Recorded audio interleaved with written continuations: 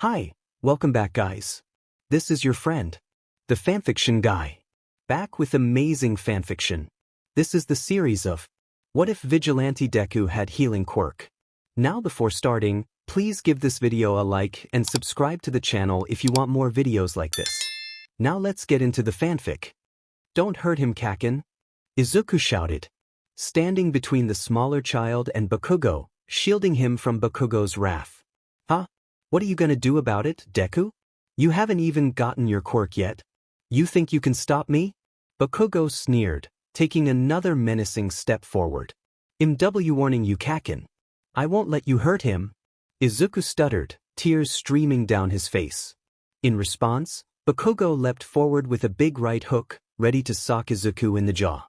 Izuku shut his eyes tight, and without thinking lashed out to protect himself, hitting Bakugo right in the face.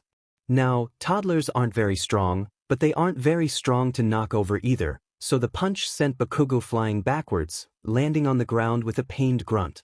Izuku snapped open his eyes, as a jolt of what could only be described as electricity raced up his spine. He felt it buzz through his fingers and jump around inside him, a pleasant hum filling up his entire being. It was exhilarating. He was snapped out of his euphoria when he heard a strained come from the ground.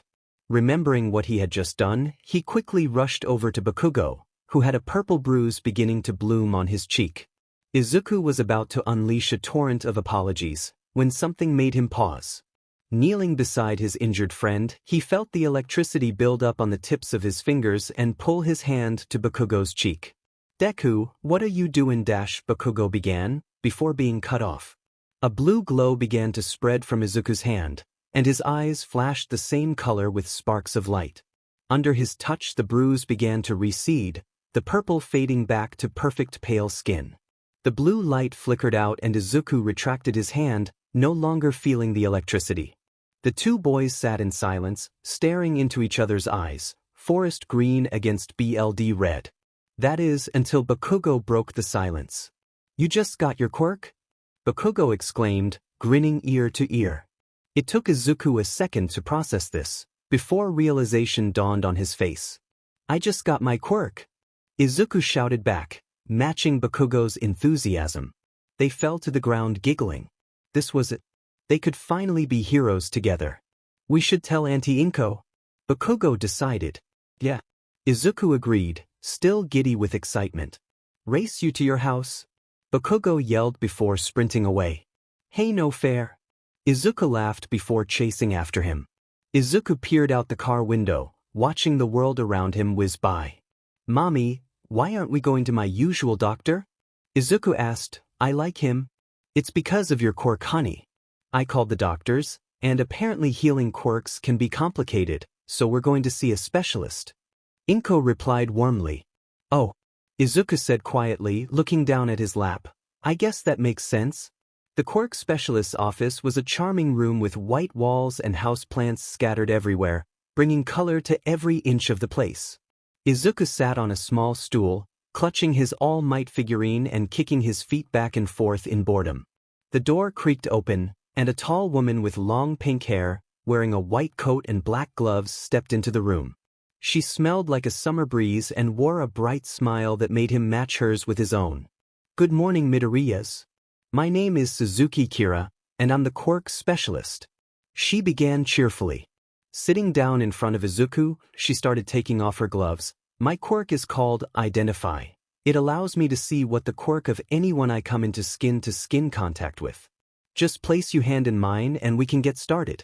It may take a minute, but that's normal. She stretched out her hand, and Izuku gently placed his in hers. Her eyes began to glow a faint white, and her expression fell, leaving her face blank. When nothing happened for a while, Izuku resumed kicking his feet in boredom. He expected that finding out his quirk would be a bit more, exciting. After a good minute or two of awkward silence, she retracted her hand, a sad smile gracing her face. Congratulations, Izuku, you have a very powerful healing quirk. It's called equivalent exchange. Drawing a deep breath, she continued. The amount of damage you do to someone else or yourself is the amount you can heal. If you want to heal someone, you will need to hurt someone else equally to gain the energy to do so. You can store this healing energy in your body, so if you gain some, you will keep it in you until you use it to heal. Izuku's eyes widened as what she was saying began to hit him. He tightened his hands on the All Might toy. No, this couldn't be right. He was supposed to be a hero. He and Kaken were going to be a duo. He was going to UA. He was going to save people with a smile. He wasn't supposed to hurt people. This couldn't be it. Inko's breath hitched. What does this mean? She asked worriedly.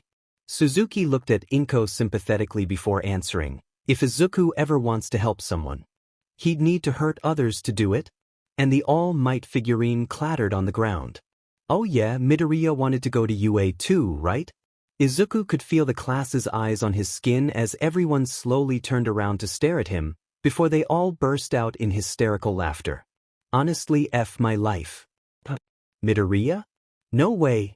You can't get into the hero course just by studying. They wouldn't let a villain like him in any way. He started curling in on himself, burying his head in his arms and trying to make him seem as small as possible. Bakugo slammed his hand on Izuku's desk. Deku, you think a villain like you could make it into UA? All your quirk does is hurt people. You think you're better than me? No, definitely not. Izuku hurriedly replied, frantically waving his hands in front of him. I'm not even in the same league as you. I just want to help people.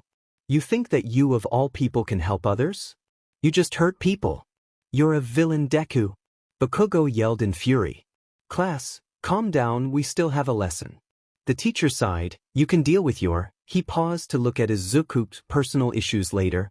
Izuku sank down into his seat in relief, grateful for a teacher for the first time in his life. An explosion-powered hand slammed down on his desk. Izuku looked up fearfully at Bakugo. Terrified green meets furious red. We're not done with that little stunt you pulled in class, Bakugo sneered, leaning closer. You and your stupid villain quirk would never make it into you. You would have thought that after all the beatings Deku would have gotten the message. Wing Boy huffed, before breaking into a wide grin. Think we should educate him again? He accented the message by slamming his fist into his palm. Yeah.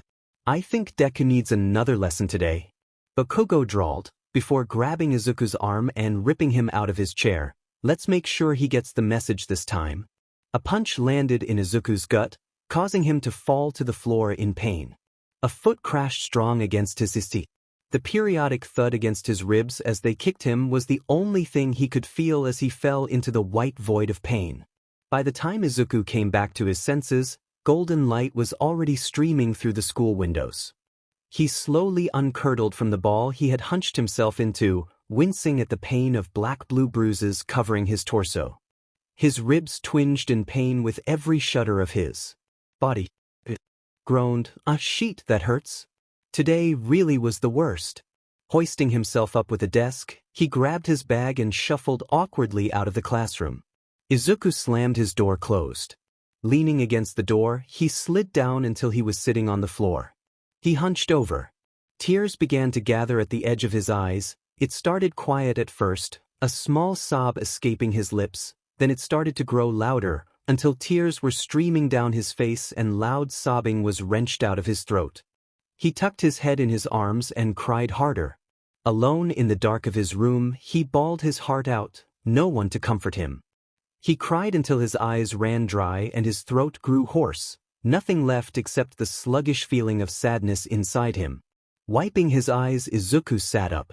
That's enough of that, he whispered to himself hoarsely, it'll be okay. Even when he said it, it didn't sound convincing. Sighing, Izuku dragged himself over to his desk and began to dress the bruises he had gotten from Bakugo's lesson. He had gotten quite good dressing his own wounds over the years. It's not like he could heal them with his quirk, he almost never had any healing energy on hand. Dragged himself over his bed, Izuku sunk into his mattress. He was so tired of all this. Pulling the covers over himself and forcing his mind to go blank, he drifted off to sleep. Izuku! His mother's voice cut through the quiet of the house, waking him. Izuku! Are you here? She sounded panicked, dread pooled in his stomach. Something must have happened. I'm here, Mom. He threw off his covers and switched on the light. It had gotten dark while he slept. Pulling on a shirt to hide his injuries, he raced out into the hallway. "I'm here." His mother flipped around and pulled him into a hug so fast he got whiplash. "Oh, thank God. Thank God you're safe," she murmured as she tightened the hug. "What happened, Mom?" he asked, trying not to wince in pain from the hug. His mom pulled away to look him in the eye. "You don't know?" she said, surprised. "Katsuki got caught in a villain attack on the route you usually take home. Is he okay?" Izuku may hate the guy, but he wouldn't be a Midoriya if he didn't care about everyone. He just made it out. All Might was able to save him at the last second, she said, tears beginning to form in the corners of her eyes. "I'm so glad you're safe." Well, now he's kind of sad he missed it. All Might doesn't show up in Mizurufu every day. Inko pulled him back into the hug, and this time he hugged her back, snuggling closer. He had an amazing mom. Inko pulled out of the hug. "So what would you like for dinner?" she asked. Izuku raised an eyebrow at her and smirked. "Is that even a question?" Inko laughed. "Right, Katsudon it is. I'll go make some." "I'll help." "Hurry up then, dear." The Midoriya household was filled with laughter that night. Mother and son needing only each other. Izuku stepped back into his room, gently closing the door behind him with a click. He glared down at the spot where he had cried earlier. Grimacing, he sat down on his bed. He was pathetic. He had it so easy. He had an amazing mother, a warm bed, a roof over his head, and food in his stomach. He doesn't deserve to feel like that. So many people have it worse than him. What justification does he have to feel that horrible? He was the worst. He couldn't do anything right. He shouldn't feel like this. Why was he such a bad person? His mom doesn't deserve to have such a failure as a son. Everyone else can get past this. Why can't he? Why was he so fed up? His emotions twisted inside him, consuming his thoughts, a rough sea that crashed against the inside of his skull, begging to be let out. Anger and sadness dragging him down into their inky black depths, and the torrent of swirling emotions pulled him further and further into despair. His head ached at the white noise that grew louder and louder, becoming ear-splitting. Static roared in his ears, smothering out the sound of the world around him. He wanted it to stop. Just stop it. Stop it, stop it, stop it, stop it, stop it, stop it, stop it, stop. A glint of metal on his desk caught his eye. A small razor blade rested on the edge of the table, innocent and unopposing. He felt his hands being drawn to it. He could already imagine the pain cutting through the haze of his thoughts, drowning out the wildfire raging inside him with the cool slicing of meta. He shot up from his bed and reached for the door. Izuku needed to clear his head. He needed to be anywhere else right now. Walking down the hallway, he grabbed a black hoodie and opened the front door to leave. "Hey Mom, I'm going on a walk. I'll be back soon," he shouted. "All right, sweetie. Be back soon," she called back. The night air was chilling. Izuku shuddered and pulled his hoodie tighter around himself. Believe it or not, Izuku knew there was a problem. He knew that he wasn't okay. He just didn't know what to do about it. He sighed. "I'm not gonna deal with this tonight." He continued to walk down the street, relishing the cool night air and calming atmosphere of the city. He should do this more often. It was quite nice. Mizurufu was appealing at night, the pale moonlight contrasting with the dark blues and blacks of the shadows, the quiet rushing of cars and the hum of street lights filling up the empty air with noise, the sound of people fighting in the alley beside him. What? He whipped his head around, and sure enough, there was a hero fighting two villains. Shit, Izuku whispered to himself, ducking behind a wall so they wouldn't see him. He should really go, and not die tonight. But that hero looks super cool, and once a fanboy, always a fanboy, even when it's a better idea not to be. Peeking around the corner, Izuku watched as the hero fought the villains. It was kind of graceful actually. The hero used some sort of scarf-looking weapon, and watching him fight, it almost looked as if he was dancing. One of the villains ran at him, his hand shifting into metal, but the hero flicked his head around, eyes glowing red, and the villain's hand shifted back. Taking advantage of the man's confusion, the hero delivered a quick jab to his stomach. The other villain had a reptilian quirk. He rushed towards the hero, arm raised high, ready to punch him, but the hero ensnared him in his weapon, before decking them in the jaw, knocking the man out cold. Wow. Izuku whispered, amazed. The hero loosened the scarf as the metal villain came rushing back at him, quirk activated. The hero cancelled it once again, but at the last second, the villain drew a knife from his pocket. The hero tried to block, but part of the scarf caught on the reptilian dude's body. A small mistake, but it messed the hero up enough that the villain was able to bury the knife deep in his gut, before dragging it down, leaving a huge gash down the hero's side. The grizzled man fell to the ground, and the villain, realizing what he had done, ran, leaving the hero bleeding out in the alley. Oh no! Izuku whispered. He looked around to see if the villain was still there. He seemed long gone, so Izuku rushed forward. He fell to his knees at the hero's side. What were you supposed to do in this situation? Izuku knew basics first aid, not what to do when someone gets FING stabbed. Okay, calm down, calm the F down. Izuku reached out and put pressure on the wound. He held his hand there for a while, but BLD kept spilling through his fingers, and the hero was looking worse. Every second, tears started to stream down his face as he tried his best to help the hero, only for more BLD to leak from beneath his hands. He pushed harder, BLD still gushed from the gash. He pressed even harder, but the flow didn't stop. BLD pooled on the ground, spreading out like a blooming flower. The hero was going to die, and it was all his fault. A sob was wrenched from this throat. No. If only he had any healing energy, he could save them. He had never wished to hurt someone before, but right now he was really wishing that he had been kicking Kaken in the ribs earlier, and not the other way around. Shifting into another position to push on the wound, he felt his leg brush against something behind him. Turning around, he saw the unconscious body of the reptile villain. Oh no. Oh no. He whispered to himself in dawning horror. He stood up quickly. He didn't have much time. Muttering a string of apologies, he pulled his food back and slammed it into the ribcage of the reptilian man, resulting in a sickening crunch. I'm going to throw up. Feeling the familiar electricity flow into his veins, he turned back to the hero. You are so effing lucky I was here. He placed his hands on the wound and let the power jump from his body, down to his fingers, and into the cut. A blue glow enveloped the gash, and Izuku watched as the flesh stitched itself back together. By the time he was done, the hero by no means looked good, but he wasn't bleeding out anymore, and that was good enough for Izuku. He let out one last choked sob, before steeling himself. He wasn't done yet. All right, upsadaisy, he said as he hoisted the unconscious hero up, throwing his arm over his shoulder. Let's get you to the hospital. If I remember, that's 12 blocks away. F-. You owe me big time, Mr. Hero. The only response was a pained groan. Kiba liked her job at the hospital. She was a relatively new resident in the ER, so she didn't think twice when she said, "Wow, it's pretty quiet tonight." The entire ER went silent at that remark, staring at her with disbelief, until one of her coworkers, Akano, stepped forward.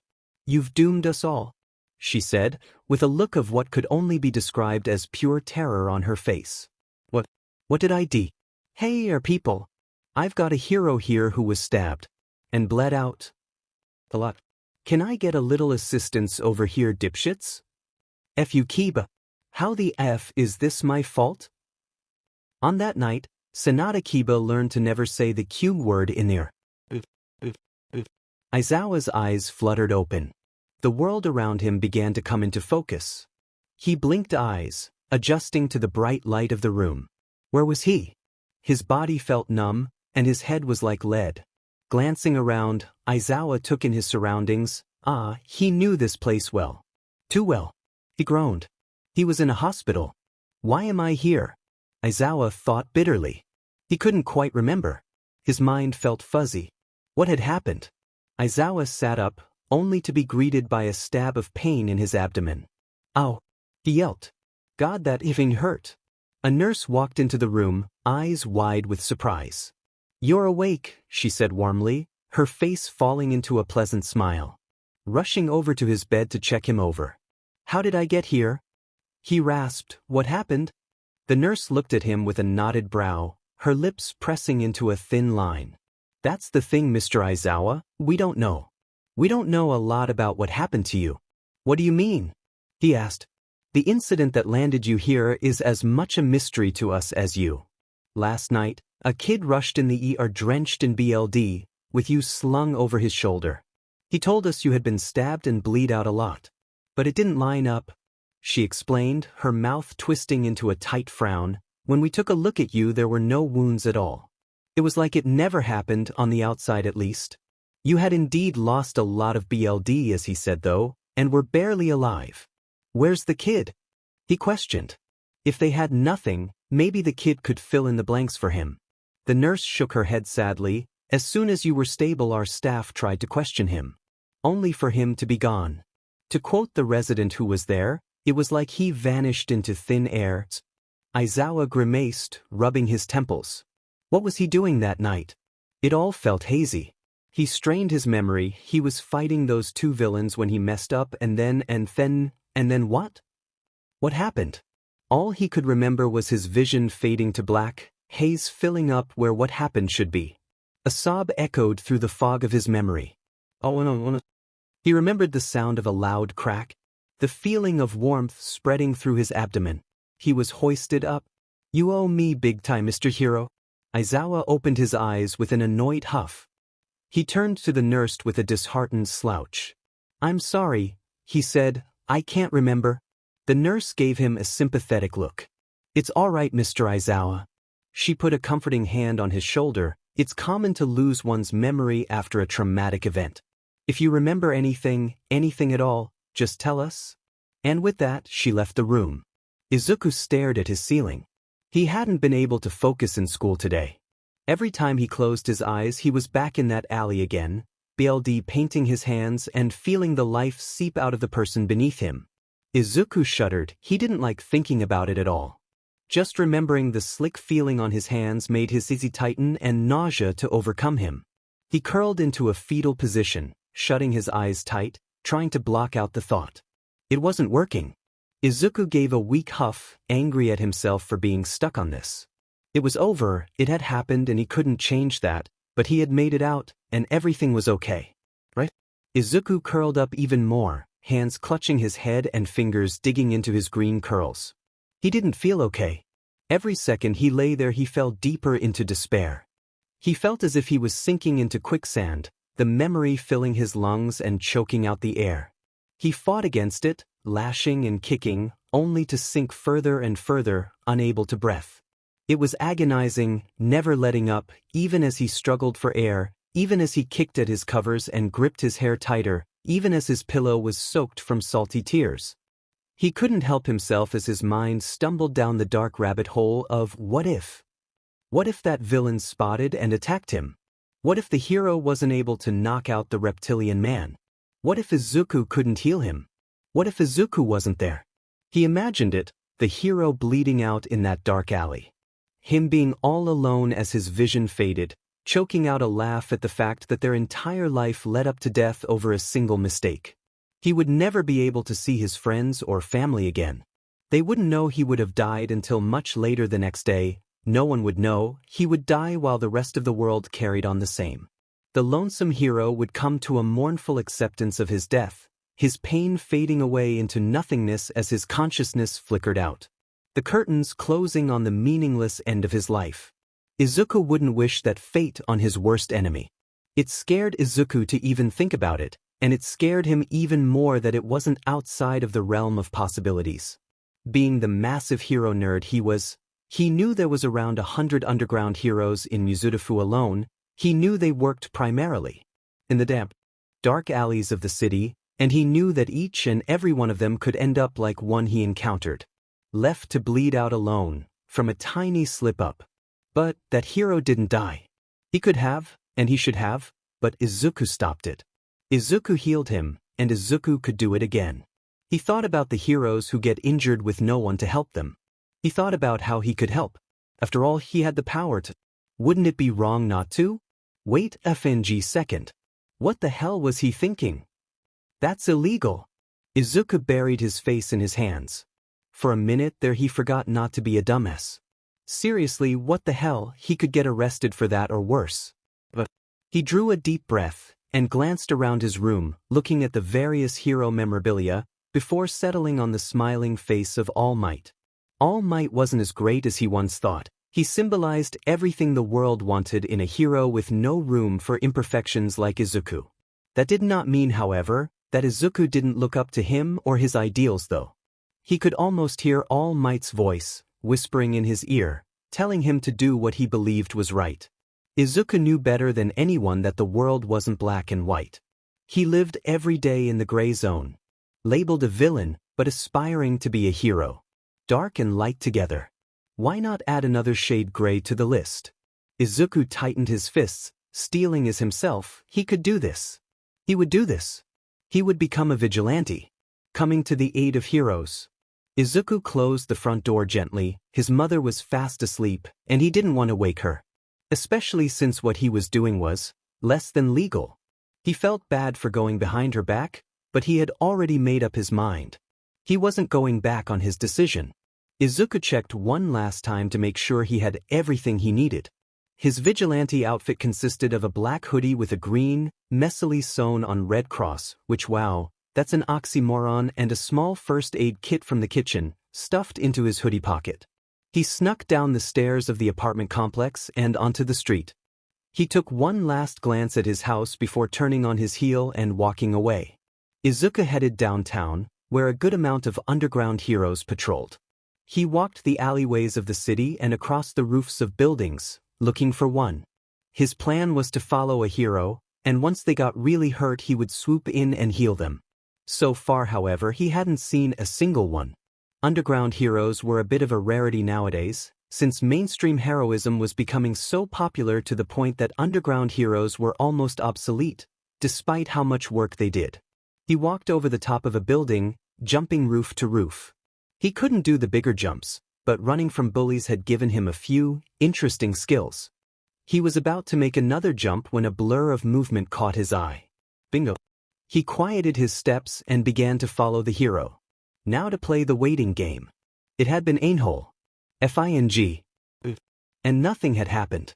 Every single night he would head out and track a hero. He had even mapped out multiple territories and patrol routes that the heroes took. He had literally nothing else to do after all. And that brings us to where he was now, lying on a roof, playing with his hoodie strings and wondering what the hell he was doing. He was following a hero, her name was X, when he spaced out in boredom and lost her. So he lied down. Honestly, what was he doing? Sure, his points and ideals that landed him here were still valid, but currently he was doing a whole lot of nothing instead of healing like he planned. As it turns out, heroes are trained to not die. His mouth quirked into a frown. Maybe this whole vigilante thing was just an excuse to feel like a hero, to feel like he could save people instead of just hurting those around him. Maybe it was time to give up dreaming. A loud crash shook him from his thoughts. He peered over the edge of the building, looking down into the alley below. A big man with a buzz cut had pinned a smaller woman with fierce auburn hair and scales littering her face against a wall. She looked terrified, shrinking down as the man leered over her. Izuku whipped his head around, looking up and down the block. There were no heroes. He looked back down at the mugging with worry. What was he supposed to do? He wasn't a hero, he could just heal people. He thought about stepping in, but shook his head. A hero would save her, it wasn't his job. Right? He gave her one last panicked glance and began walking away. It would be okay. She would be okay. He was right, it was time to stop dreaming. Izuku was no hero. Please sir. I don't have money. Her panicked voice cut through the night air. Don't if lie to me, Beach. He growled, low and dangerous. I know you have something. I don't have anything. Please. She cried, pleading. A loud crack echoed through the alley, followed by an agonized scream. Without thinking, Izuku flipped around and leaped off the side of the building, landing behind the mugger. Stop! He yelled. The villain turned around, pulling away from the wall, revealing the woman clutching her nose, which was bent at an odd angle with blood was gushing from it. Izuku winced. That was his fault. The villain smiled coldly. What cha gonna do about it, pipsqueak? He taunted, taking an intimidating step forward. Izuku had been scared before, but this take's the cake. He braced himself. When he gets scared he does what he does best. Be an idiot. Instead of responding, Izuku whipped his hand up, faster than lightning, and delivered a solid uppercut to the villain's jaw.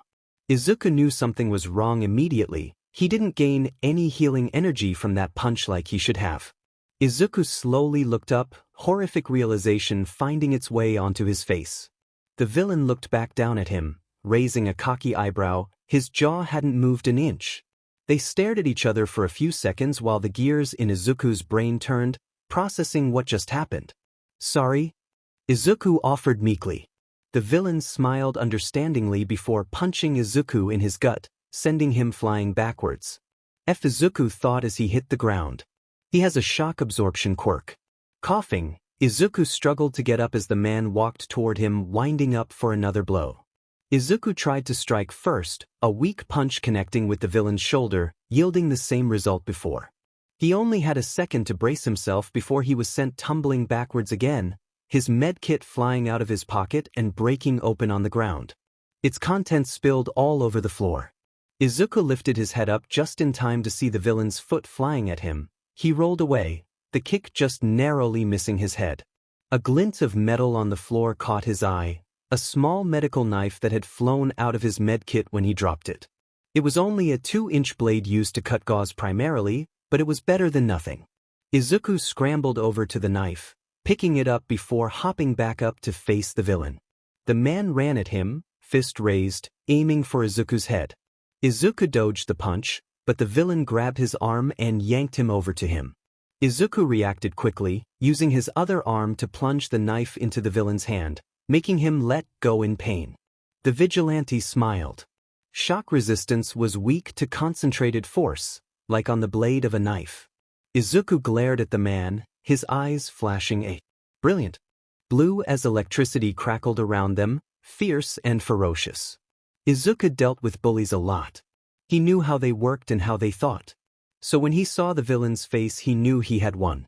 That man was so used to being unharmable and everyone being weaker than him, a big fish in a very small pond, that the second he was hurt, he panicked. The villain stumbled backward, clutching his bleeding hand, a terrified expression on his face. His eyes met Izuku's, fear versus courage. He held his gaze for a second longer before turning tail and running away. Izuku breathed a sigh of relief. He turned back to the alleyway to pick up his stuff, only to see the woman was still there, shaking from fear and frozen from shock. Izuku felt panic flood his itzy. He had completely forgotten about her. He rushed over to her side, hands waving uselessly in the air. "Oh my gosh, are you okay?" he fretted. Looking at her crooked nose and BLD covered, "Well, everything," he slapped his face. "What am I saying? Of course you're not." The woman gave a small laugh at that, a smile ghosting her face before she winced in pain from the action. She let out a sob, and tears started trickling down her face. Izuku put a gentle hand on her arm. "Hey," he whispered comfortingly, "it's gonna be okay." He looked her directly in the eyes before saying, "This may hurt a little bit, but it's gonna help. Do you trust me?" She stared at him for a second, before nodding quietly. Izuku placed his fingers on her forehead, letting the healing energy he had flood into her. He watched as her nose straightened itself and the purple flesh faded in color. She scrunched her eyebrows in discomfort while he worked his magic. He eventually ran out of energy and the blue light faded, but her nose was still black and blue, clearly not fully healed. Izuku frowned in contempt. "Looks like I couldn't heal it fully," Izuku sighed as he stood up. He offered the woman a hand. "Let's get you to the hospital," he said with a small smile. The woman returned the smile, taking his hand. Izuku walked through the hospital doors with the mugging victim, only to be greeted by a loud shout of, "Hey look, I's hero boy." Izuku looked at the person who shouted it, a tall woman with long light brown hair, golden eyes, and slitted pupils pointing at him with a large smile and an overall look of excitement. Izuku pointed a finger at himself. "Me?" he asked. "Yes, you," she responded, before catching eye of the woman he was with, and more importantly, her injury. She turns to a coworker who is sitting beside her, a shorter woman with light red hair and BLD red eyes who was doing paperwork. "Hey Akano, can you take this one?" She asks. Akano, presumably, sighs. I'll have you know this is highly unprofessional that you're forcing your work onto me so you can talk to hero boy Kiba, she complains bitterly. Oh, please see, Kiba begs. Fine. Akano hisses, glaring at Kiba one last time before rushing over to take away the patient. Leaving Kiba and Izuku alone. Susu, Kiba starts, are you a vigilante or something? She asks, gesturing to his outfit. Oh, would you be mad if I said yes? He asked sheepishly. Nah dude, Kiba dismissed him with a wave of her hand. Her face lit up, smiling brightly, showing her rows of fangs. That's pretty cool actually. Oh, Izuku chirped, while maybe being a vigilante wasn't as bad as he thought it was. Although, she paused, I do have to ask you why you lied about that hero you brought in a week ago. What do you mean? He questioned, I didn't lie about anything. She stared at him. Yes you did, she said slowly, you said he was stabbed, but he had no wounds. Izuku squinted, looking at her like she had grown a second head until understanding dawned on him. I'm so stupid, he groaned, of course they would be confused, most people didn't have healing quirks. Ugh, yeah, I healed them. It's my quirk, he explained. Dude that's awesome. Kiba exclaimed. That's illegal quirk use.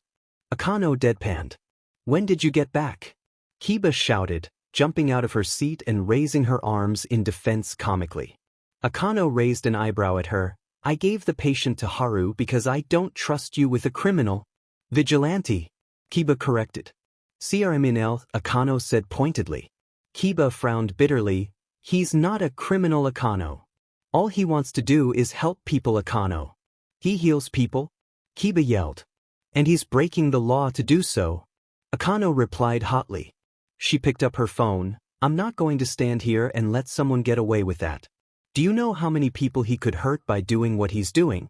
And yet all he's done so far is help. He is untrained.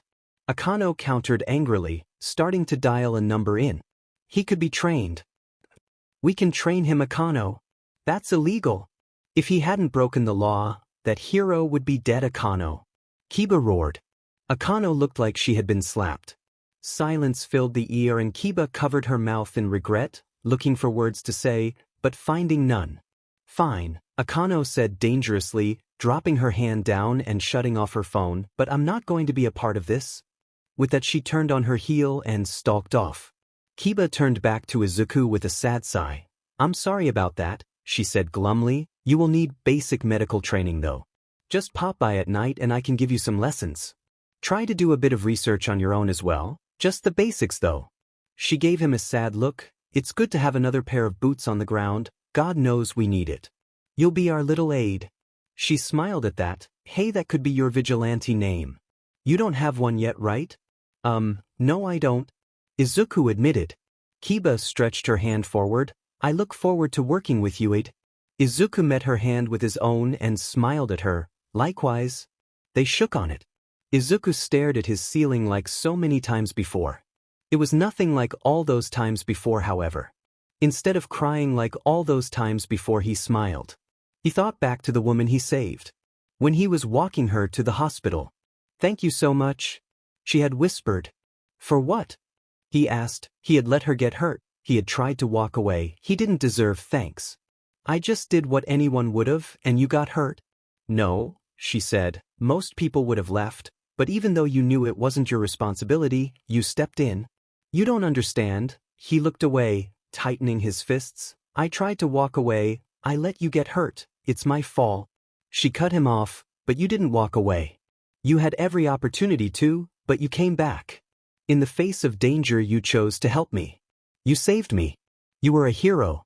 Izuku smiled at the memory. Maybe she was right. Maybe he wasn't just dreaming after all. Maybe he could be a hero, if illegally. Maybe he could be aid. Izuku stumbled as he landed from his jump. Running across buildings had become much harder since upgrading his costume, the new weight throwing off his balance. He had added a messenger bag full of medical supplies including gauze, antiseptic, band-aids of varying sizes, and all the stuff you found in a standard med kit. He also added weapons to his gear. Having a knife was the only thing that kept him alive in his last fight, so he added some to his gear. His weapons consisted of 2 combat knives and a set of throwing knives. He didn't know how to use them, but he could learn. Plus, he thought it would look cool. Not that he would ever admit that out loud. He was taking inspiration from one of his favorite heroes, Ares. They used guns and knives primarily, raining down attacks on villains like the god of war himself. It was a shame he went into retirement. He was so cool. He thought it would have been strong to get weapons. Apparently not. The amount of stuff you could get on the internet was unreal. He did have to sell some hero merch to buy it though. Izuku shed a single silent tear at that. It was a limited edition All Might figurine. He was a disgrace to fanboy culture. A true fanboy would have never sold it. Izuku was able to finish mourning the loss of his greatest possession, besides the rest of the merch he has, to see a man get pulled into a dark alley. Jumping down onto the ground, he stalked over to the building, peeking around the wall to see what was happening. It was horribly dark, so he could just barely make out the figures. A muscular man had pinned a smaller dude against the wall, gripping his shirt collar threateningly. The other man looked like he was about to PSS himself in fear. That simply wouldn't do. "Hey!" Izuku shouted, "Stop it!" The villain turned towards Izuku, glaring at him. "Get out of here, kid," he growled threateningly, "or you're next." "Yeah, I'm not going to do that," Izuku said, letting a cheeky smile onto his face to cover up his fear. The man pushed his victim to the ground harshly, stepping forward into the street light. Izuku had to stifle a laugh. This tall, muscular, intimidating man had a large bean sprout growing from his head instead of hair. He looked like a cartoon. A cocky grin spread over his face. Izuku could take him. The villain cracked his knuckles. "I warned you, kid." Rushing forward, the man swung at Izuku. Izuku dodged the blows, smiling confidently, proud of himself, only to be immediately clobbered by the villain's other fist. Never mind, Izuku could not take him. Izuku reached for his messenger bag to grab his knife. The villain beat him to it, however, grabbing the bag strap and using it to pull Izuku into his raised knee, connecting with a loud smack to his stomach, winding him completely. Izuku collapsed to the ground, coughing as the man drew his foot back, winding up a kick. Izuku closed his eyes and braced himself for the imminent pain. Instead of pain, however, a loud crash comes from in front of him. Izuku snapped open his eyes, seeing the villain sprawled out on the floor with a scarf-like thing snaking around him. Wait a second, he knew that scarf. Izuku looked up to see the same scruffy hero he had rescued all those nights ago standing triumphantly over the villain. Relief washed over Izuku for two reasons. One, he wasn't having the sheet kicked out of him right now, and two, the hero was alive. A grin spread over his face, and he scrambled up to thank the hero. He was about to introduce himself when the scarf thingy wrapped around him, trapping him in place. Izuku glanced down at it before looking at the hero questioningly. "What? You're a vigilante," the hero stated, voice in a dangerously low growl. "Well, yeah." Izuku replied dumbly before mentally slapping his forehead. "Oh yeah, he forgot that's illegal. I'm going to have to take you in, kid." The black-haired man huffed. Izuku panicked. Wait. No. He couldn't be arrested, his mom couldn't know, it would crush her. Bakugo's mocking voice echoed through his head. Stupid little Deku tried to be hero, thank God someone put him in his place, arresting him like the villain he is. Izuku shuddered. No one could know. He wouldn't let this guy take him in. He began to struggle and shout at the man, fighting against the scarf to no avail. The hero began to drag him and the villain away. Put a sock in it. Izuku wilted like a leaf, the fight in him leaving in an instant. This was it, the gig was up. The disappointment only lasted a few seconds, however, before hot, indignant anger burned it up and replaced it. Fury flowing through his veins, Izuku's expression twisted with rage. Wow, Izuku scoffed, you save a guy's life and this is how he repays you? The hero froze, stopping dead in his tracks.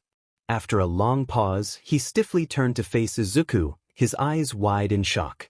Izuku went ramrod straight as the hero stared at him. Izuku cringed. He shouldn't have said that.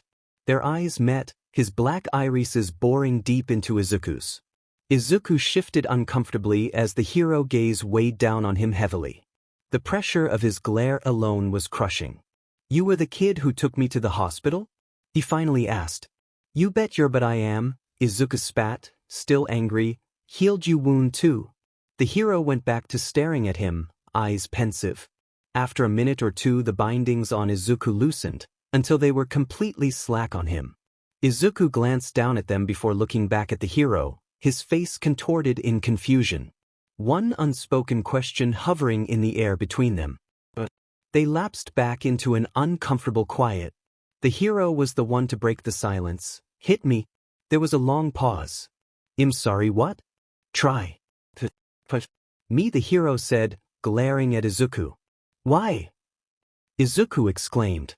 The hero sighed. If you're going to be a vigilante, you're going to need to know how to fight, so this, he gestured at the alley, doesn't happen again. Izuku was confused. 1 second this guy tries to arrest him and the next he's trying to teach him? What is his deal? Why should I trust you? I don't even know your name. Izuku said incredulously, a single eyebrow raised. The hero paused, pressing his lips tightly. Eraserhead, he finally offered. Izuku considered the man before him. After a second he broke into a grin. This guy wasn't going to arrest him for whatever reason, and Izuku would be a fool to look a gift horse in the mouth. Nice to meet you, Eraser. Don't call me that. My name's Aid. Eraser gave a long-suffering sigh. Back to the matter at hand. He said, hit me. Izuku considered it, looking Eraser up and down before finally punching him as strong as he could. The scruffy man barely budged, and Izuku gained almost no healing energy. Eraserhead quirked an unimpressed eyebrow at him. That's going to need some work. Aizawa watched as Aid ran off and wondered if he made the right choice. Aid was a criminal, and it was his job to arrest criminals. That should have been the end of it. Aizawa thought back to the snippets of that night he could remember. He couldn't recall most of it, but he did know that without Aid he would have died. He could still remember the second when the knife plunged into stomach. The searing pain spreading through his body. The feeling of the cold night air seeping into his flesh as life drained out of him. He could still remember coming to the horrific realization of, I'm going to die. Aizawa's hand ghosted over his side. Wincing at phantom pain. Here he was though. Still standing, still breathing, still alive. All thanks to a small, scrawny teenager who just wanted to be a hero. From a legal standpoint, Aid was in the wrong and by extension Aizawa as well for letting him go. From a moral standpoint, Aizawa just couldn't bring himself to arrest him. He had saved his life. Aizawa knew the cruel reality of death all too well. Heroes die, often far too early. So, Aizawa let Aid go. If that kid could continue to save lives like he did for him, Aizawa drew a deep breath. It was worth letting him run free. The black-haired man glanced around the wrecked alley and sighed. If that kid was going to save people, he was going to need to learn to not die first. Aizawa dragged the unconscious villain behind him as he started walking to the police station. He would make sure that kid stayed alive. If only to return the favor. Izuku listened intently as Kiba explained how to wrap an appendage with gauze. He had been visiting there whenever he had the time and was infinitely grateful for Kiba. Even if she wasn't an incredible teacher, he had gained so much from her lessons. She was also fun to be around. Constantly raving about the latest movie or manga, waving her hands around to brazenly accentuate her points and laughing loudly. Izuku hadn't really had any friends since he got his quirk, everyone either hating him or fearing him. Who knows, maybe Kiba would stop talking to him too once she found out about his quirk, but until then Izuku would savor every second of lessons. Kiba took out a roll of gauze and started demonstrating how to do it correctly when Akano approached the table. She extended her arm, offering Kiba a file in frigid silence. Kiba stopped talking to grab it, matching Akano's cold shoulder with her own. Their eyes met, the tension in the room becoming so thick you could cut it with a knife. Akano held her gaze for a moment longer before stalking off. A heavy quiet filled the room. Izuku finally broke the silence. Are you and Akano, he paused looking for the best way to say this, on bad terms with each other? Kiba gave a mirthless laugh. You could say that. Her expression fell downcast. She's been upset since our argument about you. Izuku's eyes filled with panic. Oh no. I'm really sorry. I can leave if I'm causing you trouble. He didn't want to completely ruin their relationship. Although looking at them, it looked like he already had. Kiba forced a small smile on her face. Nah, kid. It's not your fault. I said I was going to teach you and I will. I always keep my word. Don't worry about me and Akano, we'll sort it out. With that she turned back to wrapping her arm. Izuku closed his hero notebook. It had taken a while, but with the power of determination, Google and energy drinks he had the name, Quirk, and a few videos of the hero Eraserhead. He had started researching as soon as he got home from school, but by now the sun was setting. He was definitely one of the hardest heroes he'd ever had to research, but Izuku was nothing if not determined. He leaned back in his chair. He knew that it wasn't going to help build any trust with his noon friend, but knowledge is power, and Izuku didn't want to be helpless again. Pain sparked from his bruised side, as if to say, oh dipshit. Knowledge may be power, but you're weak. Maybe learn how to actually fight before getting all philosophical dumps. Izuku blinked. Since when did his inner voice sound like a watered-down Bakugo? Interesting. Weird thoughts aside, his inner voice was right. He couldn't exactly be a vigilante without knowing how to fight. Eraserhead had helped him a little bit in that regard by showing him how to actually throw a punch. The man may have tried to arrest him that one time, but he was willing to put that behind him, as he would take any training he could get. Eraser was right, what happened last night was a disaster. He was completely overpowered and would have ended up a bloody pulp if not for Eraserhead swooping in. Izuku ran through his fight with Plant Man, as he so affectionately named the villain, going through every second in detail in his head, picking out the mistakes he made and fixing them. He paused when he reached the part where Plant Man knocked away his knife, leaving him defenseless. That's probably not a good thing. Izuku stood up and walked over his closet, pulling out his vigilante bag. Rifling through it, he picked up one of the throwing knives. The weight felt uncomfortable and unfamiliar in his hands. I really need to learn how to use these. He balanced the knife on one finger. It's not like he could just learn to use them on the job. What if he hit something vital on a villain? Sure, he could just heal it, but he didn't want to hurt anyone more than necessary. But how would he learn then? Izuku's eyes lit up. Wait a second. I think I still have it. He turned back to his closet and started rummaging around. I haven't used it in ages. He dug through his random sheet until he found what he was looking for. Pulling it out of the dark abyss he called his closet, he held it up triumphantly. In his hands was an old dartboard. It was dirty, cheap, and beat up, but it would do. His mom got it for him as a birthday present when he was 10. He loved the thing, but eventually got bored with it and shoved it to the back of his closet. It felt reuniting with an old friend. Izuku hung it up on a wall, then crossed over to the opposite side of his room. Holding one of his throwing knives, he drew back his hand. Sking in a deep breath, he closed his eyes. He stayed like that for a second before letting out a slow exhaling. He snapped open his eyes and whipped his arm forward, launching the knife. It flew across the room like a bolt of lightning and hit drywall. Izuku blinked, staring dumbly at the knife embedded in his wall. Yeah, that made sense. A part of him was hoping to have a cool movie moment where he discovered his hidden potential or some sheet. Sadly, that stuff doesn't happen in real life. If his life was a movie, then the author was messed up. They couldn't even give him cool knife skills that he didn't have to work for. Throw me a rope, man. He chuckled at his joke. Yanking his knife out of the wall, he observed the damage. There was a small hole left in the drywall, but other than that nothing was broken. Oh well, he could cover it with a poster. He walked back over to his spot and drew his hand back again. After all, there's only one way to improve. Izuku had been throwing his knives for 10 FNG minutes and he hadn't made any progress. Sure, 10 minutes isn't that long, but he hadn't even hit the board once. The wall now had many small holes to accompany the original. He groaned. This was going nowhere. Maybe he should just give up for tonight. I can't do it. Eraser looked at him and sighed. You just need to work on it. Nothing ever comes without work. Nothing ever comes without sacrifice. Izuku gave a disheartened whimper. You need to pivot your torso, put your weight behind the punch, or else it won't have any power. Like this.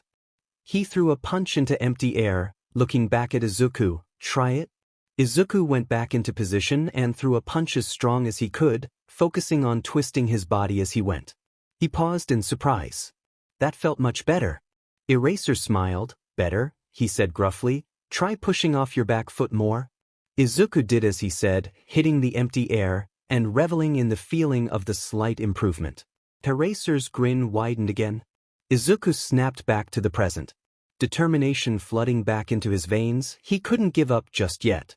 Izuku dropped into his chair with renewed energy and cracked open his computer, searching for videos of the hero Ares. He clicked on one of his favorites and nostalgia washed over him. He had watched it so many times. Ares flipped through the air, dodging large metal spikes. His signature army jacket and tall combat boots standing out from the brightly colored costumes of his allies. He rushed forward with frightening speed. Ares was a large man with broad shoulders, yet he moved with the grace of a dancer, whizzing across the battlefield with calculated, smooth movements. He planted his feet and in a fraction of a second, flicked a knife out, twirled it in his hands, and launched it across the field. The knife hit its target with incredible precision, embedding itself deep into a villain's calf. Izuku rewinded a few seconds and slowed down the video, watching with undivided attention. Ares twirled the knife between his fingers to get it into position. Yeah, not doing that. They pulled their hand back and whipped it forward, flicking their wrist at the end. Huh. He thought, I haven't done that before. Izuku stood up and picked up his knife, lining himself up with the dartboard yet again. He reached his arm back and threw it, trying to flick his wrist as he let go. The knife flew across the room with blinding speed. Izuku's face lit up and he smiled brightly. On the other side of the room sat the knife, planted deeply into the outer edge of the board.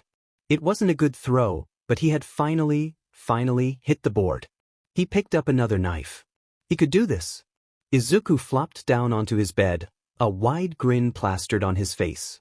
He had been throwing knives for the past hour, non-stop. His arm was burning and he was drenched in sweat, but he was still smiling like a fool. Pale moonlight filtered through his window. It was nearly 9:10 now, and Izuku felt like passing out. You know what? That doesn't sound so bad. His eyes fluttered closed. He deserved a good rest. He was proud of himself after all. Across the room, knives littered his dartboard. A single blade lodged directly into the bullseye. Tsukachi sighed loudly. He slumped back into his chair, looking like he wanted to melt into it. Aizawa looked up from his paperwork. You okay? He asked. Tsukachi slammed his head on his desk. I want death. Don't we all? Aizawa murmured. But seriously, what's up? The detective groaned. That new vigilante running around, he's been at it for 2 weeks now, turning in multiple criminals and providing medical treatment to all the victims. He's improving at an alarming rate in both first aid and fighting according to witnesses. He's still a total rookie, yet we have nothing on him. Aizawa was lucky he was a MSTR at holding a poker face. It was incredibly awkward having his friend complain about the same vigilante he had been training for the past 2 weeks.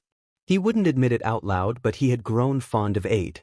The kid had some spunk, but not unbearably so, unlike a certain cockatoo. He inhaled deeply. I mean, what's the harm in letting him go? He's not hurting anyone. In fact, he's doing a lot of good. Tsukachi raised an eyebrow at him. That is the last thing I expected to hear from you. Usually you're pretty gung-ho about this sort of thing. He paused, looking for the right words. I just think he's helping people, not just civilians but heroes too. He gripped his side. Besides, we've worked with vigilantes before. Tsukachi sighed again. I know, it just frustrates me. Have you met him? Aizawa hummed. Once or twice, he said, electing to leave out the fact that he has been actively teaching the kid. He's a sweet guy. He's even healed me before. The man chucked. Lord knows you need that kind of help. Remember when you decided to keep working when you broke your arm because you didn't want to go to the hospital? Namuri and Hizashi practically had to drag you there. Aizawa opted to not respond, instead looking back down at his paperwork. Tsukachi huffed. I do see your point, Eraser. He isn't really hurting anyone. The detective smiled and he leaned back in his chair. Suddenly, his eyes sharpened. However, Aizawa, the second he toes the line of a villain, I expect you to bring him in. Izuku finished putting a band-aid on a victim. They were lucky as they had just gotten a few scratches. The offending villain was knocked out cold on the ground. Izuku flashed a bright smile. There you go, pal. You're good to go. Just head on over to the police station and report what happened here. The victim, a small woman with pale blue skin and webbed fingers, stood up shakily, Izuku assisting her up. Thank you, she said quietly. He smiled again. No problem, ma'am. Izuku waved at her as she walked away. A quiet thud came from behind him. The local hobo has arrived. He spun around, arms spread widely and a grin decorating his face. Eraser? He exclaimed. Eraserhead gave him a small nod in acknowledgement. Aid? It's time for our nightly spar, is it? Also known as Izuku getting his butt kicked repeatedly. Eraser hummed in confirmation. Walking away, preparing to climb the fire escape of the building next to them, as they usually spared on the roof. Izuku followed with a skip in his step.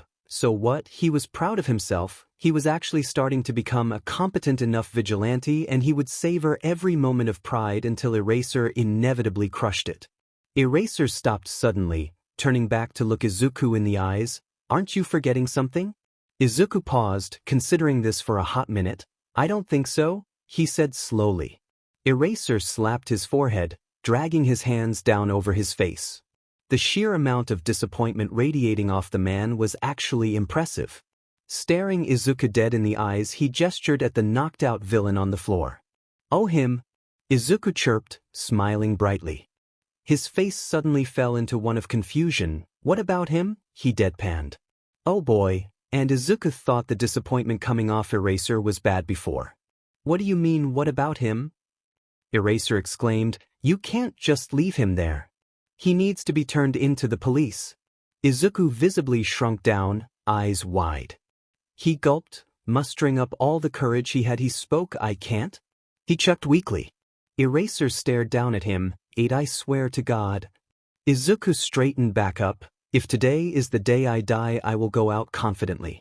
Eraser took a deep breath. Please don't tell me you spent the last 2 weeks knocking out villains and just leaving them there. I have spent the last 2 weeks knocking out villains and just leaving them there.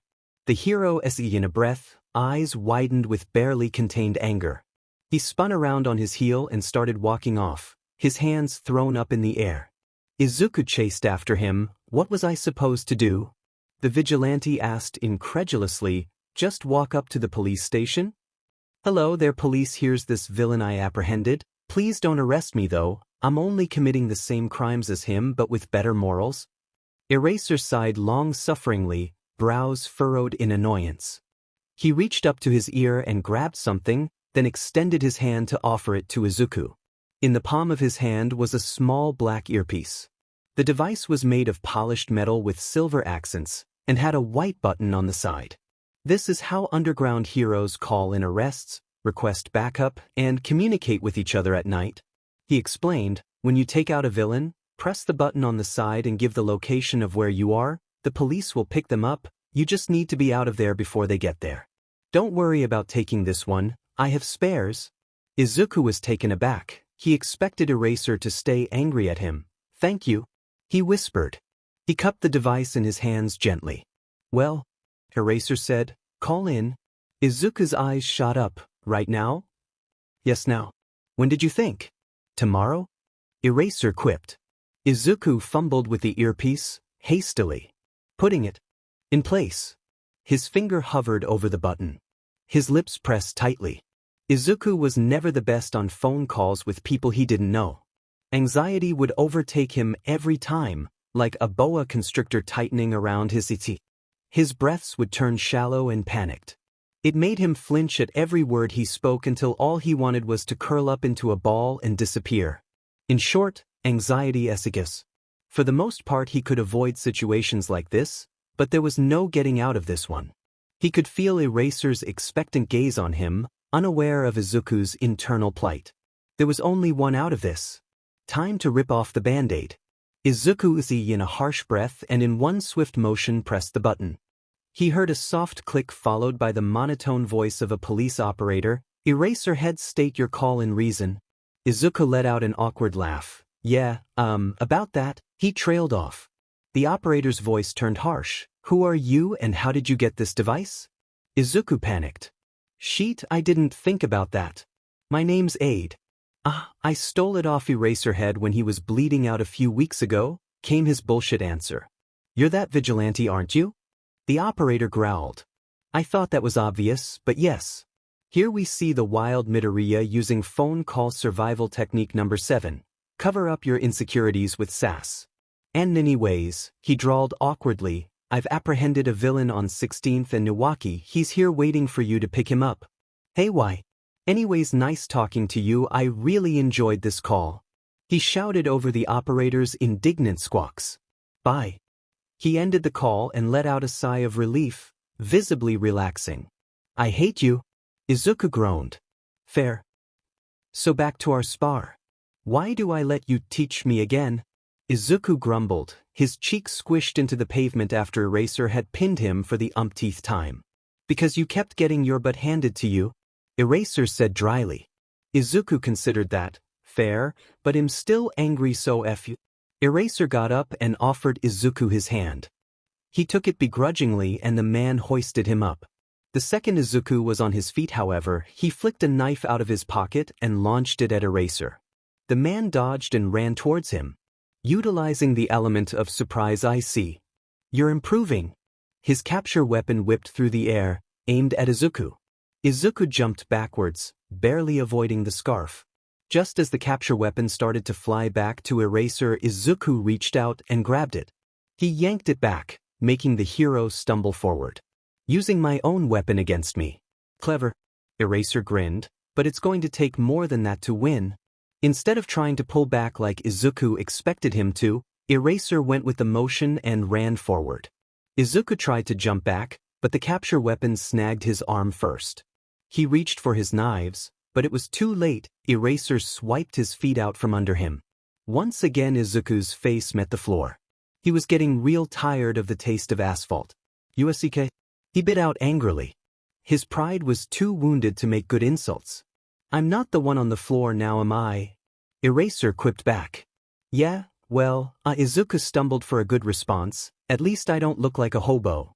Eraser clutched his heart in mock pain. You wound me, Aid. How will I ever recover from such a vicious insult? Shut it, old man. Izuku grinned. Pipsqueak. Eraser shot back. Fossil. F this. Dumb butt. Problem child. Their bickering was interrupted by a quiet meow. A small black kitten with short fur and bright yellow eyes sat on the edge of the roof.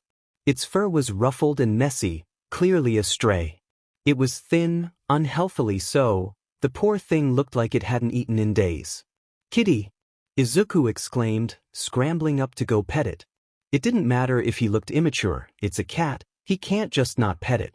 Izuku reached out his hand, letting the cat smell it so as to not scare it. The kitten sniffed the hand twice before deeming Izuku safe and pressing its head into his hand. Izuku smiled softly and began scratching the cat behind its ears. Its fur was surprisingly soft despite its looks. Eraser came up from behind him. You like cats?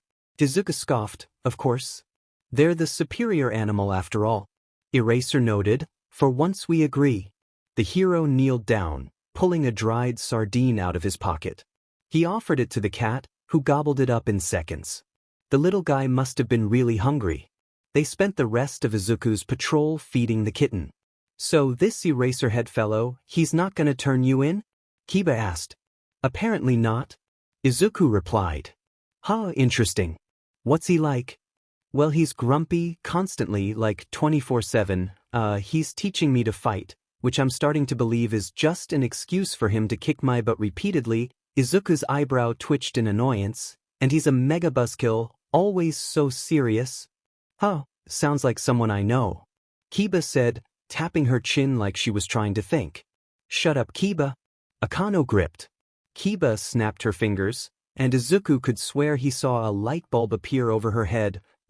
Now I remember. She shot a playful glance at Akano, who scowled in return. Anyways, Izuku said, he's actually a pretty nice dude. Good-natured enough below his grumpy exterior, and you can tell he actually cares about people and his job. Plus he likes cats, so he's already in my good book. Kiba smiled, that's good to hear. But back on topic, she said, returning to the lesson she was teaching before, when you're packing a wound it's critical to pack the gauze tightly enough so the bleeding stops. So I just stuffed a ton of gauze in a bleeding hole? Well yes but no. Wait yes but there's more steps. Actually there really isn't but there's a proper way to do it. Like things you have to do correctly. I'm like, you know? Akano cut her off. When packing a wound, you want to stuff the gauze all the way down by the artery. If you don't block the BLD vessel, the wound will keep bleeding and you ultimately did nothing to help. Kiba whipped her head around to face Akano. She was surprised Akano would chime in when she had so passionately declared that she wanted nothing to do with aid. Akano, seeing her surprise, huffed, "It's only because you're so incompetent that I had to step in. Don't expect me to do it again." Regardless of Akano's cynical answer, Kiba beamed. The redhead turned back to filling out some paperwork, a frown decorating her face. Unbeknownst to the two chaos gremlins besides her, when no one was looking, a soft smile found its way onto her lips. Izuku jumped across the roofs, racing to find the source of commotion. He was heading to the hospital. He said he would meet Kiba at 11:25 for a lesson, when he heard a yelp. He immediately abandoned his plans, sprinting off to find where the fight was, which led him to where he was now. A crash came from his right. Izuku changed trajectory and raced to the noise. He came to the edge of the building and heard the sound of the scuffle beneath him. He jumped down into the alley where the fight was. He spun around to face the fighters just in time to see Eraser get punched in the face. The man stumbled backwards only for Izuku to catch him. "Fancy meeting you here, Eraser," he chirped brightly, looking down at the hero in his arms. "Looks like you're in quite the predicament. Not the time for sass aid." Eraser shouted, jumping back into the battle. "Are you gonna help or just stand there?" Yes, Izuku said, a pout on his lips before joining the fight. Izuku flipped a combat knife out and ran at the villain, a man in his early 30s with shaggy brown hair and dressed in baggy clothes. Izuku made a calculated slash at his torso. The man jumped backwards, just barely dodging it. Taking advantage of the villain's defenseless stance, Eraser landed a kick in the man's stomach, winding him. The villain stumbled back, eyes filled with panic as he realized he was outmatched. He jumped back and activated his quirk. Copies of himself flickered to life around the alley, quickly circling Eraser and Izuku. The villain tried to run into the crowd of duplicates only for Izuku to run forward and grab the villain's arm. He flipped around, the whites of his eyes showing in fear. The fakes flickered, turning translucent and losing shape. He yanked his arm away from Izuku and before he could grab it again the villain disappeared into the sea of fakes, who stopped flickering once the original was out of sight. Curious. The clones leapt into attack. Aizawa used his capture scarf to yank two of them into each other. 3 more swarmed around him. He twisted and flipped, dodging their continuous assault. Izuku wasn't let off the hook either. He had to stay light on his toes. A large right hook came at his face. Sidestepping the fist, Izuku grabbed the extended arm and judo flipped the clone. The recipient of the action landing on the ground with a pained grunt. "Ha, take that you ectoplasm ripoff." Izuku cheered in victory. "8 behind you," Eraser shouted in warning. Izuku leaped to the side not a moment too late, a clone's fist passing where his head had just been a moment ago. The clone, not expecting to meet empty air, stumbled forward, leaving them vulnerable. Izuku whipped his arm forward, throwing the combat knife in his hand, which sunk deeply into the clone's skull. The clones flickered again, becoming transparent and allowing Izuku to see the original. The man's face was painted with fear, eyes wide and sweat forming on his brow. The villain looked positively terrified. The clones became solid again before Izuku or Eraser could do anything. The clones have flickered twice now, what's causing it? A light bulb went off in his head. Could it be? It's a wild gander but it just might work. Izuku grinned, time to put on a show. A malicious grin split over the vigilante's face, turning glare at where he last saw the original. "I see you," he drawled, ending with a maniacal giggle. He drew another knife, tapping it against his cheek. "You saw what I did to that clone." He pointed his knife in front of him. "God, I hope this works." His voice fell deadly serious. "I can do the same to you." The clones flickered out. revealing the original again, the villain looking scared to death. I was right. The clones disappear under mental duress. Izuku smiled. They disappear in reaction to fear. The vigilante threw the knife. The blade buried itself into the man's thigh, downing the man. Healing energy flooded Izuku, the euphoric feeling spreading over him. It felt good, like stepping into a hot shower after being out in the cold. He just wanted to melt into the warmth. He enjoyed it and he hated himself for it. He shouldn't take pleasure in hurting others. He didn't want to be the villain he was told he was. Izuku rushed over to the villain. This is gonna hurt, sorry. In one swift moment he yanked the knife out. As soon as the knife was gone, he placed his hand over the wound and healed the man, the wound shutting in seconds. He left some of the damage, just a shallow cut, about half an inch, so he could keep some of the healing energy for himself. He was building up a stockpile in case of emergencies. Eraser ran over to him. "Aid, what the hell was that?" The hero exclaimed, referring to his earlier performance. Izuku didn't look up from bandaging the cut. "I was bluffing, Eraserhead. He can't keep his clones up when he feels fear, so..." Izuku paused, smile on his face. "I made him feel fear." Eraser's anger faded, his face softening. "How did you know?" he asked. "I noticed every time the clones flickered, the villain looked terrified. It was a gamble, but it paid off," Izuku explained. Eraser smiled. "You're smarter than you look, Aid." Izuku blushed at the compliment. "Ah, thank you." Wait, what do you mean smarter than I look?" Eraser hid his mouth behind his capture weapon, clearly suppressing a laugh. "That BSRD. Izuku scowled. "Oh sure, laugh it up. If I didn't have to meet with someone I would wait, meet with someone? I have to meet with someone? Sheet, I have to meet Kiba. If he was late. Sure, he wouldn't be too late, but he could completely miss her shift if he wasn't careful. The year was an unpredictable hellscape of sleep deprivation and pain after all." "Kiba?" Eraser questioned. He shouldn't have said that. He was fairly sure what Kiba was doing was illegal to some extent. "Not important," he said, glossing over it. "Eraser, can you handle this guy? I have somewhere to be." "Sure, dude." Eraser reached his hand up to his ear to call in. "Thanks, man." Izuku spirited away, waving goodbye. He could hear the faint murmuring of Eraser as he bound off. Akano glanced over at Aid and Kiba from behind the bookshelf she was hiding behind. No, not hiding, she was simply there totally by coincidence. The vigilante had arrived around 10 minutes ago, bursting through the door and loudly asking if Kiba was still on shift. They were sitting together talking about the lesson. Kiba was explaining how to apply a tourniquet. Suddenly, Kiba threw her head back and her loud, boisterous laugh rang through the air. Aid must have told a joke. A pang of sadness jolted through Akano. Despite her aloof attitude, she missed being close with Kiba. Ever since their argument over Aid, their friendship had become tense and wore thin. It always felt like walking in a minefield around her, Akano just trying not to mess anything up again. Their relationship was in tatters, and the worst part was Akano knew it was all her fault. She had just gotten so angry when Kiba said that the hero would have died if not for Aid. It hurt so bad to be reminded of her father. It felt like Kiba was using what happened to him against her, even though she knew she didn't mean to. The fact that Kiba was right made it all the worse. She was right and Akano had lashed out. This left Akano in a weird position. She wanted to apologize and join them, but her pride kept her feet rooted in place. Pride was a chain binding her to the same spot, trapping her from moving forward or mending relationships. Pride made her voice catch in her throat when "I'm sorry" tried to bubble up. Pride made her watch from afar while her loved ones drifted away. Pride hurt her.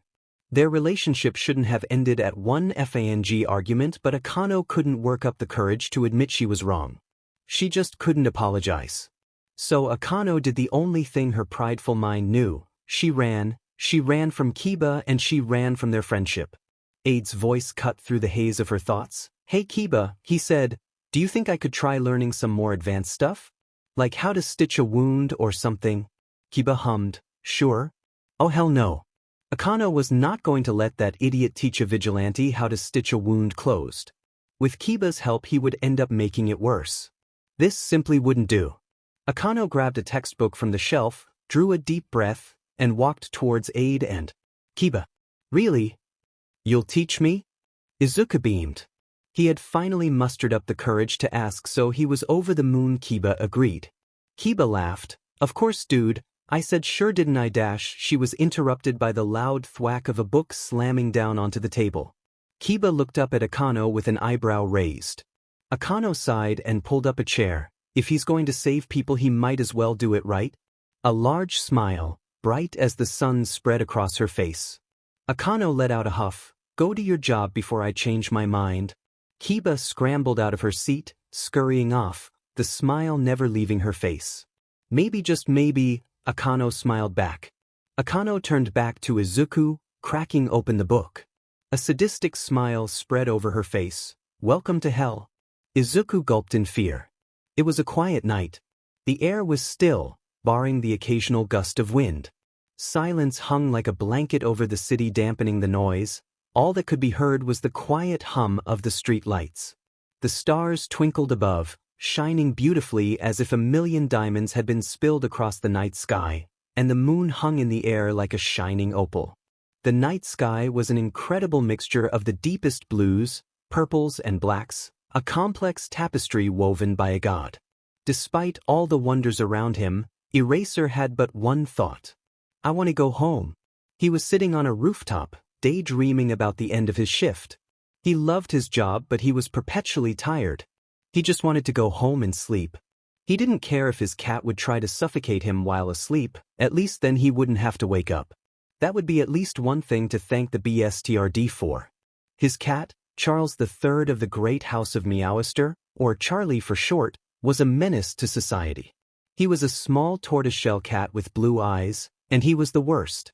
That cat acted like he ran the house, like he was a prince or something, hence the name.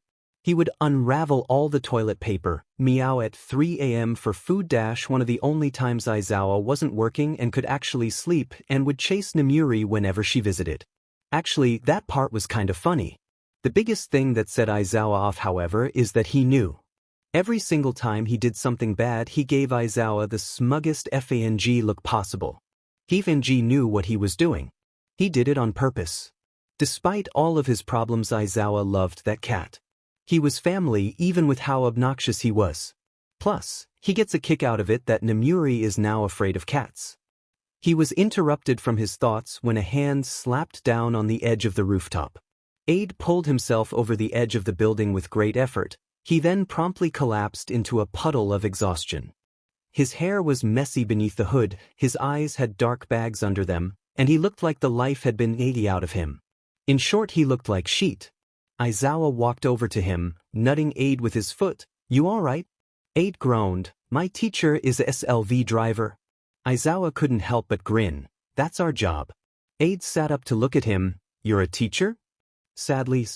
Aide laughed. Somehow I can't picture that. You look more like a tired dad, not a teacher. Eraser scowled. Gee, thanks. Aide laughed again. I'm kidding. But seriously, what do you even teach?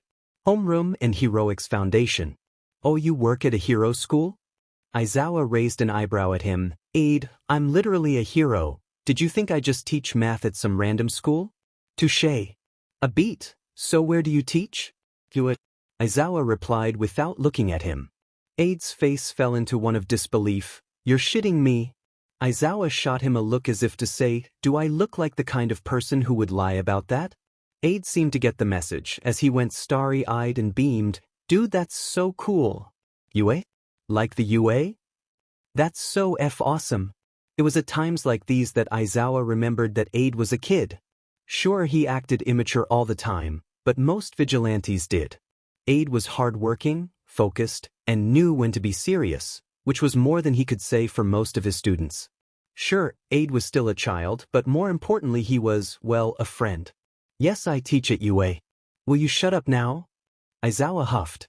Something in Aide's eyes said he wouldn't, but he did close his mouth. They sat in silence for a while. Just them and the quiet of the night. Aide fidgeted. Hey, Eraser? He spoke softly, breaking the silence. Dude, do you think I He was cut off by an ear-splitting scream. It was full of fear, terror, agony, and it didn't. So, Aizawa met Aide's eyes.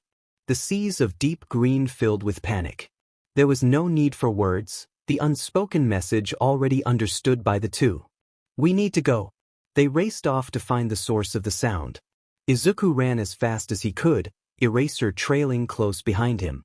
The rhythmic pounding of his feet and the harshness of this breath faded into the background as his mind focused solely on the scream. It was an animalistic howl of pain. The only breaks in the screaming were loud, suffering gasps and sobs.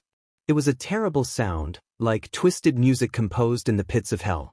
He ran faster, driven by the sole need to make it stop. To save. To help.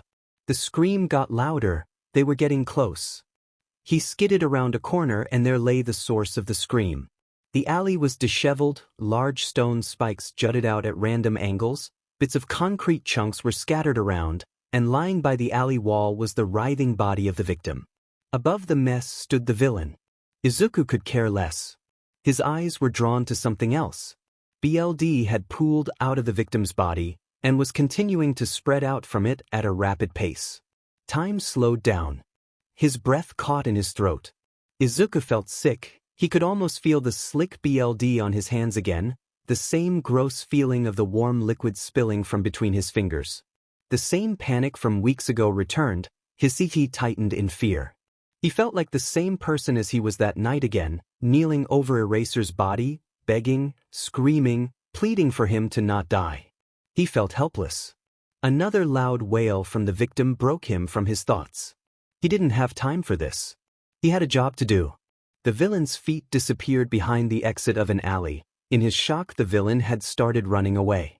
Eraser rounded the corner behind him, finally catching up, Izuku having overtaken him in his adrenaline-powered dash. Eraser? Izuku shouted, "Take care of the villain," he said, pointing to the end of the alley. Eraser hesitated. "Don't worry about the victim, I've got them. Go!" The vigilante yelled. Eraser looked at him again, worry clear in his eyes, before nodding and racing off. Izuku turned back to the victim. He kneeled beside them and inspected the wound. Or at least he tried to. All he could see was a BLD-soaked breathe leg and snippets of the actual injury below it. He grabbed a pair of trauma shears from his messenger bag and cut off the breathe leg. There lay what was beneath it. The victim had a large hole in their right thigh. The bone was completely destroyed and the lower half of the leg was barely attached by 2 strands of muscle on either side of the leg. BLD was gushing out of the wound at a dangerous pace. He needed to act fast or they could go into hypovolemic shock. He couldn't just heal it right away either. There was concrete debris and dirt inside the wound. He couldn't heal over debris because the tissue would heal over it, trapping whatever it was inside. The person needed to stop the bleeding to buy time to clean out the wound, then he could heal it. "Hey, I'm going to have to apply a tourniquet," he said to the victim, already reaching into his medial bag for it. He had started carrying better tools for trauma situations with him after starting classes with the ER staff. "It's just a device that I'm wrapping around your leg to cut off the BLD flow. It's going to squeeze a lot and hurt, but I need you to bear it." He met eyes with the victim just for a second, a woman in her 30s with silver hair. From that brief look he knew all she was trying to tell him. Help. Acting as quick as he could, he wrapped the long strap around her upper thigh. Just above the wound, he fed the strap through the buckle and started turning the knob of the windlass rod, tightening the band around her leg until the bleeding was stopped. He didn't have time for a break though, and he was already reaching into his bag again. He slipped on a pair of black LTX gloves. "All right, I'm going to clean out the wound," he told her. It wasn't exactly pleasant to have a surprise pair of tweezers poking around the inside of your leg after all. She choked out a sob, but nodded her head. Izuku unscrewed the cap on a bottle of water. "This is gonna burn," he warned her. With that he started to rinse the wound. The water helped wash out some loose dirt and loosen the bigger debris. The lady winced in pain and muffled a sob, but stayed strong. After a second or two of rinsing it, he pulled out a pair of tweezers and started picking the larger bits of rubble out of the flesh.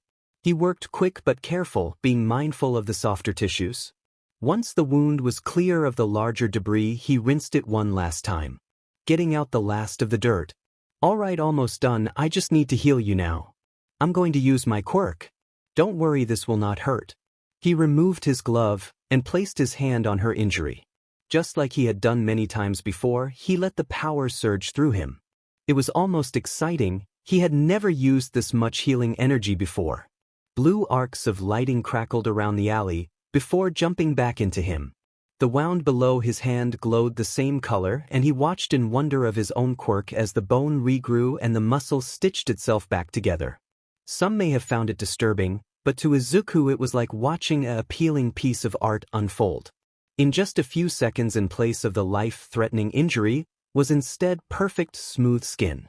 Izuku breathed a sigh of relief. It was over. He removed the tourniquet, as it would only cause harm to a healthy leg. The victim's sobs grew quieter. The pain was gone now after all. They devolved into small sniffles, clearly still distressed. One does not go through trauma and simply walk it off. Trauma stays, even long after events pass. Izuku grabbed her hand and rubbed the back of it with his thumb comfortingly. "It's all right," he whispered, quiet but confident. She needed reassurance, not a teen who was just as scared as her. It didn't matter if his heart was still beating a mile a minute and his legs felt like jello. He needed to be strong. He needed to be a hero. "It's okay now, everything's gonna be fine." He hoisted her up so she was kneeling on the floor with him. She was shaking like a leaf. The woman still looked scared. Her brow was knotted and her eyes held barely contained tears. He continued rubbing the back of her hand. Suddenly, she threw herself into his arms. Izuku's hands hovered uselessly in the air, shocked by the unexpected hug, before they wrapped around her, hugging her back. "I know it's scary. It's all right, he continued, murmuring his soft comforts. She broke back down into hysterical tears. Maybe in shock that she survived, maybe in relief. He would never know. All Izuku needed to know was that she was grateful. It filled his city up with a warm feeling, not unlike the hug he was in right now. She continued to cry, all breathless sobs and sharp intakes of breath. Crying isn't a pretty sight, but this time it made him smile. It was confirmation it was over, it was okay, that he did his job. They stayed like that for a minute, just her crying into the hug. Eraser's voice cut over the sound of the sobs. Izuku glanced back over his shoulder to see Eraser at the end of the alley. There was another hero behind him. The hero was wearing a long black coat, over a black military-style jumpsuit with combat boots and a peaked cap. On top of the ensemble he wore a white full-face mask with red detailing. Izuku tensed at the sight of the newcomer. Eraser didn't act hostile towards him, but that didn't mean other heroes wouldn't. Eraser seemed to notice. "Don't worry about him, he just heard the scream and we met up while I was catching the villain. He's not going to try to apprehend you, I made sure of that." The hero stepped forward with his hand outstretched. "Hi there, I'm Sar. So you're like an actual vigilante then? Wow, I've never met one before. That's so dope. Crime is Pog." "Wait, no, I'm supposed to be a hero. Crime is not Pog."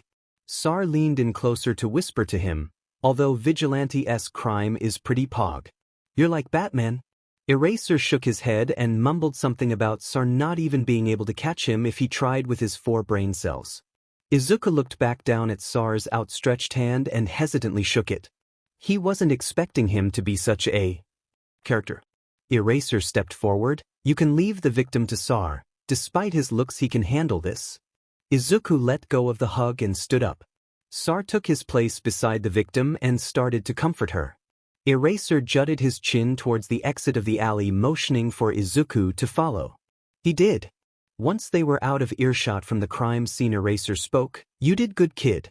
You saved a life tonight." Izuku's eyes widened. However, his shocked expression soon morphed into a soft smile. He really did save a life, didn't he? It hadn't really sunken in yet until Eraser said it. It just felt so natural, like that was what he was meant to do. Pride swelled in his city. He finally did what he had been training for, heck, what he became a vigilante for. He thought back to the woman he saved, how she hugged him. He helped her, he healed her, he saved her. He was a hero. Eraserhead smiled at him, and unbeknownst to Izuku, he was thinking the same thing. Izuku skipped along the sidewalk. He couldn't help it, he was feeling pretty good about himself. Could you really blame him? In short, if he wanted to skip, he was going to FING skip. It was kinda weird being at street level. He usually traversed the rooftops, but because his legs still felt like jelly he chose the sidewalk. He didn't want to fall and die because he just came off an adrenaline high. That would SCK so bad. If he didn't die immediately he wouldn't have the healing energy to heal himself either, as he had just used most of his stock to heal that woman. If he survived the fall then he would have to go to the hospital, you know, like a non-healing quirk pleb. Plus he didn't want to see that smug look that Akano was sure to have if he ended up in the ER because he slipped. So in summary he chose the sidewalk. Izuku hummed a tune to himself, sometimes singing an occasional word or two. I used to think maybe you loved me, now baby I'm sure. He skipped in time, bouncing from foot to foot, just tapping his feet to the rhythm as he walked. He was happy, he was excited, and he had a DMN. Good taste in music, so he could dance a little if he wanted. Sue him. He continued to hum and move to the beat. Not really anything extravagant, just a little jig here and there. I'm walking on sunshine, whoa. He wasn't a good singer but no one could hear him anyways. The street was empty and he was barely muttering under his breath. I'm walking on sunshine, whoa. I'm walking on sunshine, WA. He was cut off by a large blast of white light exploding out the alley right in front of him. The beam was only a hair's breadth away from his nose. He jumped back in surprise, arms pinwheeling in an attempt to regain his balance. What was that? A part of him, the sensible part, told him to leave. To just be safe. He didn't know what that was, and it could very well be dangerous, but that beam also looked cool. He really shouldn't. He should just go home and celebrate tonight as a victory and not investigate a mysterious beam that he saw at 12 o'clock at night. At least, that's what he kept telling himself as he snuck over to the alley wall to investigate a mysterious beam that he saw at 12 o'clock at night. Curse his curious heart. He peeked around the corner and gazed into the alleyway. He was half expecting to see a hero bleeding on the ground again. After all, that's what he saw last time. He let his curiosity get the best of him and peeked around an alley corner. Instead, he saw what could not be a more different sight. A tall woman with platinum blonde hair wearing a white one-piece hero suit, a white cape with a silver sparkle gradient from the bottom to the top, a silver belt with a star buckle hanging around her hips, and long white gloves and knee-high boots which where weight are those heels, stood with her arm outstretched. A man was kneeling at her feet, quaking in fear. Long swords made of light hovered in the air dangerously, pointing directly at the man. She must be a new hero. She certainly looked the part, and her quirk looked perfect for the job as well. He did wonder why she was underground when she could probably easily be a spotlight hero. Izuku bet she would be insanely popular. She tossed her hair. Wow, she was pretty. Izuku didn't really feel attraction yet, but he could still see beauty, and man, she was appealing. She would definitely be popular. The man at her feet trembled. Don't hurt me. Izuku was confused. Why would she hurt him? She was a hero? At least he thought she was. But come on, she was literally wearing a hero suit. How could she not be one? He supposed that the villain could just be afraid. Yes, that made sense. He turned back to the hero. He wondered what her name was. He would have to keep his eye on her. She had the situation under control. The presumed villain at her feet was subdued without a scratch on her, so she must be good at her job. She would 100% become a rising star. The hero laughed. Oh, don't worry, darling, it will only hurt for a second. Wait, what? In the blink of an eye, one of the light swords flew across the air and right through the man's head. It pierced the skull with no resistance, like a hot knife cutting through butter. BLD sprayed across the alley, splattering the concrete with droplets of crimson. Some landed on the hero's, no the villain's face. Her smile grew manic, and her eyes filled with sick, twisted pleasure. She flicked her wrist and the sword pulled from his head. The body fell to the ground with a sickening thump. BLD pooled from the skull, painting the ground the deepest shade of red. And Izuku ran. Izuku's feet pounded the ground rhythmically. His breath was harsh, his lungs screaming for air. His legs were burning, sore and getting sore with every step, but he didn't care. He just kept running. He didn't know where, just away. His legs carried him powered by adrenaline and fear. He fell into tunnel vision, the world around him fading away into the background. All that he cared about was that he was running away.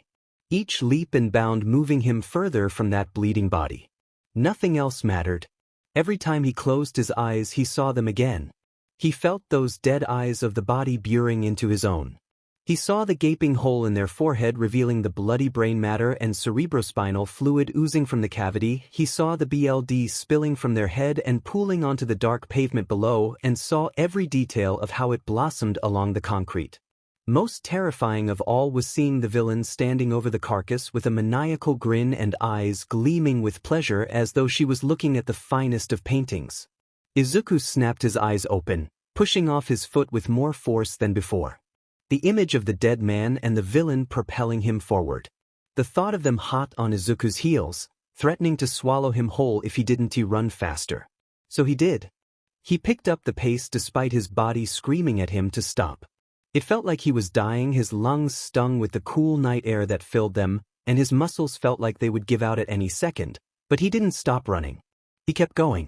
Each breath he drew became more ragged than the last, and each step more wobbly. He didn't dare to look back. He's not sure he wanted to know if the villain was following him or not. If they were, he would surely be dead. Just another bleeding body for the heroes to find in the morning. So he kept running. Running until his legs went numb and he couldn't draw another breath. He didn't even register when the red glow of the ER sign illuminated him or when he pushed through the doors of the hospital. He was far too deep into his panic, the world around him just white, white, white and white. His uneven breaths were all he could hear. In out, in out, in out, in out, in out, faster and faster each breath came in out, in out, in out. It was so loud. So incredibly loud. And he was scared, oh so scared, yet his mind called for him to keep running. His body was about to break down, but it didn't matter. He just needed to keep running. ID-. His feet wouldn't budge. He couldn't stop now. He needed to run. He should run. Why couldn't he run? ID-. His subconscious screamed at him, shrill and loud. Clawing at the inside of his skull, thrashing around inside him, it wanted him to leave, to keep moving. Run, it howled. He needed to run, yet his feet wouldn't obey him and they stayed glued to the ground. The voice continued to shriek, run, run, run, run, run, run, run, run, run, run, run, run. Izuku snapped his head up, surveying his surroundings frantically. He was met with a familiar sight, clean white tiles, bright lights, and the scent of antiseptic in the air. He saw the white reception desk and the boringly bland waiting room he had seen so many times before. He knew this place like the back of his hand. He was in the ER. Kiba's hands clenched his shoulders, her face painted with worry. Aid, what's wrong? Are you all right? Izuku met her eyes briefly before collapsing to the floor in exhaustion, Kiba just barely catching him so he didn't crash into the ground. Tears sprung from his eyes and harsh sobs ripped from his throat. Akano ran up to them, standing behind Kiba. He continued to sob. Heart-wrenching cries erupting from him periodically. Kiba squeezed his hand tightly. Aid, please, I need to know what's wrong. Izuku gasped out another sob, slowly nodding his head. Tia was a woman, a villain, in an alley. She killed someone. Oh God, she killed someone. There was blood, it was pouring out. Oh God, he muttered. In horror. There was so much blood. It was everywhere. Izuku curled in on himself. Tucking his head under his arms in an infantile attempt to shield himself from the world. I'm so scared. He whispered, and then again louder, I'm so scared. He cried, tears falling from his eyes. Izuku shrunk down even more. What do I do? He whimpered quietly. A sound that was so broken and lost. It reminded the ER staff that this was just a child. He may be a vigilante, but he was still a kid.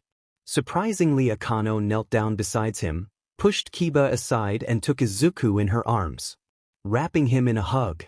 The embrace was warm and comforting, not unlike his mother's. A bit rougher and a bit tighter, but comforting nonetheless. I know. It's scary, she murmured softly, letting Izuku cry onto her. She pushed off his hood and combed her fingers through his hair. They stayed like that for a minute, just letting Izuku wail into her arms.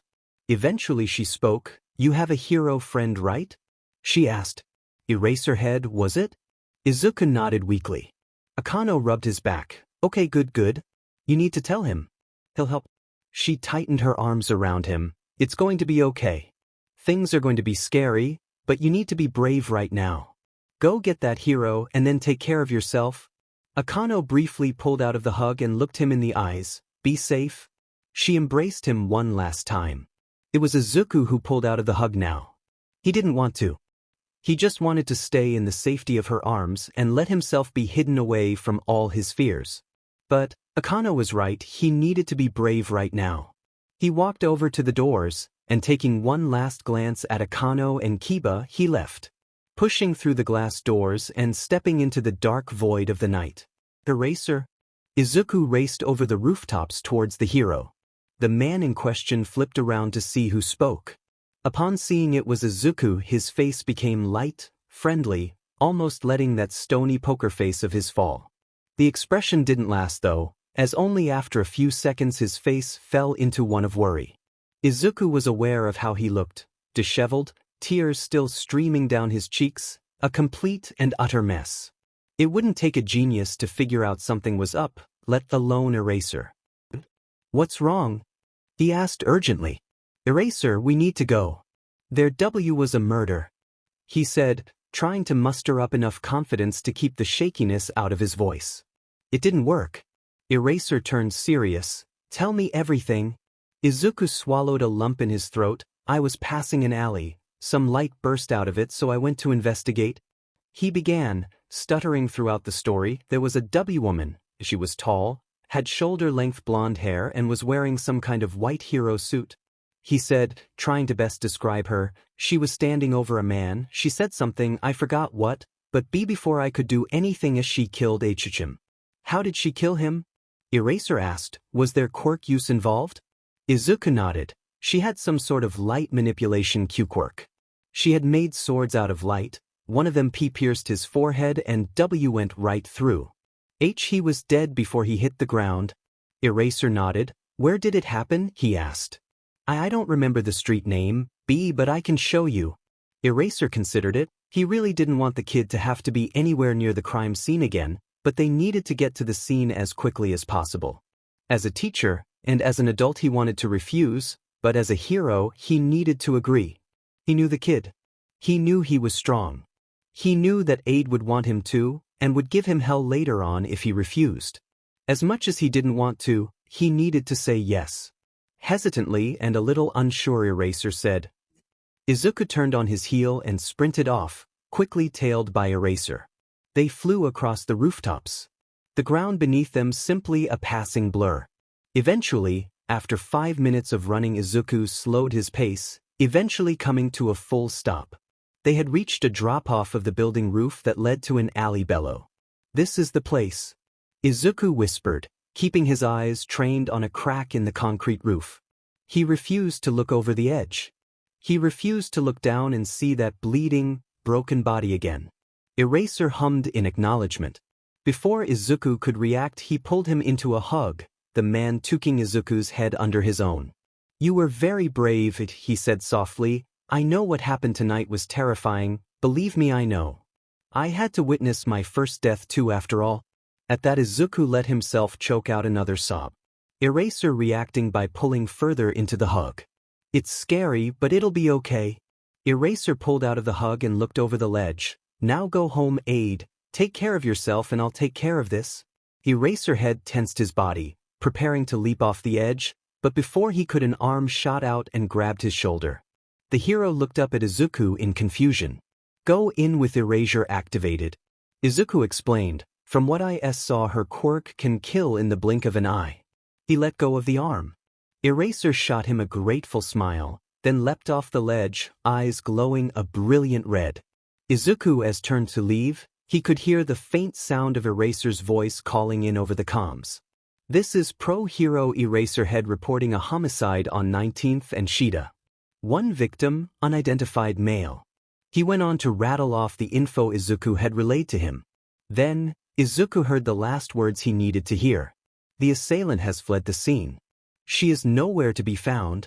Izuku's eyes fluttered open. Pale morning light filtered through the windows, casting a muted glow across his room. His face felt sticky with dried tears, his legs felt sore, and his hair was plastered against his face with dried sweat and splatters of BLD. All in all, he felt disgusting. With a groan, he sluggishly rolled out of bed to take a shower, only to find himself still dressed in his vigilante outfit. Even his clothes were a mess. His sleeves were soaked in BLD from when he had healed the woman last night, and the whole hoodie was splattered with specks of the same liquid as well. He sighed. The jacket was completely ruined. He would need to get a new one soon. That was an issue for a later date though. Right now he had to deal with this mess. He looked down at his hands. They were in a similar state to the sleeves, with dried BLD coating the black LTX glove on his left hand that he had forgotten to take off. The other hand was clean, with only a circle of BLD around his wrist that had transferred from the sleeves. That shower couldn't wait any longer. He really didn't want to go to school today. He was just too tired and he wasn't sure he could deal with his hell of a school life right now. Unfortunately, he didn't have a reason to not go, and if he skipped today then tomorrow there would be 6 times the suicide jokes than usual. He didn't really have a choice. He had to go. But first, that shower. The lunch bell rang. Students began shuffle out of their seat and file out of the classroom. Izuku hadn't been able to focus in class. He just felt like shit. Every time his eyes closed, he saw the crimson-covered alley from the night before down to every minute detail. So excuse him if he couldn't focus in class. He just wasn't able to give his full attention to a lecture on quadratics when thoughts of a dead man filled his head. The words flew in one ear and out the other. He couldn't understand them and they just became droning. Background noise. He ended up spacing out for the whole PRD despite his best efforts to listen. Unfortunately, his sorry state didn't go unnoticed, as out of the corner of his eye, he spotted Bakugo and his lackeys stalking towards him. God, he should be better than this. He knew better than to show any signs of pain around Bakugo. Izuku had one FANG job and he messed it up. Before Izuku could try and make a break for it, the group had already circled his desk. All of them grinning down at him with malicious intent. Izuku's lips quirked down into a frown. "What's wrong, Deku?" The explosive teen mocked. "You almost look sad." Izuku opted to not respond. He knew it would make it worse. At Izuku's dismissal, Bakugo continued, tapping his finger against his chin like he was trying to think, what could have happened? Izuku gave Bakugo the side eye. This only seemed to encourage him, as he sneered down at Izuku. "Why don't we guess then?" Bakugo started circling Izuku's desk, like a shark around its prey. "Did a hero try to arrest you?" This was met with snickers from the group. Bakugo grinned. "Did you get yourself put on probation?" Again more laughter. Izuku's frown deepened.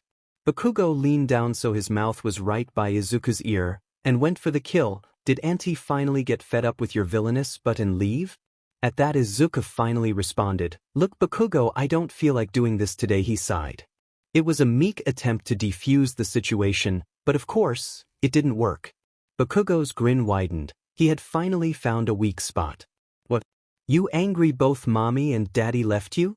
More laughter, louder this time.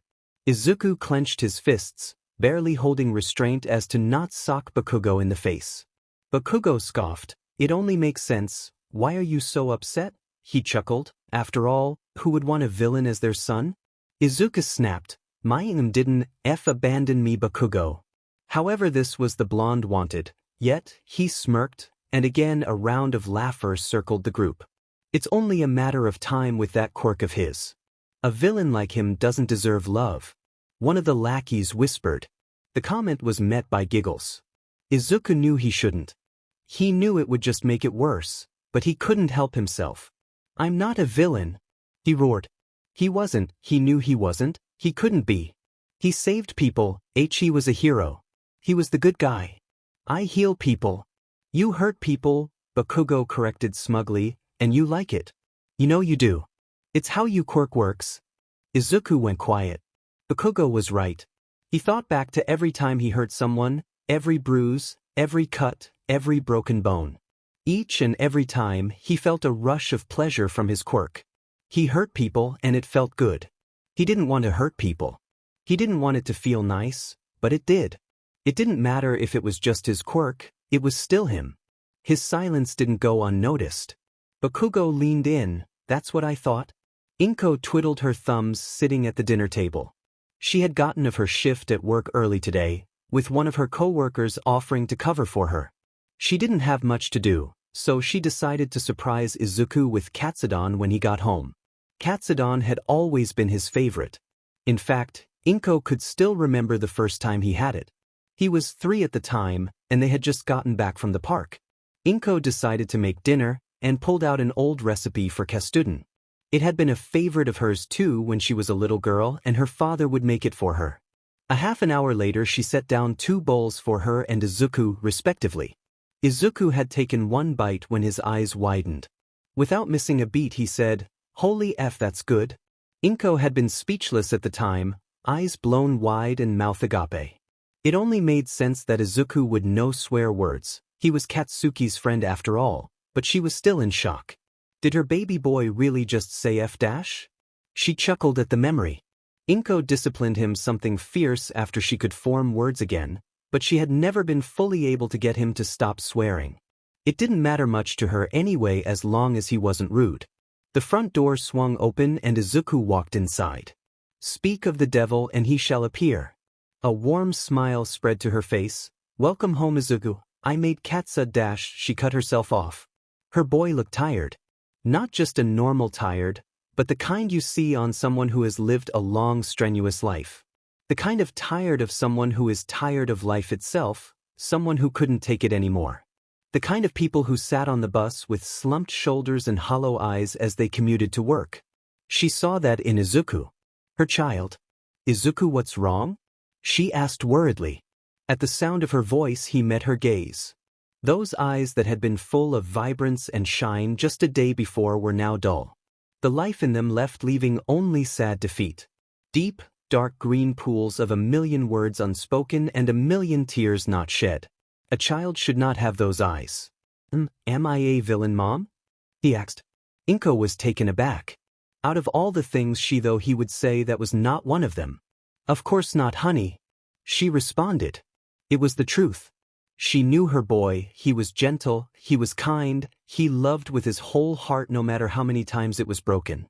Her boy wasn't a villain in the slightest. "What brought this on?" He ducked his head. "It's nothing," he mumbled. Inko was not blind. She understood the world had not been kind to her son. People looked at all his gifts, all his kindness, and they shoved it away. They looked at his quirk, the wondrous thing it was, and ignored the beauty of it in favor of calling him a villain because of how it worked. She knew that people didn't love her boy as much as she did. But this? How much worse were they to Izuku than she thought? "Izuku, look at me," she spoke, waiting until his eyes met hers to continue. "You are not a villain. You are kind, you are loving, and you are you. I love you no matter what. Don't let anyone tell you otherwise," she said, never breaking eye contact, never questioning her words, never speaking a single syllable without full conviction. It was like a dam broke. Izuku burst into tears, rubbing them away with his hands and letting out muffled cries. Crying ran in the family, but Inko didn't shed a tear as she walked forward and pulled him in the warmest hug she could muster. Her son didn't need more tears right now. He needed a mother who was there for him. They stayed like that for several minutes. Inko rubbing his back and tightening the hug whenever the shudders got worse and the crying got louder. Whispering, "I've got you and it's all right," to him. Inko let him cry his heart out. She knew it wasn't easy for him to break in front of her, so there was no way in hell she would even consider insinuating that he wasn't allowed to be vulnerable around her. Eventually, the sobs turned to sniffles, and Izuku relaxed slightly. He asked. "Yes, dear? See, can I be a hero?" It was but a quiet whisper, but Inko heard it with perfect clarity. The voice was filled desperation, a voice that said it had asked a million times and never heard the right thing. Inko thought back to the last time Izuku had asked her that. His eyes filled with tears as he replayed All Might's debut over and over again. She could never forget that day. She could never forget her biggest regret. She could never forget how she just cried, "I'm sorry, I'm so sorry, Izuku," over and over at him uselessly. It was what kept her up. At night, what made her ask if she was a good mother. With the question Izuku had given her a second chance, whether he realized it or not, and this time she was doing it right. She was sure this was a turning point in her son's life, and she was going to make sure it was a good one. Izuku didn't need tear-filled apologies or pitying looks. Her son needed a strong mother. Of course you can, Izuku. You'll be the best DMN hero out there. Izuku shut his front door as quietly as he could. He felt bad continuing to go behind his mother's back when she put so much trust in him, but it's not like he could tell her. What would he even say? Hey mom, remember how you said I could be a hero? Yeah, well I've been a vigilante for the past month or so. Repeatedly breaking the law and risking my life. Sorry for not telling you. So no, he couldn't just tell his mother. He crept down the stairs into the street. To be honest, he didn't even want to go out tonight, but at this point he just felt like his nightly outings were the only thing that he was good at. The only thing he could do right. If he wasn't saving people, then what was he worth? His quirk had two parts, hurt and heal. If he didn't heal people, then he was just the bad half of him, he was just the hurt, he was just the villain that everyone thought him to be. Plus, after last night's ordeal, Eraser and the ER duo were sure to be worried about him, and he didn't want to make them needlessly fret. He stalked down the street, shoulders hunched and eyes flitting left and right nervously. A shiver ran through him. The night was cold, colder than usual. God, he hated weather. Who decided it was a good idea? A gust of icy wind blew through the air, and he tucked his arms in tighter around his torso, trying to keep himself warm. Izuku took in every part of the street, observing it in detail for anything out of the usual.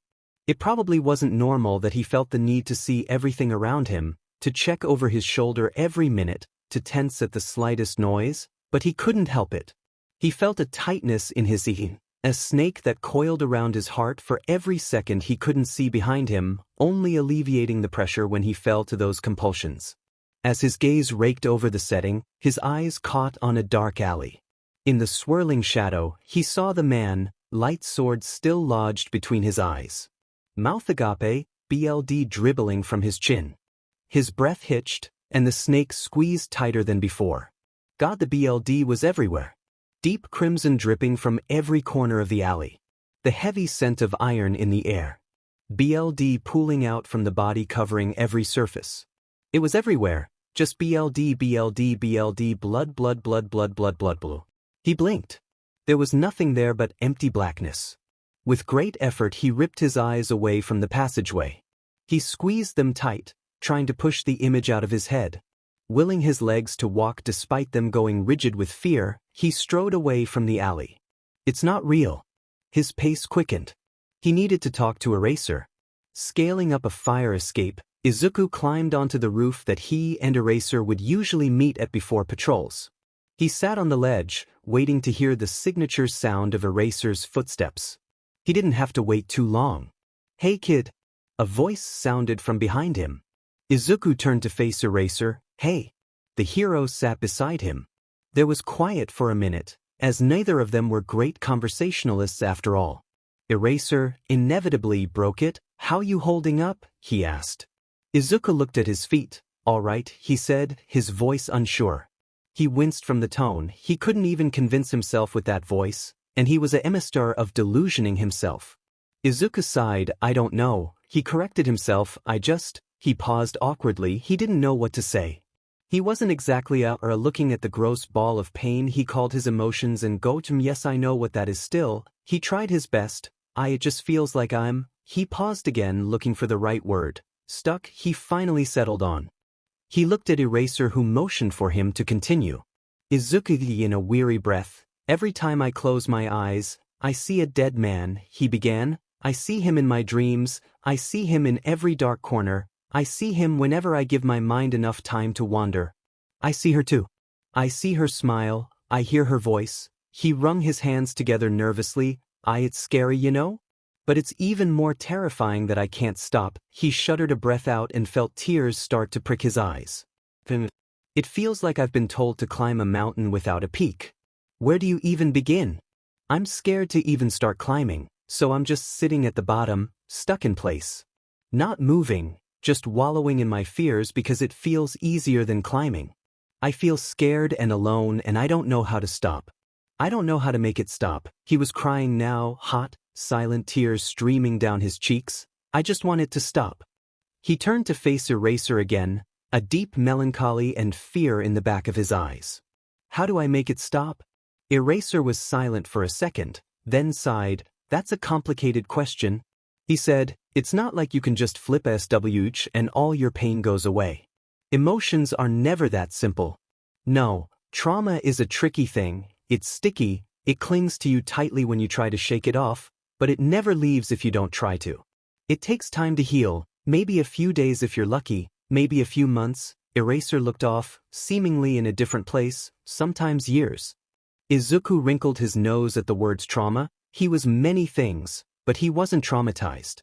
War veterans were traumatized, not him. Eraser continued, it's all right to be scared, to feel like you'll never get better, but it will. Trust me. Izuku looked at his lap. So what do I do? Eraser reached over and gave his hand a comforting squeeze. You don't ignore those feelings. You let yourself feel. You are gonna fall. Many times in fact, but you get back up, and you keep living. That mountain may seem impossible to climb, but sometimes, you need to look at it, and despite your fears, despite the fact you feel that you will never reach the top, you just take that first step. He pulled him into a hug, and that's enough. Akano watched as Aide and Kiba said their goodbyes, the latter now making his way for the door. The kid had turned up at his normal time, after his patrols. Kiba had, obviously, been very worried about him, launching herself at him and wrapping him in a hug the second he pushed through the doors. The doctor had wrangled answers for all her questions out of him. Are you okay? Do you need help? You know that you can always talk to us, right? Aide swore that he was okay and pleaded to please release him because he couldn't breathe. She didn't let him go until he started turning blue from the hug and she was convinced that he was, in fact, okay. They didn't have an actual lesson. It just didn't feel right. How can you just return to normalcy after something like that happens? Instead, Kiba just cracked jokes and kept up a cheery attitude. She was trying to make Aide more comfortable. It was what she did. She was who you went to when your problems feel like they'll swallow you whole. She gave smiles and laughs so freely, she helped you forget about life for a while. Cut the chains that held you down, temporarily perhaps, but that feeling of freedom was something so desired she always had people trailing after her. Was a light in the dark. She'd lift you out of your misery, if only for the short while you were allowed to bask in her presence. Maybe Akano was just waxing poetry though. It was actually how they met. Akano was overwhelmed by her personal life and med school, and Kiba helped her rise above them. But that was a story for another time. No, that wasn't what she was worried about. You see, Kiba had always been the sociable one, but Akano? She preferred to sit back and watch. She would sit idly by while others would chat, watch their every move, and slowly pick them apart without them ever knowing. Her quirks certainly made that part easier. She was able to see the parts of people that were hidden behind a mask. She could observe them and see what they wanted to say but didn't, what they loved, what they feared, she could see it all. She was a master at sniffing out secrets. In fact, she had wanted to go into underground heroics for a while, however that dream didn't last. But back to the point. Nothing was able to go unnoticed by her, which is why she was able to see that Aide was not okay. Between peals of laughter and jokes, something would flash in his eyes. Oh sure, he was good at hiding it. Only letting it seep into his face when he was sure they couldn't see, but Akano could always see. Hiding something from her was futile. That wasn't what upset her. No, she had no qualms with him trying to hide something from them, but instead was worried by that look. What it meant, what it said about the person who wore it. It was something she was familiar with, too familiar. It was a look that spoke of not just sadness, but fear. Fear of letting others know you're hurting, fear of disappointing people who loved you, fear of looking weak. She knew that look well. She herself had worn it for years of her life after all. Pride kept her rooted in place, while fear made sure she would never dream of leaving. Akano chewed on her thumbnail, a nervous habit she had picked up in college. Akano had the gift of sight, but what she saw in Aide terrified her. She saw herself. Another person afraid of saying, "I'm not okay." It scared her. She knew from first-hand experience how damaging that mindset was. She didn't want that for Aide. Akano pushed out of her seat. Kiba, I'll be right back, cover for me. What? Kiba asked, tilting her head in confusion. Where are you going? She spared a glance back at her friend, to find aid. She pushed out of the outdoors and into the cold night and started running down the block, eyes scanning the street for his ruined hoodie. The dark blues of the starlit city whizzed past her as she ran. She called, hoping he would hear. She needed to talk to him, aid. She turned the corner. Where was he? Akano ran another block, about to make another turn, when a flash of movement caught her eye. There, walking down one of the alleyways, was the Vigilante. She yelled, sprinting to catch up to him. Wait up. He flipped around, surprise clear on his face. Akano? What are you doing here? Now that her impulsiveness had worn off, self-consciousness was seeping back in. A million words she wanted to say were caught in her throat. Minute. She wanted to tell him it's okay to not be okay, that he's not weak for experiencing emotion, but she couldn't find the words. Her mind raced in distress. She wants to be able to say the right thing, but she just can't. She just doesn't want him to be like her, trapped in place by the double-edged sword of silence. She said awkwardly instead. What if she was wrong? What if he was fine? God, he would probably think she was stupid. She knew what she saw, but what if she was just interpreting it wrong? Akano? He asked with a tilt of his head.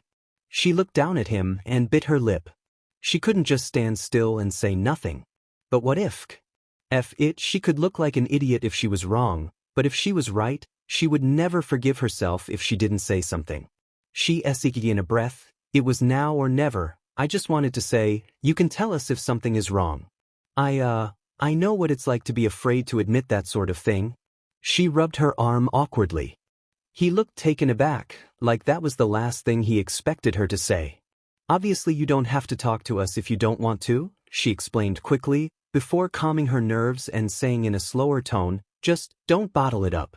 If you ever do want to talk, me and Kiba are here and we won't think any less of you for it. She shifted on one foot awkwardly. I know you might not want to admit something is wrong, trust me, I know, you've been there, but sometimes the first step is to finally say, I'm not okay, you know. Even if it's just to yourself. Sometimes it's just better to, she shrugged, let yourself feel. He looked shell-shocked. His mouth hung agape, and his eyes were blown wide. He stood there speechless for a minute, every passing second making Akano regret her choice more. Had she read it all wrong after all? Finally he pulled himself out of his stupor. Tears glistened at the corners of his eyes. I made him cry. Akano felt panic surge through her. Why was he crying? Did she do something wrong? I don't deserve this, he finally said, his voice a quiet whisper. Wait, what? Akano opened her mouth to speak, but before she could, he continued, both you and Kiba are so nice. He sniffled. You're both so kind to me. He said the word like it was foreign to him. I have eraser too. I don't deserve any of this.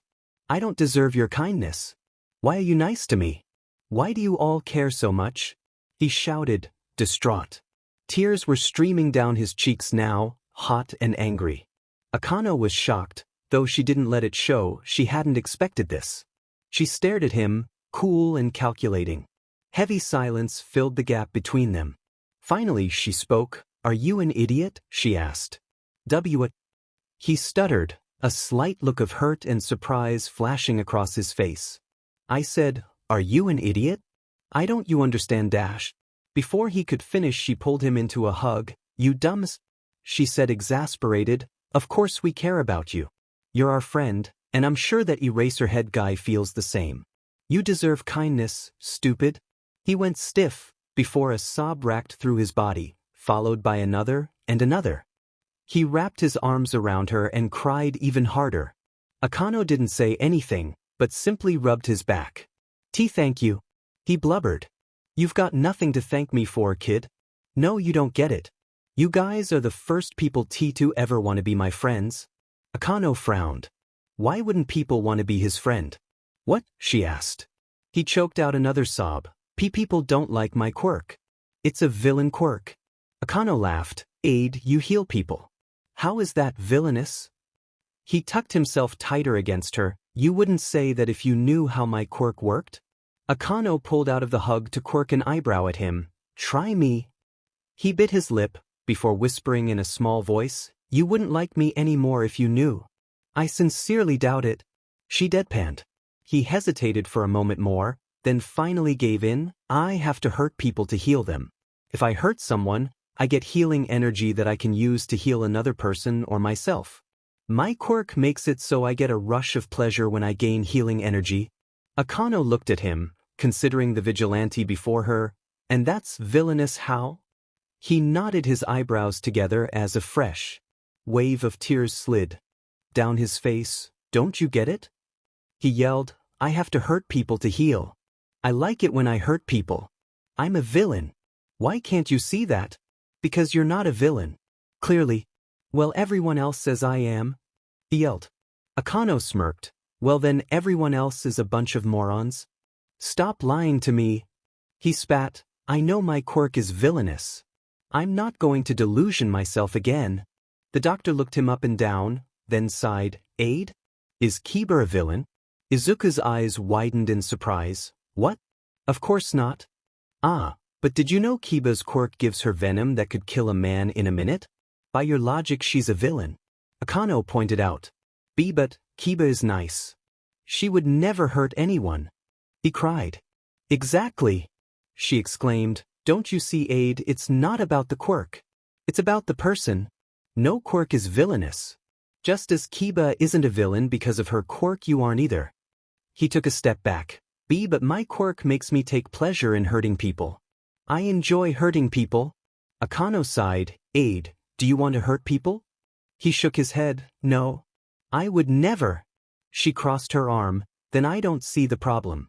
You are not villainous. Your quirk is not villainous. It just has a side effect. It doesn't make you a bad person. Why you're lying? I don't think so. He grabbed his head and hunched over. Stop lying to me, Akano. Akano didn't waste a second to pull the distraught teen back into a tender hug. I'm not. He wailed into her shoulder. Why you are? Everyone else says I'm a villain. What does it matter what you say? Akano huffed. Are you saying I'm invalid? Did you mean to say that everyone else in the world is wrong? Yes. Aid laughed through his tears. That sounds just like you. So do you finally admit you're not a villain? She asked, a grin on her lips. No, he rasped out. See? This is why I call you an idiot. Akano, even if you think I'm not doesn't mean it's true. Everyone else says I am. There's no way everyone could be wrong. She smiled. Yeah, well, everyone thought the earth was flat at one point, and look how that turned out. Besides, it's not just me, you've also got Kiba and that eraser guy. Who cares what the rest of the world has to say? The just stupid. For once, he had nothing to say. Akano tightened the hug. If anyone else thinks you're a villain, then they can go F themselves. She said softly, the only people who aren't dumb to seize are the ones who are smart enough to see otherwise. The only people who matter are the ones who can see you as the kind, caring, heroic person you truly are. She held him gently as he sniffled against her. They stayed like that for a minute. Eventually she pushed him out of her arms. Now no more mushy stuff, go do some heroing or whatever you do. He chuckled, tears still fresh on his face. I'm not a hero, I'm a vigilante. She shot him a grin, not to me. His eyes softened and a wobbly smile found its way onto his lips. Go on, little hero. She flicked her hands, gesturing for him to leave. I'm sure there's someone who needs saving right about now. He wiped his eyes with a sniffle, then gave her a mock salute before running off. Wait! She shouted at him. He turned around, confused. Don't tell Kiba about this, she said sheepishly. I have a reputation to uphold after all. He laughed, giving her a thumbs up and continuing on his way. Kano smiled. She could tell Aid wouldn't be like her. He would be so much better. He was already a hero. She couldn't wait to see the world realize that too. Aizawa straightened his tie. He absolutely loathed formal wear and wouldn't wear it if he could, but he didn't exactly have a choice in the matter currently. He stood at the door to a meeting room. It was a large oak double door and was surprisingly fancy for a case conference. It wasn't often that he had to attend a conference with other heroes, as working as an underground hero gave him a lot more independence than most, But when a big threat starts to arise, he has to. He ran a hand through his hair wearily. Ran was a loose word for the action, as his fingers more accurately plowed through his knotted mess of locks.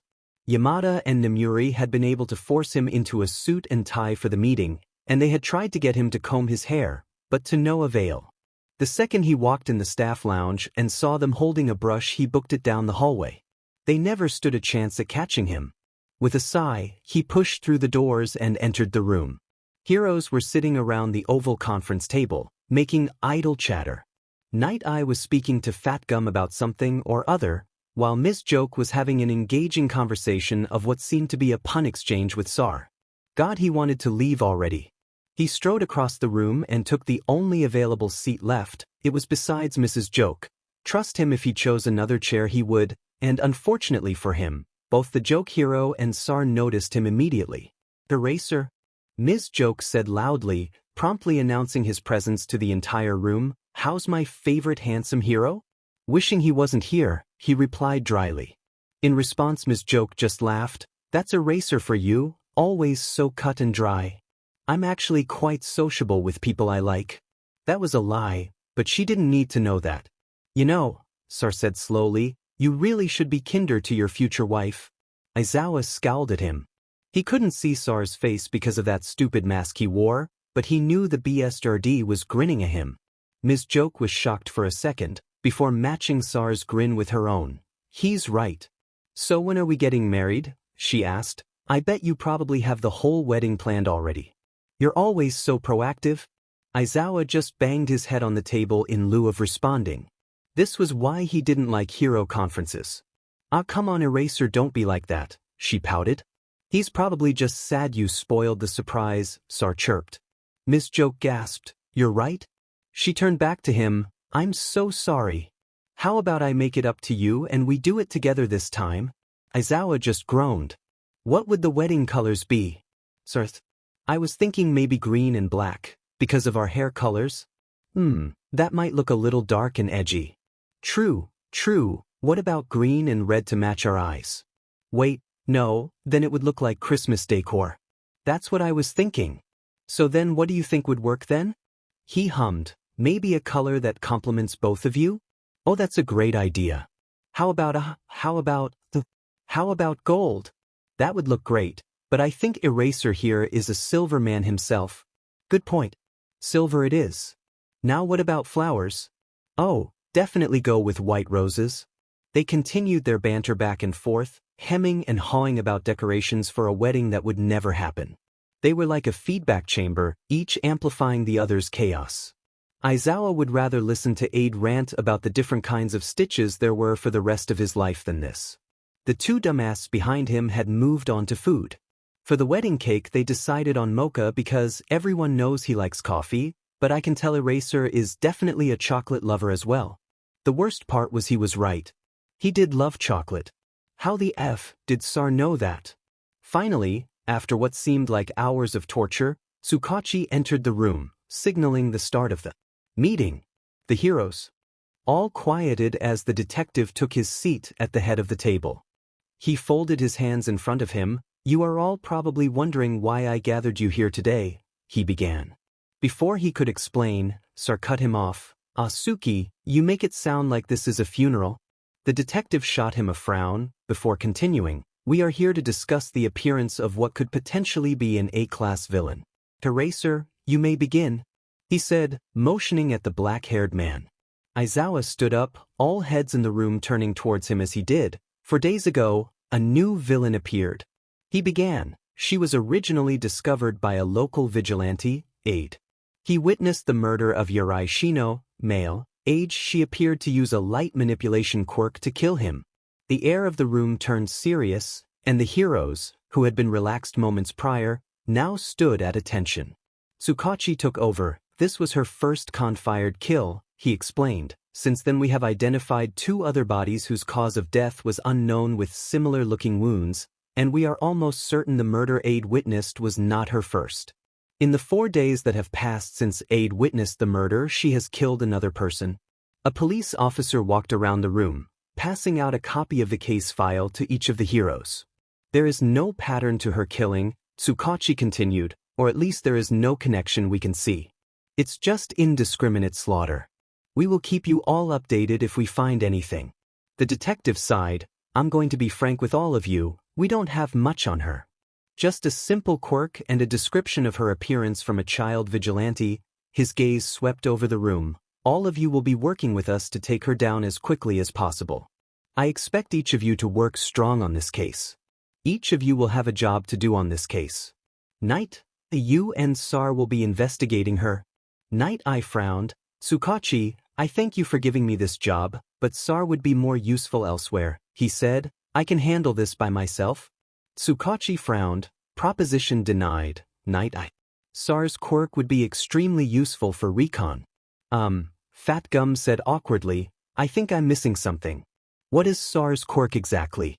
An inferior version of mine, Night I griped. Sar shot him what was probably a scowl, but it was strong to tell with the mask. Okay, first of all, rude, he said angrily before turning to Fat Gum. Second of all, thank you for asking. It's nice to know not all above-ground heroes are a-holes, he said pointedly towards Night Eye. My quirk is called Remix. It allows me to see the past 48 hours of whoever I touch in snippets. A sort of remix of their lives, you could say. Some stuff is left out, but I can see around 87% of it. Like I said, an inferior version of my quirk. The green-haired man said stubbornly. For someone who can see the future, you sure lack vision. Sar shot back. People lie to cover up their past, and I expose their secrets. You can see what they'll have for lunch tomorrow. How is that inferior? I can see every decision they will make, showing me their secrets just like you, and making me invaluable in combat. That is enough, both of you, Tsukachi growled. Sar scoffed, completely ignoring the detective. Big words for someone who uses their quirk as a crutch to fight. Night Eye glared at him. If you know so much about the past, then you should know that I am emser at fighting, even without my quirk. But with it I can see the way a battle will play out to the smallest detail. I said that's enough, Tsukachi repealed, raising his voice slightly. Sar pulled out his primary weapon, a sleek black pistol, from his cloak, and laid it on the table. Then you should know you can't outrun a bullet, he said dangerously, eyes locked with the other hero. Enough, Tsukachi shouted, slamming his hands down on the table. Both of you are adults and heroes. Act like it. Stop throwing around schoolyard taunts. Sar tucked his gun away, holding tense eye contact with Night Eye as he did so. Tsukachi pointed at them. Both of you will work together for this assignment, and that is final. This is bigger than some stupid quarrel or rivalry you two have. This is about a potential supervillain. So if both of you could act your effing age, that would be great. Ms. Joke leaned over towards Eraser. Why do they hate each other so much? She whispered. Night Eye made a snide remark about his quirk while Sar was turning from him. He asked Night Eye for a formal apology and he refused. The kid got so angry he up and left, even going so far as to leaving the case he was working on. They've been bitter about it ever since, he whispered back. Ms. Joke gasped. Sar interned for Night Eye? Yes. Eraser hissed. Now be quiet. Sar turned towards the detective, pretending not to notice his whispering colleagues. Sorry, Suki, just some people are insufferable little twats. Enough, Sar. Tsukachi bit out, low and angry. Sar put his hands up in surrender and leaned back into his chair. Fine, fine, I'll play nice. Tsukachi looked over the room angrily. Any other complaints? He was met by silence. Good, now that that little distraction is over with, we can get back to stopping murderers. As I was saying, Night Eye and Sar will be strictly on recon duty, and will dedicate more of their time towards investigating the villain. The rest of you will be on the case primarily for combat purposes. Eraser, you will be doing a split of normal patrols and recon. Eraser nodded. Oh, Tsukachi said, and keep an eye on Aid as well, he is a valuable source of info. Plus, from what I've heard, he trusts you. That made Aizawa smile softly. Tsukachi gave him a look, but didn't say anything as he continued to address the group. As for all of you, if any of you find out anything, report back to me immediately. He was met with a round of agreements from everyone. Tsukachi gave a slight head nod in approval. Good, now for our final topic of the meeting. The villain was reported to have an extremely powerful quirk that can kill in seconds. If you spot her, do not engage without backup. Tail her and wait for help to arrive before attempting arrest. If possible, get Eraserhead with you before you try to fight her, as his quirk is the best counter to her dash. Bang! All the heroes jumped up from their seats, taking a fighting stance from the noise. The door had been flung open, and a police officer with a cat head who had burst through stood at attention. "Sansa?" Tsukachi asked. The officer in question saluted. "Sir. We have just gotten an update regarding the case." Tsukachi's eyes widened. "What?" "It's not much, but one of our informants reported that she has given herself a name." "Well, what is it?" he asked almost excitedly. Sansa's eyes swept over the room, addressing everyone as he spoke but one word: Aurora. Izuku stared at his vigilante outfit, or more accurately, what was left of it. The black hoodie was blood-stained and fraying at the edges, looking more like a dish rag than a jacket. Izuku sighed. It was absolutely beyond repair. He had still worn it out the past few nights, simply because he didn't have time to get another one and the fact that it wasn't exactly on the top of his list of worries at the moment. No one had really cared at first. They are Duo and Eraserhead more concerned about his safety than his wardrobe, but for the past few days now he had been getting looks. Didn't help that it was caked in blood, dirt, and sweat. What did you expect? Does it smell like roses? Kiba had tried to make a polite comment about it, but Kiba wasn't exactly great at subtlety. Still, the others took this as the go-ahead to talk about it, and once the topic was opened for discussion, everyone was telling him to buy a new one. Literally everyone. In fact, last night a villain he had been fighting had stopped attacking him the second he saw what Izuku was wearing, just muttering, "Oh god, that's ugly." He was right, of course, but Izuku still knocked him out cold for saying it. What, were manners not important anymore? Anyways, rude comments aside, all the signs were pointing to one thing: he needed to get a new outfit. Izuku let out a disheartened whimper. That meant he had to go shopping. Izuku wrung his hands together nervously. He was at the mall. Groups of friends and shoppers walked past him while he stood in the middle of the sidewalk, sticking out like a sore thumb. You see, Izuku had never really gone to the mall that much. It was a thing you did with your friends, and Izuku never had those. He does now, but they are all adults who he only talks to at night. That sounded much sadder than he thought it would. Anyways, the few times he had gone to the mall, he had made a beeline towards the comic shop, and had left immediately after. He was completely out of his element here, like a fish out of water. Forcing himself to move, he started walking through the street, taking glances at the window displays in the shops. He passed a bakery. It had nice white walls and a light red awning. A sign hung above the door with the words "Red Butterfly Bakery" written on it. Inside he could see layer cakes and rows upon rows of pastries. At the front counter, he could see an older woman with silver eyes and blood red hair that was tucked into a bun. She reminded him of someone he knew, but he couldn't quite place it. He decided he should check it out sometime, maybe with his mother. She had a sweet tooth that could only be matched by his own, and the place looked quiet and calm. Two things Izuku was not, but that was the reason he enjoyed them. It was nice to have a balance of calm to his chaos gremlin on occasion. He kept walking, passing by the comic shop he knew all too well, giving it a wistful look as he forced himself to keep moving. He wasn't here for comics, though he wished he was. He walked past a small barber shop. Through the windows he could see people getting their hair cut.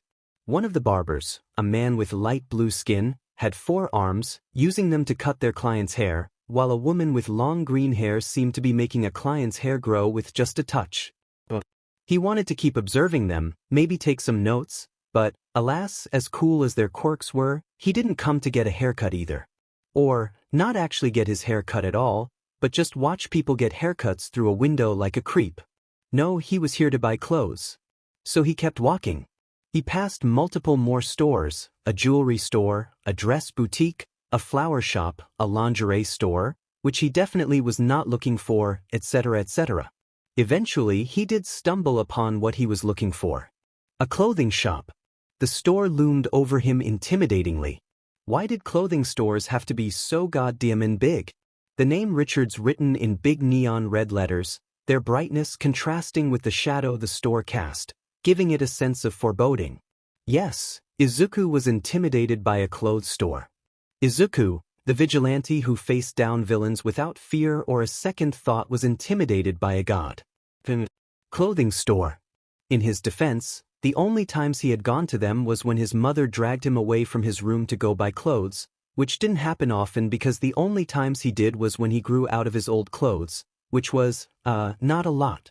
He was short, okay? It's normal. Wait, no, not short, fun-sized, yes, that.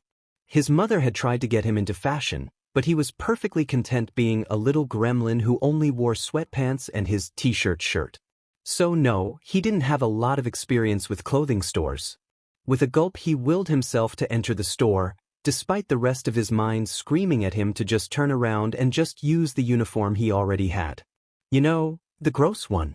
He walked through the large automatic doors and immediately he was hit with how big the store was. Jesus Christ, and he thought it looked large from the outside. The store looked like an infinite expanse of aisles and shoppers. Was it too late to leave yet? He thought back to Akano yelling at him for touching her with his disease-ridden sleeve, as she had called it. Yeah, he would rather buy new clothes than face that again. Swallowing his fear, he took his first step into the depths of hell and started his dive into the sea of clothing hangers and misery, grabbing a shopping basket on the way and brandishing it like a weapon. The only thing to defend him from the onslaught of shirts and shoes alike. He wandered the aisles of briefs and shirts, not finding anything to his liking. Eventually he reached the hoodies, and found a black one similar to the one he had worn as his Vigilante outfit last time. He picked it up to inspect it. It was a black hoodie. It was plain, and it was the same thing he wore when he first impulsively decided to be a vigilante, before had even had a weapon to fight with, before he even really knew what a vigilante did. It just felt kinda outdated. He turned the item of clothing over to get a better look at it.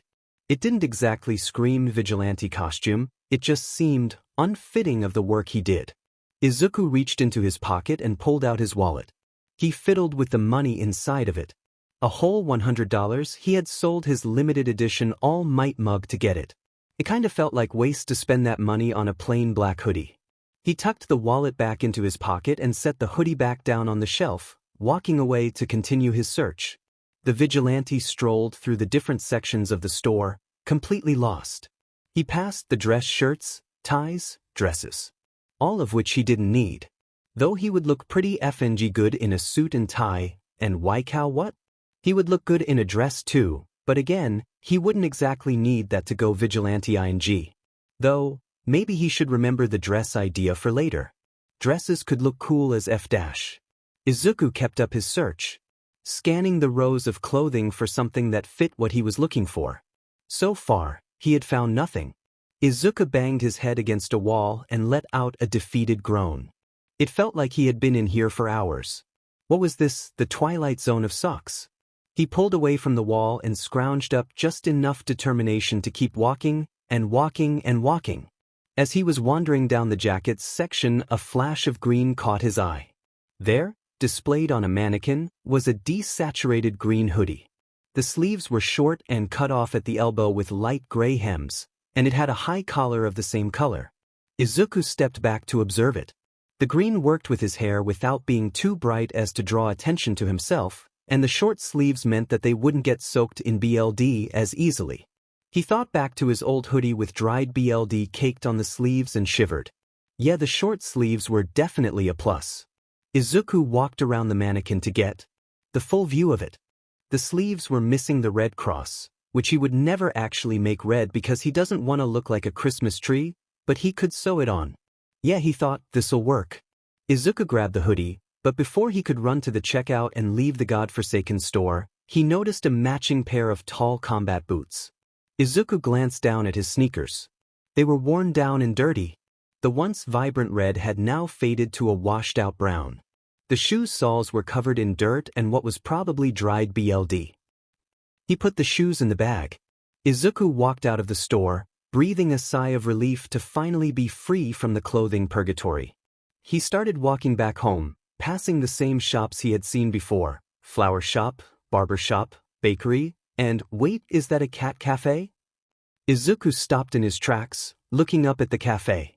It was a quaint-looking coffee shop with the words, Cafe Cappuccino, painted on a sign hanging from the awning.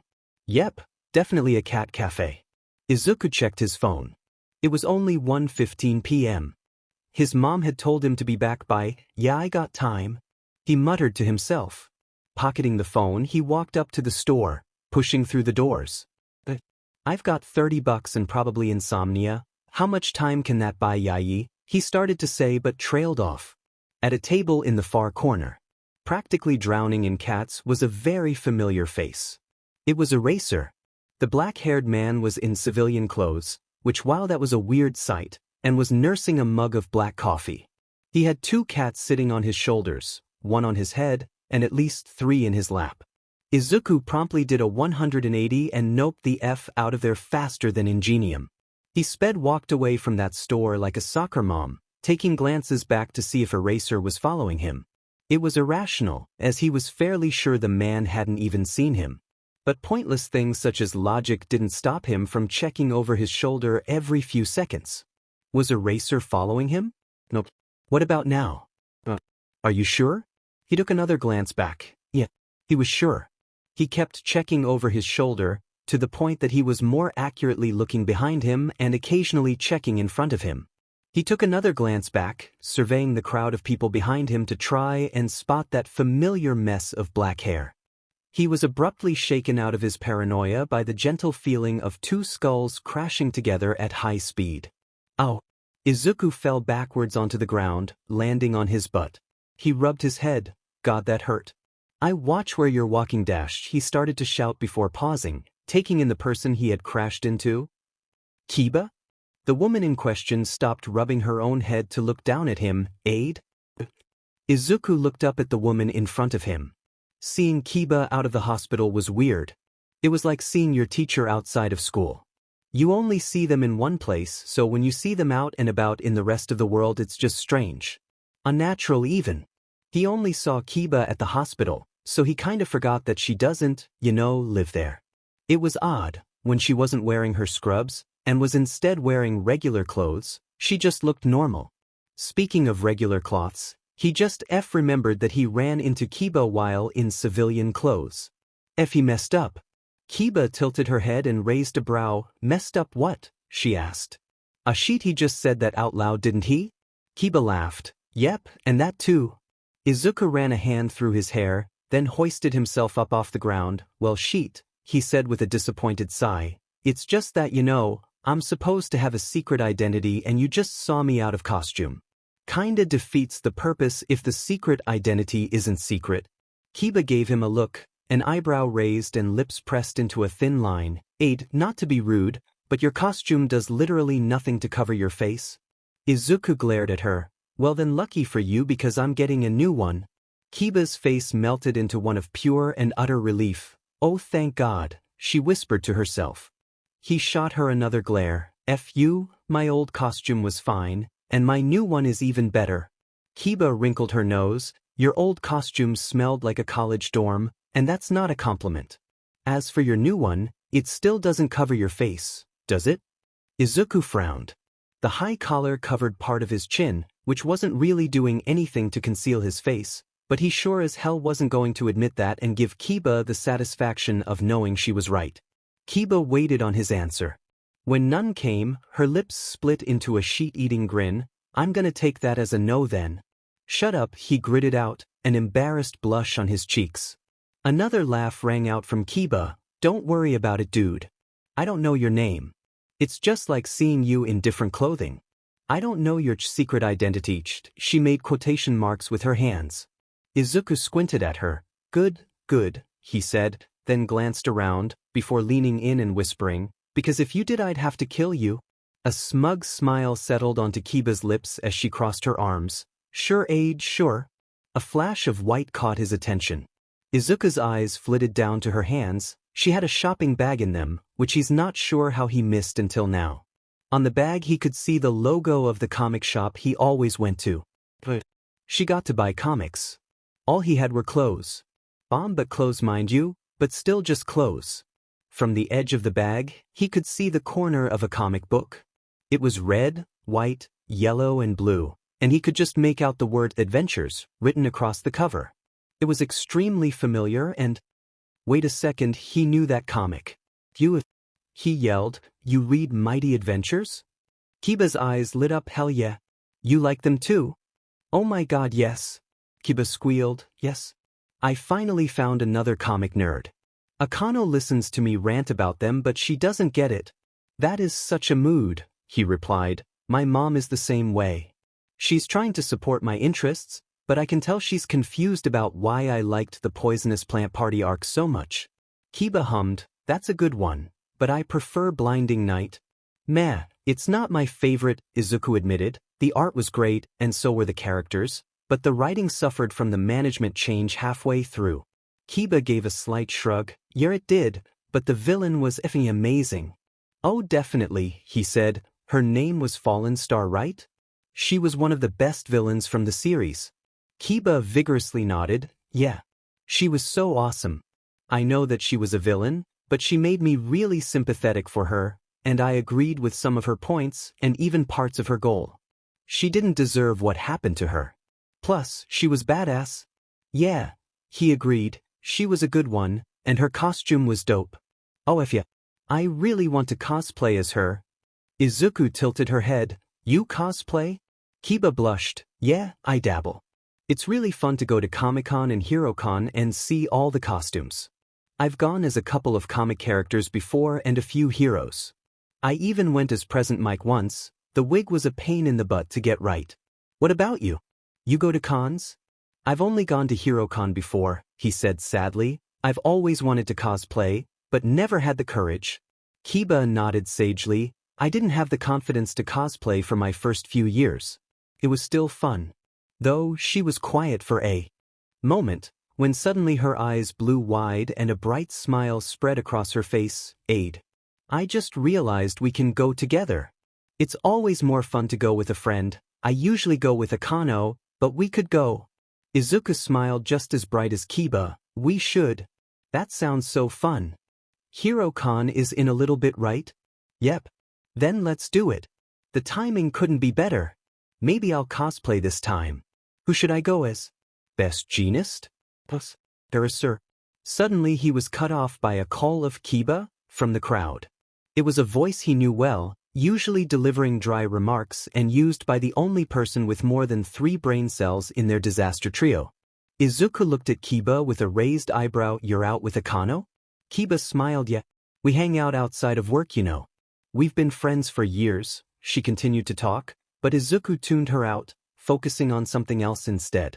Izuku wasn't really one to take notice of clothing, but as he looked at Kiba, his eyes caught on something unusual about her. Her outfit. Kiba usually looked like, well, frankly, a mess. If you saw her in the ER, her hair was unkempt, her scrubs were ruffled, she had dark circles under her eyes, and looked like she didn't know what put together meant. But today, she was actually wearing a cohesive outfit. She had on an off-white shoulderless top that was tucked into high-waisted charcoal breathes. She wore light makeup with red-tinted lip gloss and silver earrings.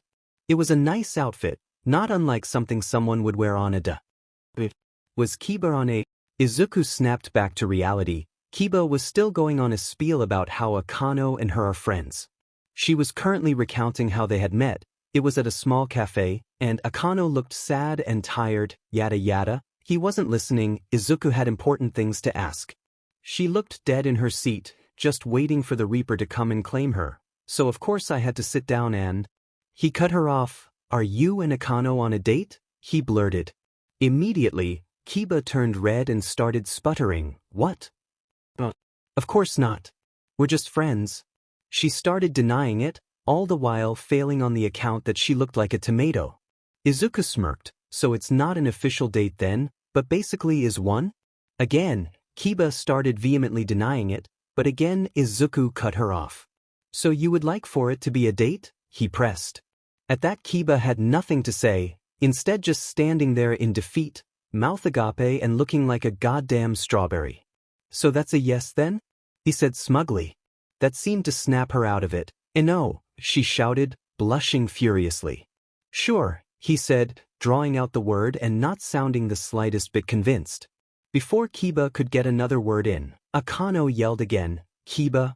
Izuku turned to see where the voice was coming from, only to see the red-haired woman jogging over. He turned back to Kiba with a broad smile. Gotta go, Kiba, wouldn't want another person to know my secret identity. He gave a cheeky wave as he turned to leave. Good luck on your date. Her face somehow got even redder. It's not a date. She shouted at him, but Izuku was already running away laughing. From the distance, he could just make out Akano's voice speaking to Kiba. Who was that? She asked. Just some brat.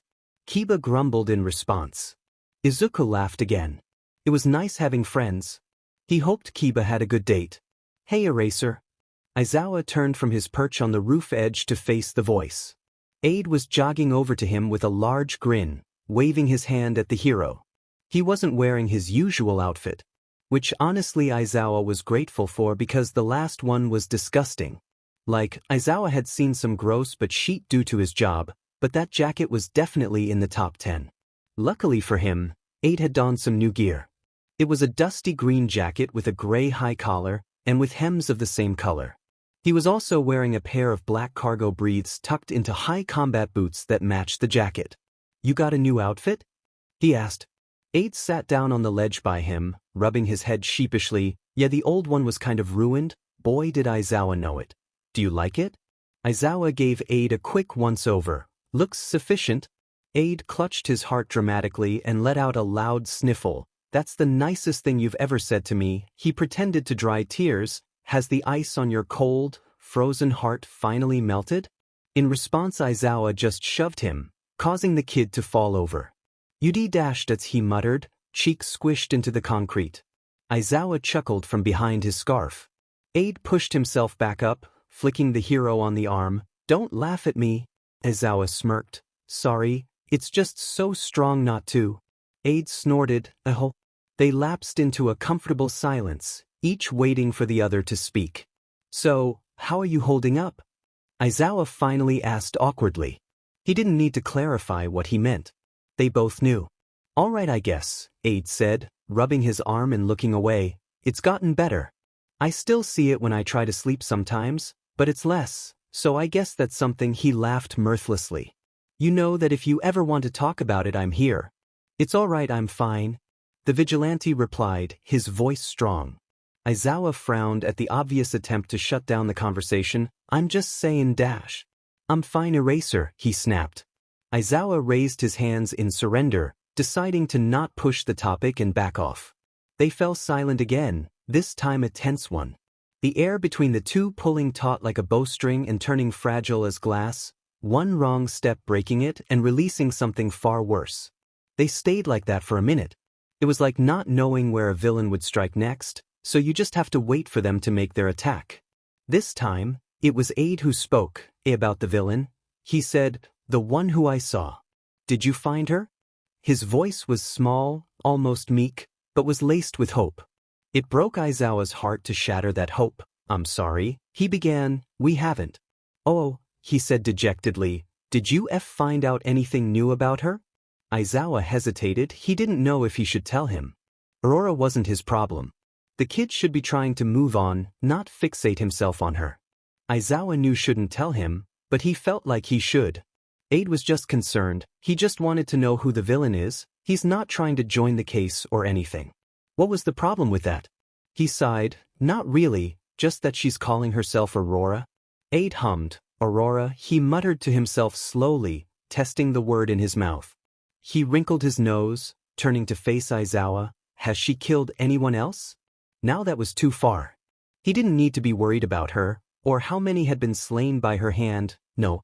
Aide looked scrutinizingly at him, green irises boring into his head, only breaking eye contact to scoff. Don't lie to me, Eraser. Someone like that doesn't just stop killing. But she did, for now at least, he replied lamely. Aide glared at him. How many, Eraser? No one, Aide. How many? The look in Aide's eyes could kill a man, the sharp glare cutting deep into him. His gaze was unwavering and strong as steel. The message sent was clear. He wasn't going to believe any of Aizawa's bullshit.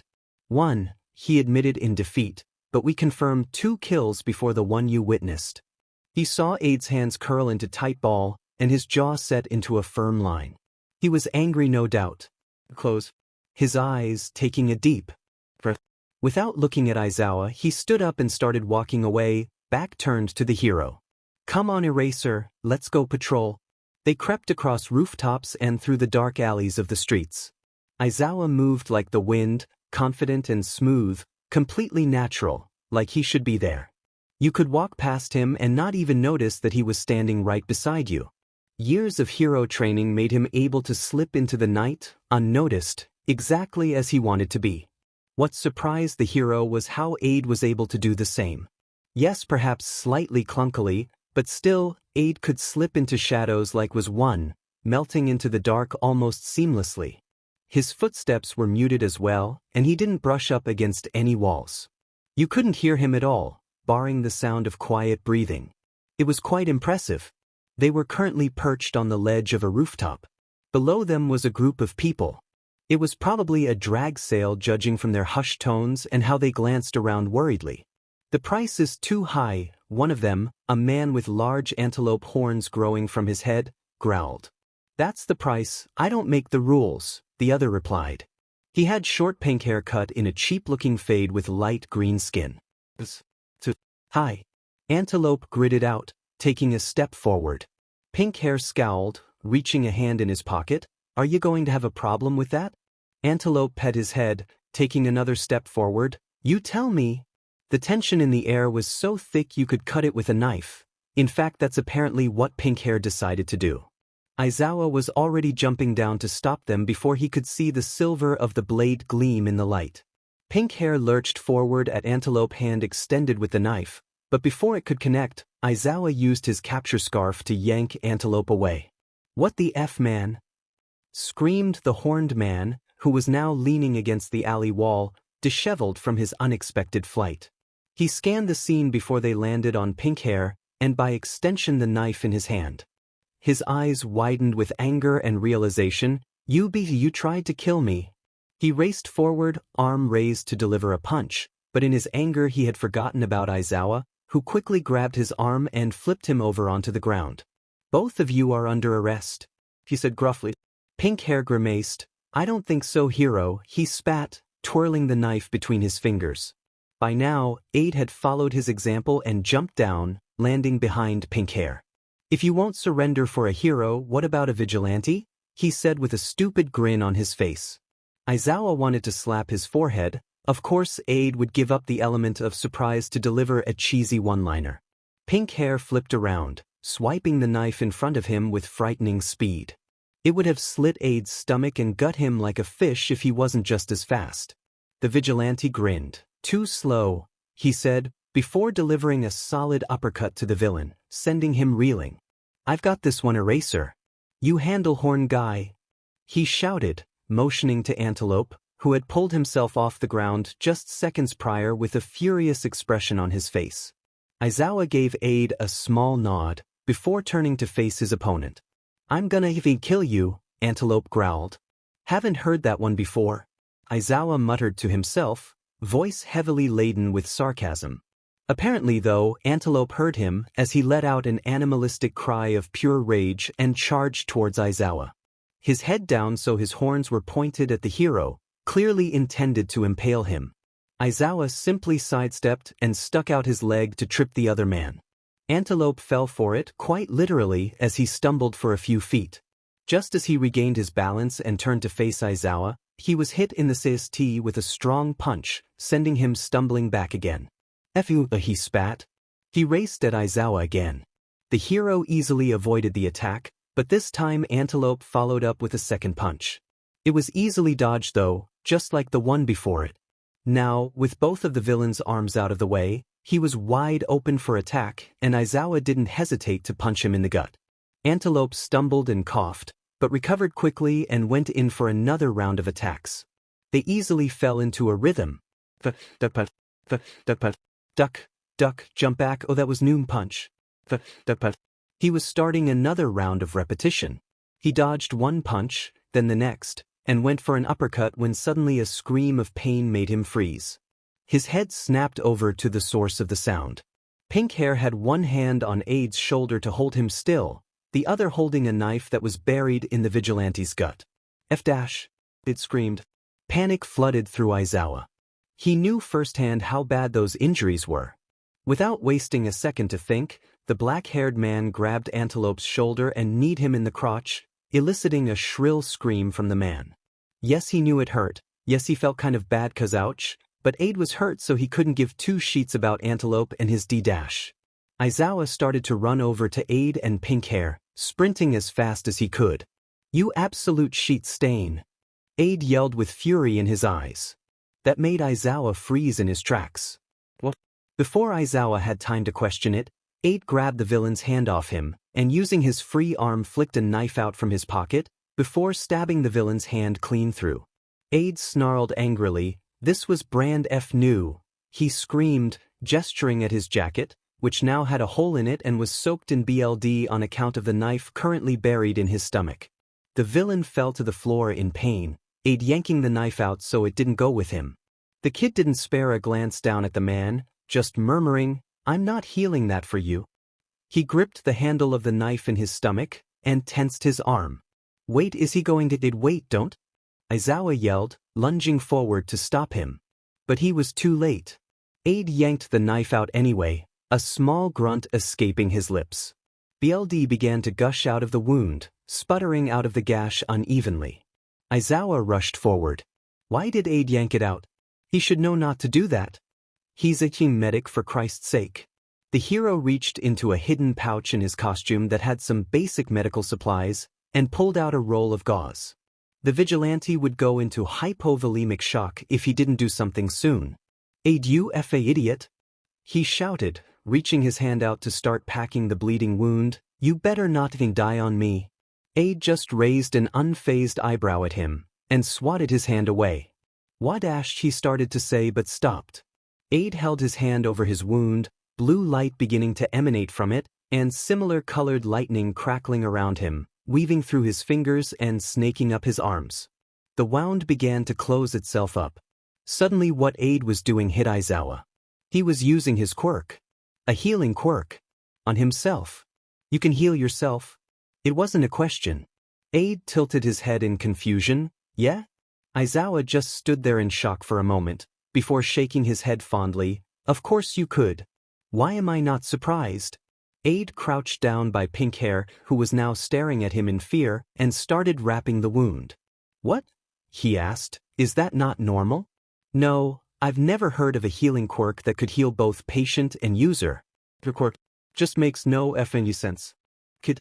Aid looked at him quizzically. What do you mean? Aizawa shrugged. You can heal both yourself and others. Sometimes you say you can't use it, and other times it seems like it has no limit to what it can do. Your eyes glow when you heal, and they glow randomly during a fight. It just doesn't line up. Aid scrunched his eyebrows together, before realization dawned on his face. Oh, he said, I never explained my quirk to you, did I? Aizawa shook his head. Aid bit his lip and looked away. He opened his mouth like he was about to say something, then closed it. He did that a few more times, before finally steeling himself and speaking. It's a fairly simple principle. I do damage which allows me to heal health. Think about it like this, everyone has a set amount of what can only be described as life force, or life juice I guess. When normal people hurt others, this life juice just disappears, but when I hurt someone he hesitated for a moment, steal it, he finally said. Once I have it I can give it to someone else and that heals them. That's why I can't heal people on occasion, I run out, and that's why my eyes glow during battle. I'm gaining life juice and my quick activates. Aizawa hummed. That made a surprising amount of sense. Nice? Aid stared at him as if waiting for him to say something else. When he didn't, Aid burst out into laughter. What? He asked. What's so funny? Aid was wiping tears from his eyes at this point. Sorry. It's just that usually people have more to say about my quirk than nice. That made Aizawa frown. Why? It's just a cool quirk. Aid smiled at that. Thanks. Would you two stop being so wholesome? Pink Hair gripped. In response, Aid glared at him, which shut him up quick. That's what I thought. Aid said smugly. The Vigilante stood up and jabbed his thumb at the two villains lying on the floor of the alley. I think I'm gonna go patrol on my own. Can you take these two in eraser? Aizawa nodded. Thanks. Aide chirped, giving him a wave as he turned to leave. See ya later. See you? Ouch. Izuku shouted as he pricked his thumb with a needle. He was sewing his jacket back up after that a-hole had stabbed him.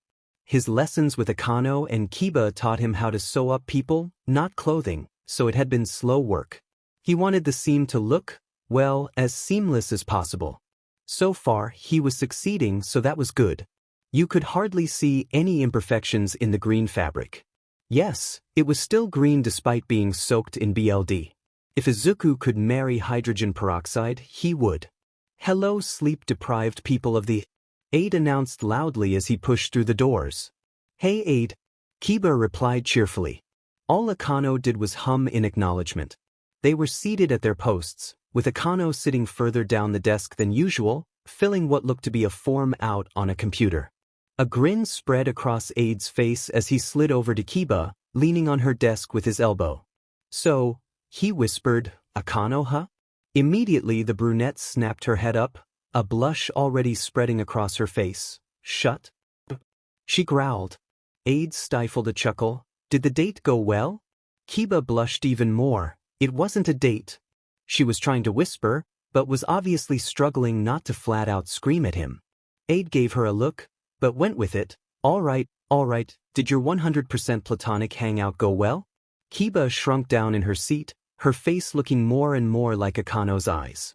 Well, did it? He asked. Yes. She finally bit out, happy now? Aide smiled, always. What are you two whispering about? Akano spoke up. Nothing. Kiba shouted at the same time as Aide said taxes. Kiba turned to Aide. Taxes? Really? She hissed. He flushed in embarrassment. At least it's not as painfully obvious as nothing. You guys realize I'm still here, right? Akano asked. We do, Aide said, but that doesn't mean we have to admit jack shit. Akano huffed. All right, keep your secrets then. Kiba slumped back into her chair in relief, mouthing, I hate you, at the Vigilante. Aide stuck his tongue out at her. In retaliation, she did the same thing. Akano pinched the bridge of her nose. Jesus Christ, you two act like your children. Aide pulled his tongue back in. Hey, he squawked indignantly, at least I have an excuse. Oh yeah, you're like 12, right? Akano asked. Aide gasped. I will have you know I am 14. Akano shrugged. Same thing. It's not. Aide protested. Kiba hummed. I'm going to have to agree with Akano on this one. Aide gasped again. I've been betrayed. Kiba smirked in triumph. Suffer, she whispered to him. Aide fell to the floor dramatically. How could you?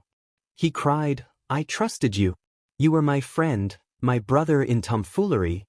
Kiba placed her hands on her hips proudly. That's where you went wrong. I was never on your side. I was only ever standing by one person, me. She laughed maniacally. It's always a pleasure to crush the innocence of those who believe the world to be fair and just. It's time for you to learn that the only one you can trust is yourself. Nuit cried. It's time for you to face the truth, hero. No. Kiba, I know there's still good in you. Kiba crouched down beside him. Yet again you're wrong. Whatever light I had left in me, I snuffed out my personality. Aide bowed his head in defeat and let out a loud sniff. Kiba did not say anything, simply letting him stew in his miserable defeat. Holy shit, you two are such nerds, Akano said, breaking the silence. The two nerds in question turned their heads to face the red-haired woman, blinking at her owlishly before devolving into hysterical laughter. Akano stared at the two shaking forms below her, scowling, but when it was clear they couldn't see her through their tear-filled eyes, she smiled. Holy shit, Kiba wheezed out, that was good. Aide nodded his head in agreement, unable to talk due to the laughs raking through him. Their laughter was cut off at the sound of their doors being forcibly flung open. A paramedic rushed through the doors, pushing a man on a stretcher in front of them. The man was screaming loudly, broken sobs of pain chopping up the noise a bit. I've got a man in need of immediate medical attention, the paramedic yelled. The left humerus has a compound fracture in it, he too cracked ribs, and a possible concussion. His breathing is stable, and the bleeding is under control. Immediately, Kiba and Akano jumped up to assist the paramedic. Aide stayed frozen in his place on the floor.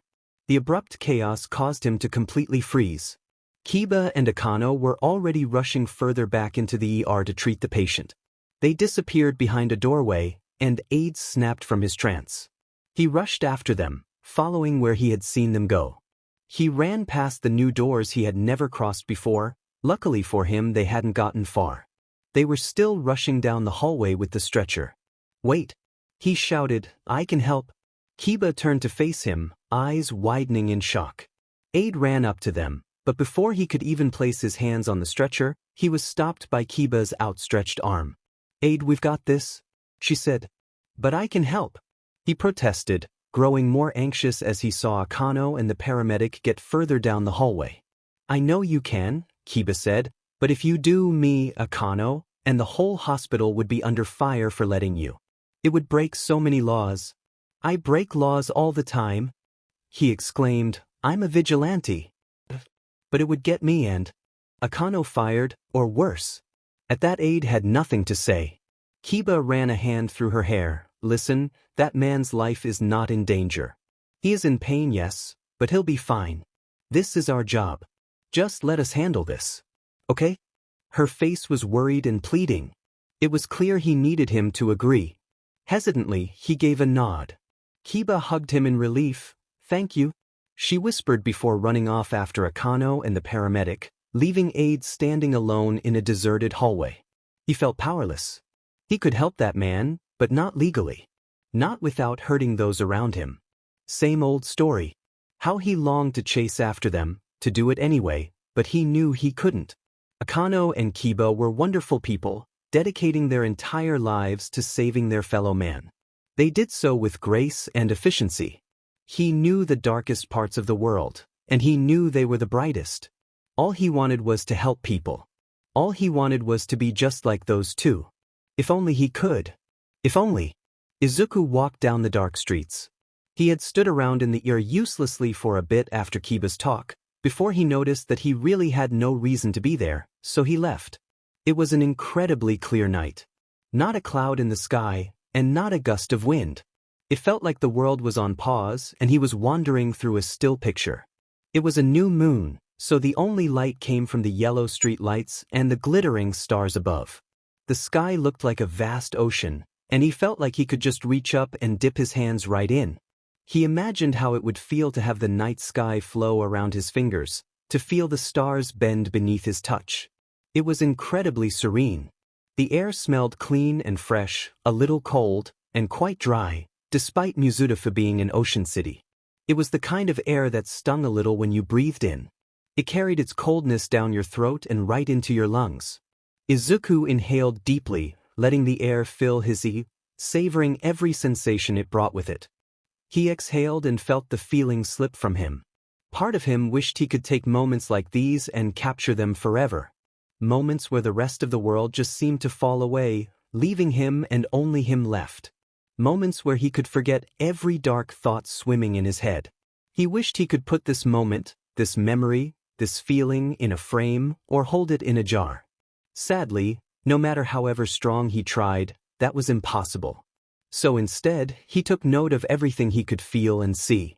The way the streetlight flickered, the feeling of his hood rustling softly every time he moved, the scent and taste of the air, the slight chill on his cheeks. He tried to remember every little detail. Moments like these were far and few, so he tried to appreciate them. Unfortunately for him, he would always have to leave this piece behind. Nothing lasts forever, and the real world comes calling for him eventually.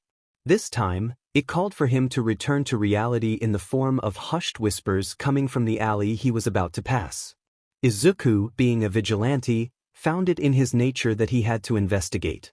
He peeked around the corner, spotting 3 individuals standing in the shadowy passageway. "Do you have the product?" One of them, a man holding a large bat lazily in his hand, asked. "Of course."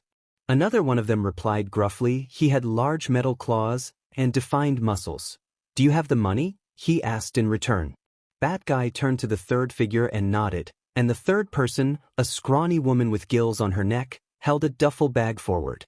Just as Metal Claws reached forward to grab the bag, Bat Guy pulled it away. "Wait," he said, "I want to see the product first."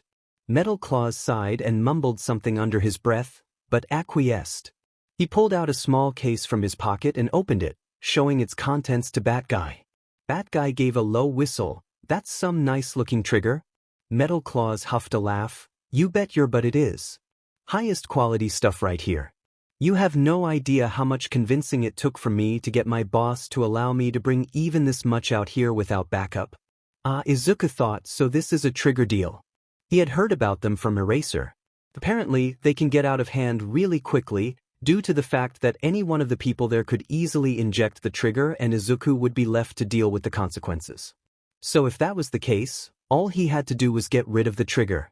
Judging from Metal Claw's earlier comments, he probably didn't have any other trigger on him. All Izuku had to do was take care of that one case. See? Izuku could be smart. He was always smart. 100% of the time. He has never, ever, in the entirety of his vigilante career done something stupid. Nope. Not him. He could feel Eraser rolling his eyes from wherever he was. Izuku shook his head. He needed to focus. He reached into his bag and slowly drew a knife from his pocket, pulling his arm back and waiting for the opportune time to strike. "Lela," the Bat Guy said to the fish gill woman, "hand him the money." Lela did as she was told, and slid the duffel bag over to Metal Claws. Metal Claws squatted down and unzipped the bag, glancing over the contents, before letting out a satisfied hum and zipping it back up. He stood up again and held out the trigger for Bat Guy to take. Like a RBB band that was released from tension, Izuku's arm shot forward, launching the knife out of his grip and sending the knife careening down the alleyway. The blade embedded itself right in the middle of the trigger case, and sent it flying as well. It soared about 20 feet before landing and skidding about an extra 10 more. Izuku rushed forward before the three had enough time to even realize what was happening. Eraser was always berating him for giving up the element of surprise after all. "What the dash?" Bat Guy started to say, but was promptly cut off by Izuku punching him in the side of the head, effectively knocking him out. Izuku turned to face the others just as Bat Guy crashed to the ground. 1 down, 2 to go. A wild grin split over his face. "So," he asked, "who's ready to tango?" In response, Lela, the gill girl, rushed over and tried to take a swipe at him, only for Izuku to duck under it and pop back up to deliver an uppercut to Lela's jaw. Before he could take another swing at her, Metal Claws ran at him with his right arm extended and tried to stab him with his long, metal claws. Izuku parried it with a combat knife, pushing against them and subsequently beating the hand away. Metal Claws in response took a swipe at him with his left hand, which Izuku sidestepped. He then grabbed the outstretched arm, pulling it closer to him. This set Metal Claws off balance and made him stumble towards him.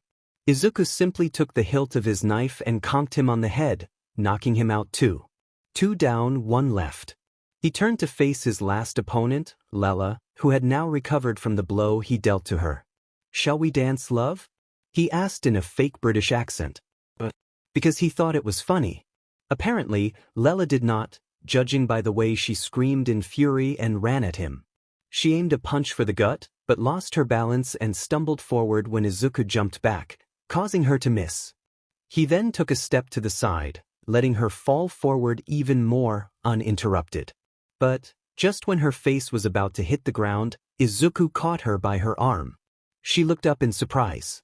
Izuku shrugged, broken noses as he provided, "It'll hurt less if I do this," and by this, he meant also hitting her square in the forehead with the butt of his knife, knocking her out as well. And that was 3 for 3. He reached into his messenger bag and pulled out some zip ties. He cuffed each of their hands together, and using one last zip tie he attached them to a pole on the alley wall. They won't be getting out of that anytime soon. He ran down the alleyway and pulled his knife from the box, inspecting the vials in it as he went as well. With that out of the way and nothing else to do, Izuku pressed a finger to the device in his ear. He waited for the telltale click, followed by a long-suffering sigh on the other end. "What is it today, Aide?" the police operator asked. Izuku faked a gasp. "I'm so honored you remembered me." The operator huffed. You're the only one who uses this device. You think we wouldn't mark that down? You could have at least pretended like you cared. Izuku pouted. I guess that SEKS for you then? The operator said. So, are you going to tell me what you want or are you going to waste my time? And then quieter, my job is but dealing with you is worse. Wow. Izuku said, giving a dramatic sniffle. I'm hurt? Yes, the operator said. Just get on with it. Akano is more fun than you, Izuku thought bitterly. Fine, Izuku groaned. I'm on 23rd and Sakura, I've got 3 guys tied up and knocked out. It was a trigger deal, apparently high-end stuff. The trigger is at the end of the alley, in a box with a knife hole in it. I'm not even going to ask. He huffed a laugh at that. These guys are gonna wake up soon, so hurry. Roger that. The operator said. Is that all? Yep. He chirped. All right, a cop car will be at your location in 5 minutes. He heard the soft click of the line going dead. Izuku looked back up at the stars sitting in their vast ocean pretty as ever. Tonight was a good night, he decided. He couldn't do some things, but he could do others. Maybe one day he could do both. But for now, one seemed like enough. He smiled. For the time being at least. The fist connected with Izuku's face. Motherfucker. Izuku took a blind swipe with his combat knife in front of him, but Eraser had already jumped back. Izuku stumbled away, trying to get distance to allow him to recover from the blow. Once he was steady again, he rushed at the hero with frightening speed, powered by anger and his stinging nose. Izuku flipped his knife around in his hand, turning it from a saber grip to a reverse grip. He easily closed the distance between them and took a strike up at Eraser's jaw. Eraser pivoted on his heel, so all the knife cut was empty air and snagged his arm tightly with his capture weapon. Attack from long-range aid. If you get close it's easier for me to attack you. Eraser yelled at him, yanking his scarf and by extension, doing the same to Izuku. Izuku let himself fall forward into a roll, using the momentum to cut the capture scarf with his knife, and coming out of the roll right below Eraser, allowing him to swipe the hero's legs right out from under him. Eraserhead also allowed himself to fall, but pushed into a backwards handspring, righting himself as quickly as he had fallen. Come on, aid! He shouted. You have throwing knives, don't you? Izuku nodded and hopped back, taking Eraser's advice and keeping his distance while flicking a few knives at him. Eraser dodged them or knocked them away with his capture weapon. Good, see how I have to come to you or stretch out my defenses? He said, while lashing at him with his capture weapon. You control the battle. Be proactive, not reactive. A knife flew through the air, and Eraser just managed to duck under it, a few strands of hair being shorn off by its razor-sharp edge. That's it. Eraser grinned. Just like that. Moves like that one will really throw your opponent off. Izuku nodded, too out of breath to reply. This match had been going on for a while. He threw another knife, which was easily dodged, and then threw 2 more in quick succession. Eraser jumped out of the path of the first one, and caught the second between his fingers. He threw the knife right back at Izuku. Showing off, are we? Izuku thought, well, 2 can play that game. The knife soared past his ear, but just as it was about to fly out of his reach he caught it by the handle and twirled it between his fingers with a grin on his face. Eraser gave him a slight smirk in response, before launching an attack of his own. His capture weapon shot out, faster than a striking snake. It was in Izuku's face before he could even blink. Izuku grabbed the capture weapon that was trying to latch onto his arm, and in one swift motion stabbed his knife clean through it and down into the concrete below. The blade lodging itself into the strong ground, sending small cracks out on either side of it. One thing Izuku always noticed was that if Eraser couldn't use his capture weapon properly, it would throw him off. He had seen it on the first night they met, when it snagged on the villain, allowing him to be stabbed, and he had seen it a few times since then. Whether it led to him taking a few more seconds to execute a move, to stumbling, to even him needing to disengage from the exchange entirely to collect himself. Whatever it may be, it always resulted in one thing, an opportunity for the opponent. Without wasting a second, Izuku abandoned the knife in the ground, and ran at Eraser in his moment of defenselessness. He grabbed another combat knife from his bag as he moved. He had 2 for a reason, and in a flash, he was where he wanted to be. standing toe-to-toe with Eraser, a gleaming blade held at the hero's throat. Checkmate. There was a beat of silence. Eraser broke into a crooked grin and raised his hands in surrender. Well, what do you know? He said, I surrender. Izuku lowered his knife slowly, as if he thought this was a trick or test. Eraser, seeing this, chuckled. Aid. He said, you won. Izuku stared at him warily, before realization hit him like a ton of bricks. I won, he whispered to himself, then louder, holy shit, I won. Eraser shook his head fondly. Yes, you did, he said plainly. But Izuku was not done celebrating. Oh my god, I actually won. SCK at Eraser. The student has become the M. Eraser full-on laughed at that. Yeah, no. You won, be proud of that. But this won't happen again anytime soon. Plus, now your knife is ruined. He gestured at the blade that was still stuck in the ground. Oh right, Izuku said, running over to pull it out. With a yank and no small effort he dislodged the blade. He frowned at the weapon. It was completely ruined. The tip was bent and chipped, and the edge was completely dull. The whole of the blade was scratched and dented.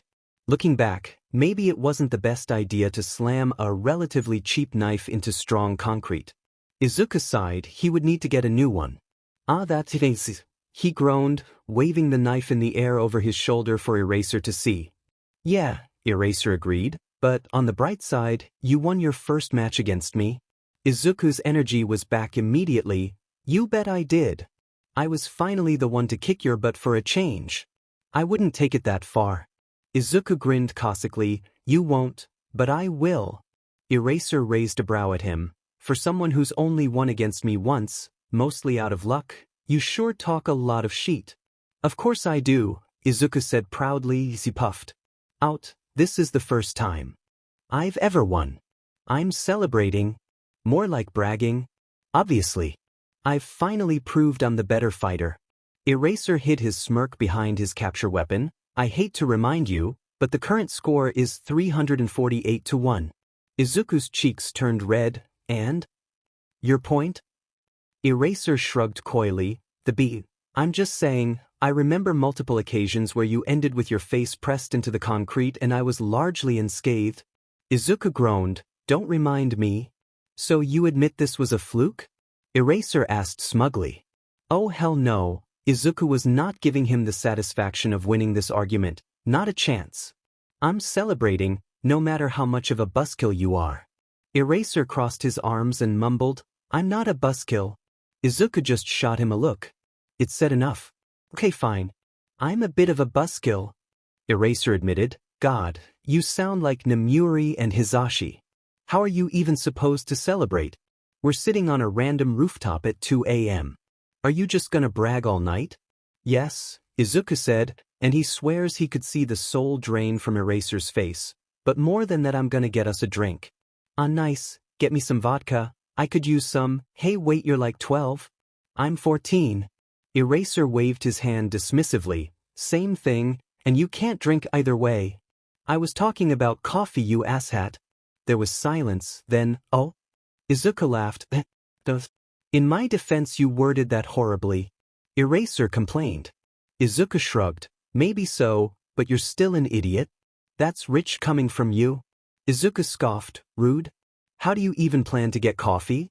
Eraser asked. All the cafes are closed at this hour. Izuku laughed. I'm not going to get it from a cafe, silly. As much as I know you love cappuccino. How do you know that? You're going to have to settle for homemade coffee. Wait. Do you just bring coffee with you everywhere? Eraser questioned, confused. Again, no. Izuku said, I'm going to go make some. Wait, Eraser said, right now? But by now Izuku had already vaulted over the rooftop rails. Bye, Eraserhead. See you in a bit. That left Eraser standing alone on a rooftop, with no other choice to wait around for the Vigilante to come back if he wanted free caffeine. Somehow, he knew this was going to take a while. Aid was back in 10 minutes, slightly out of breath and now holding a black thermos in his hands. It's coffee time, baby. Aid shouted as he plopped himself down on the ledge right next to Aizawa. He set down the thermos between them and started rifling through his messenger bag. There was a soft sound of rustling fabric, then the sound of what seemed to be metal clanking together. Where did I put them? Aide said, eyebrows scrunched in focus. I swear, this bag is like a black hole. It seeks up anything I put in here and it gets lost in the abyss. I mean, how strong should it be to find H? There they are. He pulled out a pair of tin mugs triumphantly. The vigilante then grabbed the thermos again, unscrewing the lid with vigor, and pouring himself and Aizawa a generous serving of coffee each. He offered Aizawa one of the now full mugs, which the hero gratefully took. He savored the warmth seeping from the mug into his hands. It always got annoyingly cold at night in Mujwafu, winter or summer, didn't matter, it was always cold once the sun had set and the moon took its place in the sky. He brought the mug to his lips and took a greedy sip. He basically ran on caffeine due to his sleep schedule, and he wasn't planning on cutting back anytime soon. Holy shit, he whispered, that's really effing good. Aide laughed, you bet it is. Aizawa snapped his head towards the teen. How do you make it? He asked. He needed to know. Too long he had suffered with the mediocre-tasting staff lounge coffee and his sorry attempts to make something better than average. Heck, Aizawa would say this was better than anything he had gotten from a coffee shop. Aide gave him a sly grin. Family secret? That's smug BSTRD. Please, I need to know. The corners of Aide's mouth somehow curled up even more. The kid looked like the effing Cheshire cat never. Aizawa bowed his head in defeat. Are you sure you can't just tell me? He asked feebly. Aide patted his back. I'm sorry, Eraser, but that's between me and God. He seemed to think for a second. And my mom, he tacked on. Just your mom? Aizawa asked, what about your dad? Aide scoffed, beat it off when I was like 4. As far as I'm concerned, I don't have a dad. Oh, Aizawa said quietly, sorry. Aide just slapped his shoulder. I don't worry about it. I don't really give two shits about him. It was still insensitive. Aide shrugged, like I said, I don't really care about it. You didn't know. No biggie. Aizawa was quiet. Aide downed his coffee in one gulp and then slammed the mug down. All right. No more sad shit. Back to the fun. Aizawa huffed. Why is it that this is how you always move on from darker topics? What? Would you rather we just stayed quiet for like 30 minutes because we don't know how the social interaction works? Yes. Then I wouldn't hear your irritating voice. Aide threw his mug at him. Aide was nursing the last cup of coffee in silence. After shouting and laughing at each other for a while, they had decided to just drink their drinks quietly. It was getting late, or was it early? Yep, early 3. So they were pretty tuckered out. Despite this, something was still on Aide's mind. A single thought was buzzing around the back of his head like a rather annoying fly. Hey, Eraser? He finally asked. Yeah. Have you got any updates on Aurora? Did you guys catch her yet? Aizawa hesitated. Then came a soft, almost apologetic note. Aide drooped. We are working our hardest on it though. We have Sar, Fat Gum, Ms. Joke, and even Night Eye on the case. We'll find her soon, he assured. Aide nodded, before lifting his head to meet Aizawa's gaze. Has she, you know? He drew a thumb across his throat, finding himself unable to say the word. Any more people? Aizawa sighed. Yeah. From the last time I talked to you about her, she has killed 2 more. Aizawa could see Aide's jaw clench. In anger? In fear? He didn't know. He suspected it was a combination of both.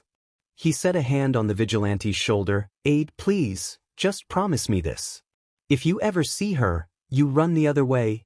Aide didn't respond, simply lifting his mug back up to meet his lips. You did what? Aide flinched from Kiba's unexpected outburst. I, may have bought 20 scalpels, he admitted shyly. Kiba scrubbed her face. Please tell me they're the disposable ones. They're not? Kiba gave him a horrified look. Why? I don't know. I just thought I would need them. Aide shouted defensively. Why would you ever need 20 scalpels? It's amazing, Akano marveled from her place down the desk. You two created a feedback loop of chaotic stupidity. Shut it, you overgrown strawberry. Aide snapped.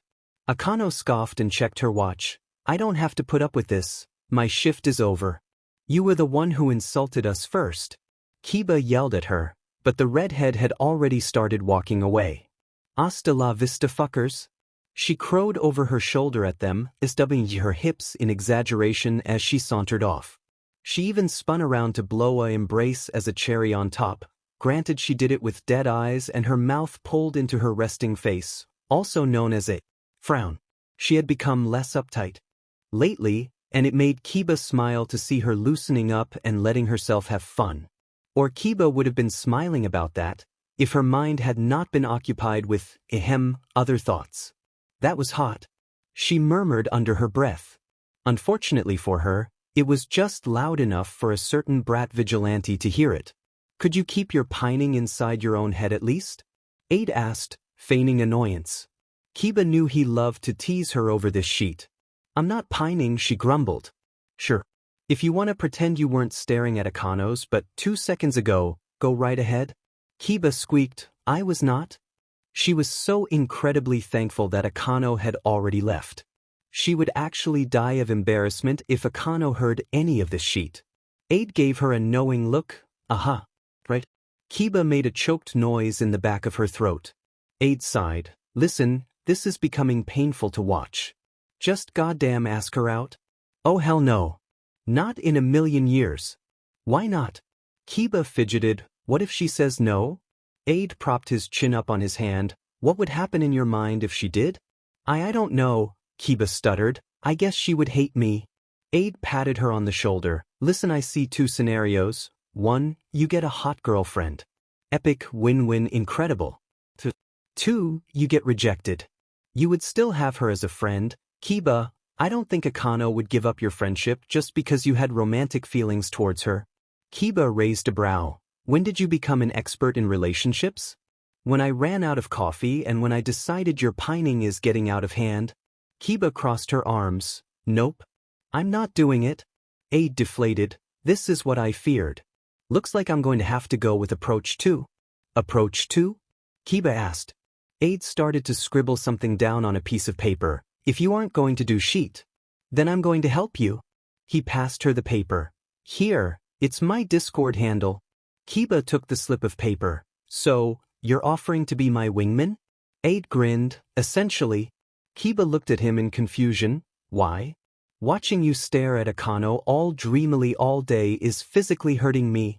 Kiba stared at the paper in her hands. Slowly, a grin spread across her face to match Aide's. She raised her head to meet his gaze. Be prepared for the memes. Aide laughed. Right back at you, bucko. Izuku finished tying up a duo of villains. It was another drag deal, second one this night actually. His record for number of drag deals busted in one night was currently 3. Maybe if he was lucky he could break it tonight. He had already called the police and they should arrive any minute now. He checked the zip ties around the villain's wrists one final time to make sure they were tight. He nodded in approval of his work and stood up to leave, spinning around on his heel, only to run smack dab into Eraserhead. Holy shit! He screamed. He hadn't heard the man sneak up on him. Eraser said simply, Jesus Christ, when did you get here? He asked. About a minute ago. A minute. Eraserhead paid him no mind. I was looking for you. Aide sputtered. We are not moving past the minute thing, Eraserhead. He did exactly that, as I was saying I was looking for you. There is an upcoming trigger raid in 3 days. How much healing energy do you have built up? The vigilante crossed his arms. I could bring about 2 people on the brink of death back to full health. Why? Good. I was wondering if you would like to participate in it. Aide did a double take. Eraser, he said hesitantly, I might be going crazy, because it sounded like you just invited me to a trigger raid. I did. Me? Aide gave him a disbelieving look, mouth hanging slightly agape. Eraser sighed. Yes, I'm inviting you to a trigger raid. Holy shit. Indeed. Holy shit. That is, in fact, what you just said 2 seconds ago. Aide pumped a fist in the air. Hell yeah. He shouted. Holy shit. I'm actually going to a trigger raid. Should I take that as a yes to my offer? Aide broke out into a wide smile. Yes. Dear Goddies, I'm gonna get to do real vigilante sheet. Thank you. I'm gonna kick some trigger dealer butt. Calm down. You're not going to see combat. Aide paused his celebration, his smile immediately falling. What? He asked. Eraser put a hand on his shoulder. As much as I trust your combat ability, you're not ready to participate in the battle of a planned raid. Most hero students don't get to do that until their second year usually. Then what am I supposed to do? Cheer you on? Aide muttered sarcastically. Eraser frowned. Aide, combat is only one of the jobs in a raid. They consist of multiple moving parts, each one no less important than the other. There's the heroes, the police, the people operating the comms, the surveillance teams, and you'll be working with the medical team. Oh, Aide said, his mood brightening back up. All right. I can do that. Great. Eraser said. He reached into his pocket and pulled out a crumpled napkin with an address scribbled down on it.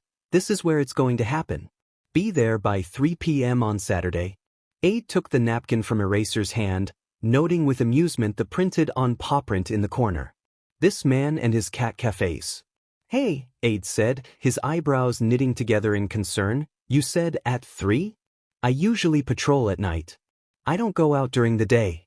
I thought of that. Notice how it's on Saturday. That's by design, Aide. Now you won't have to skip going to preschool dash.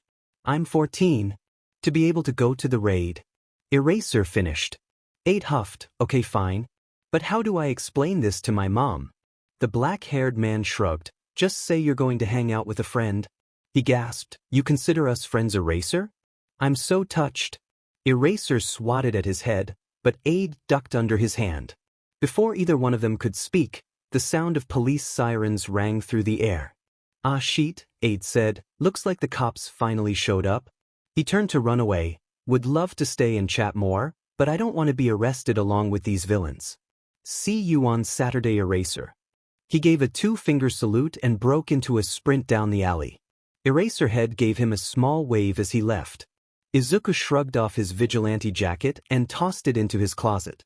He flopped into his bed and threw his arm over his eyes. He was tired as F-. His phone buzzed from its place on his nightstand.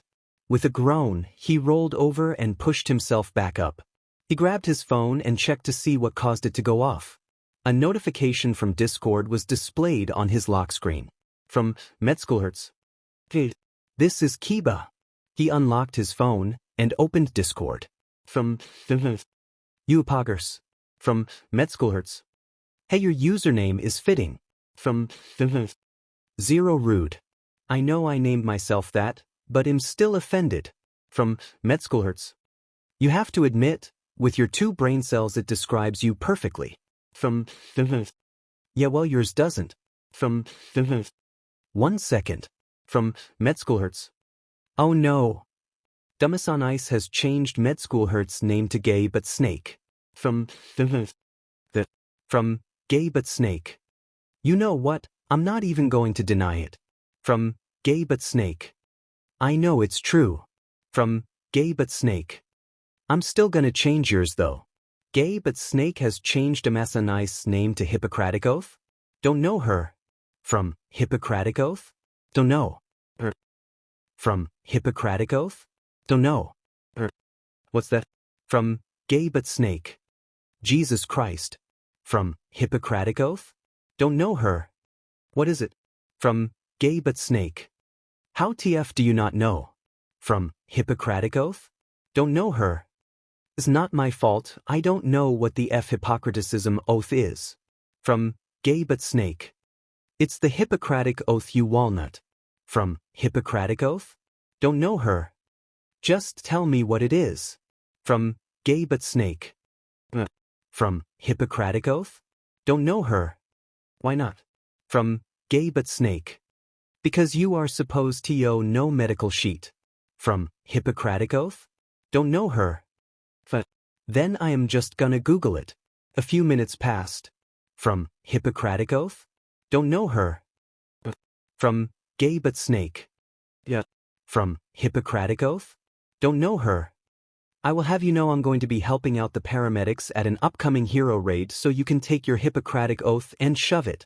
I'm cooler than it anyway. From Gay But Snake. From Gay But Snake.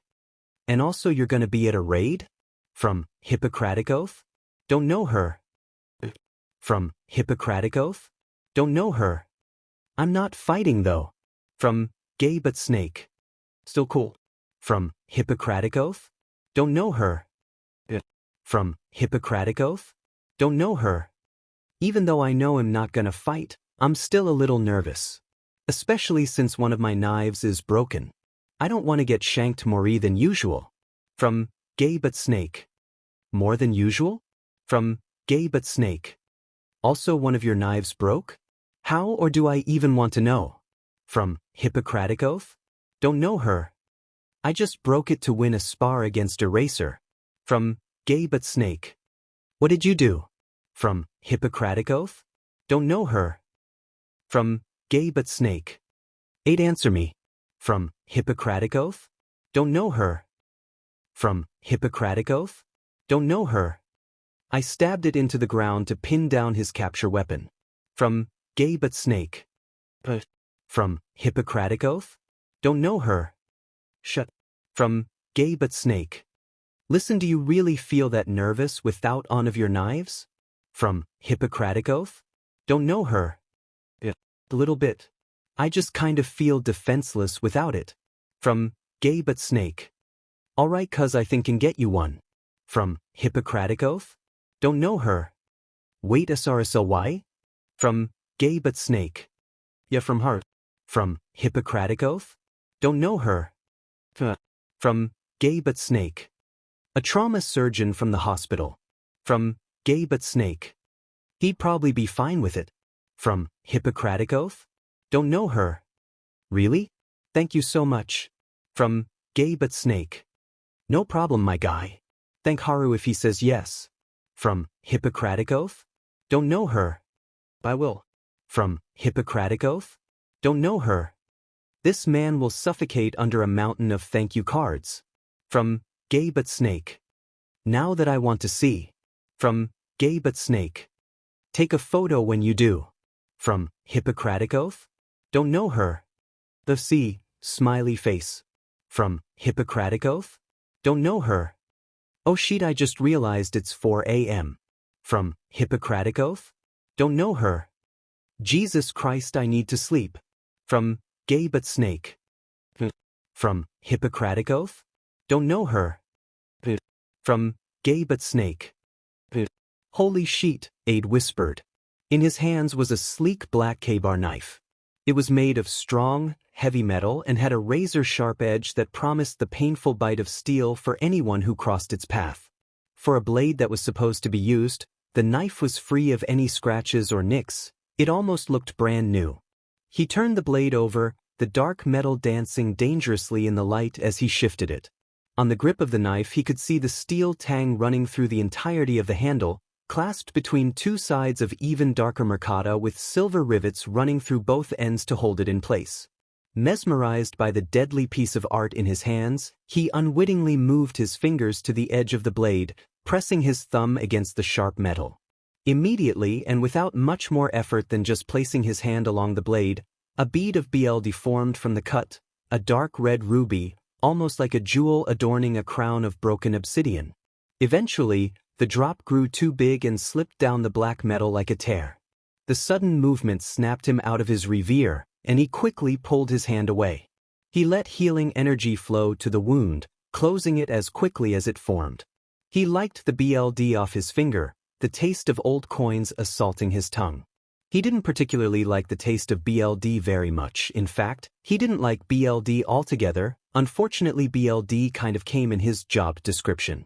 Still, the taste made him smile. It told him that the blade cut cleanly and with ease. He wasn't smiling because it was BLD, he was smiling because of the knife. It was appealing. It was deadly. It was perfect. Aide turned to face Kiba. You said you got this from your coworker? He asked. Kiba smiled proudly. Yep. Haru was nice enough to give it up. She reached over to give the knife a tap. You're one lucky fellow. This knife is quirk strengthened, so it'll almost never dull or break. You could drag this thing through hell and back and it would still be unmarred. Aide turned his attention back to the knife. He held it in his hands almost reverently. He turned the blade around once again, pausing as the light caught on something. He leaned in closer. At the base of the, carved in small neat letters, was a name. Yoshida, he breathed. It was spoken so softly it was hardly even a whisper. The name felt firm and powerful in his mouth. Cold and perilous. Fitting. He slid the knife into its sheath, the holster attached to his thigh by 2 Kevlar buckles. He flicked the lock closed with a click. He couldn't quite place it, but the knife seemed familiar. It felt like a word that was on the tip of his tongue, so close to knowing where he saw it, yet so far. Choosing not to dwell on it, he smiled at Kiba. "This is amazing." He said, "Please tell Haru I said thank you. The mountain of cards may take a while to make." Kiba chuckled. "He told me there was no thanks necessary, he's just happy to get other people into knives." She paused. "And weaponry in general, come to think of it," she muttered. "It still hurt it." "Oh, so he likes weapons then?" he asked. Kiba chuckled. "Like is putting it mildly, more accurately he is in love with them. Absolutely enamored with all things from blades to guns to even freaking medieval bows, that guy." "What is he, American?" Kiba sputtered. "I mean his dad is?" Aide nodded sagely. "Explains everything." Kiba barked out a laugh. Before explaining, "It actually comes from his quirk." "How so?" "Just." The doctor shrugged. "I don't know the details, just that he needs to have them on him pretty much at all times. I don't know how many weapons he has, probably too many to count. I just know he owns them because of his quirk, and because of that he has a lot." She paused to think. "Oh, and probably because of his previous profession." "Huh," the Vigilante said. "Neat." "Okay," Eraser said, "since this your first raid I don't expect you to know what to do, so I want you to listen carefully to what you're told and to do it. No going rouge this time, Aide. I had to jump through some hoops to get you here, so please behave." Aide gave him a salute. "Aye aye, sir." Eraser smiled. "Good. Now, here's how today is going to work. The heroes will enter the building." He pointed to a large gray warehouse 2 blocks down the road. "In 5 minutes and do our part. You don't need to know about the details because he pointed at Aide, will be over there with them." He gestured over to a group of paramedics. "There are 2 med teams, you will be assisting team 2. They have walkie-talkies on them that will tell them when a patient is being brought in so they won't catch you by surprise. Those paramedics are highly trained, listen to them, you may have combat experience but they have actually been to med school. They know what they are doing." Aide nodded, his teeth tightening as his nerves began to act up. As much as he tried to push it down, a concoction of excitement and anxiety had been steadily growing in him as the time for the raid grew closer. Eraser must have seen it, because he clapped his back on Aide's shoulder comfortingly and said, "You'll do fine. You'll have people there to help you. You may be new to this kind of stuff, but you have enough experience to help." Aide nodded again, swallowing thickly. Eraser pushed him lightly in the direction of the paramedics. "Go on, problem child. You've got a job to do." Izuku did just that, quickly moving towards the group. There were 3 paramedics in total. One was a short, around late 20s looking man. He had long, gray-blue feathers on his head in the place of hair. Another was a much taller man. He had an angular face and sharp eyes. His hair was an ashen gray and sitting atop his head was a pair of sleek, almost silver-looking rabbit ears. He looked to be around the same age as the other man. Finally, the last man was of large build with wide shoulders and an imposing height. His arms were huge, the muscles rippling just beneath the skin as he gestured while he talked to Man 2. He had messy brown hair that he cut short with a large stripe of white running through it. He also had completely white eyes, so he assumed it had something to do with his quirk, not age. Unlike the other 2, he looked to be in his mid-40s. He walked over to them and dipped into a deep, dramatic bow, then rose back up, a large grin on his face. "Hello.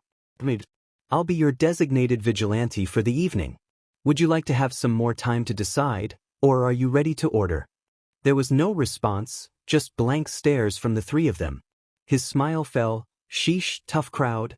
Featherman turned to his colleagues, a deep scowl on his face. "So is he just gonna make bad jokes or is he gonna actually be helpful on the field?" The brunette smacked him upside the head. "Washi?" He shouted, appalled. "Don't be rude. You can't just be mean to somebody when they did nothing." He turned to Aide and gave an embarrassed bow. "I'm so sorry about him, Dash." "Don't apologize to him," Washi grumbled. The older man shot him a glare. but ignored him. He's just a little upset because he feels like the heroes are just letting someone waltz in and do our job for us. Don't lie, the one with rabbit ears said in, we all are. He spoke in such a calm voice, but Aide could tell he was angry. His true feelings were betrayed by how calm it was. There was no emotion, it was perfectly cold and strong, like granite. No calm person speaks like that. That's a voice of well-contained anger, simply a wall between boiling fury inside and the rest of the world. And we have every right to be. Washi shouted, I bet this kid can't even apply a band-aid, let alone save a life. I was fine with them sending in children as soldiers, I was fine with patching them up from jobs they were underqualified for, but now that they're interfering with my work? I can be angry about that, Fujioka. The brunette, now identified as Fujioka, frowned, the kid hasn't even done anything yet. Base your opinions on what people have done, you too. All you've done so far is assume. It's a logical assumption, Bunny Ears said, and man did that remind Izuku of Eraser. You know how heroes are, they just walk in and pretend like they own the place. Chances are this one isn't different. Aide waved his hands in front of him frantically, I'm not trying to do that, I swear. I'm just here to help, he explained quickly, I have a healing quirk. I can heal pretty much any wound, I just have a limited supply of how much I can heal.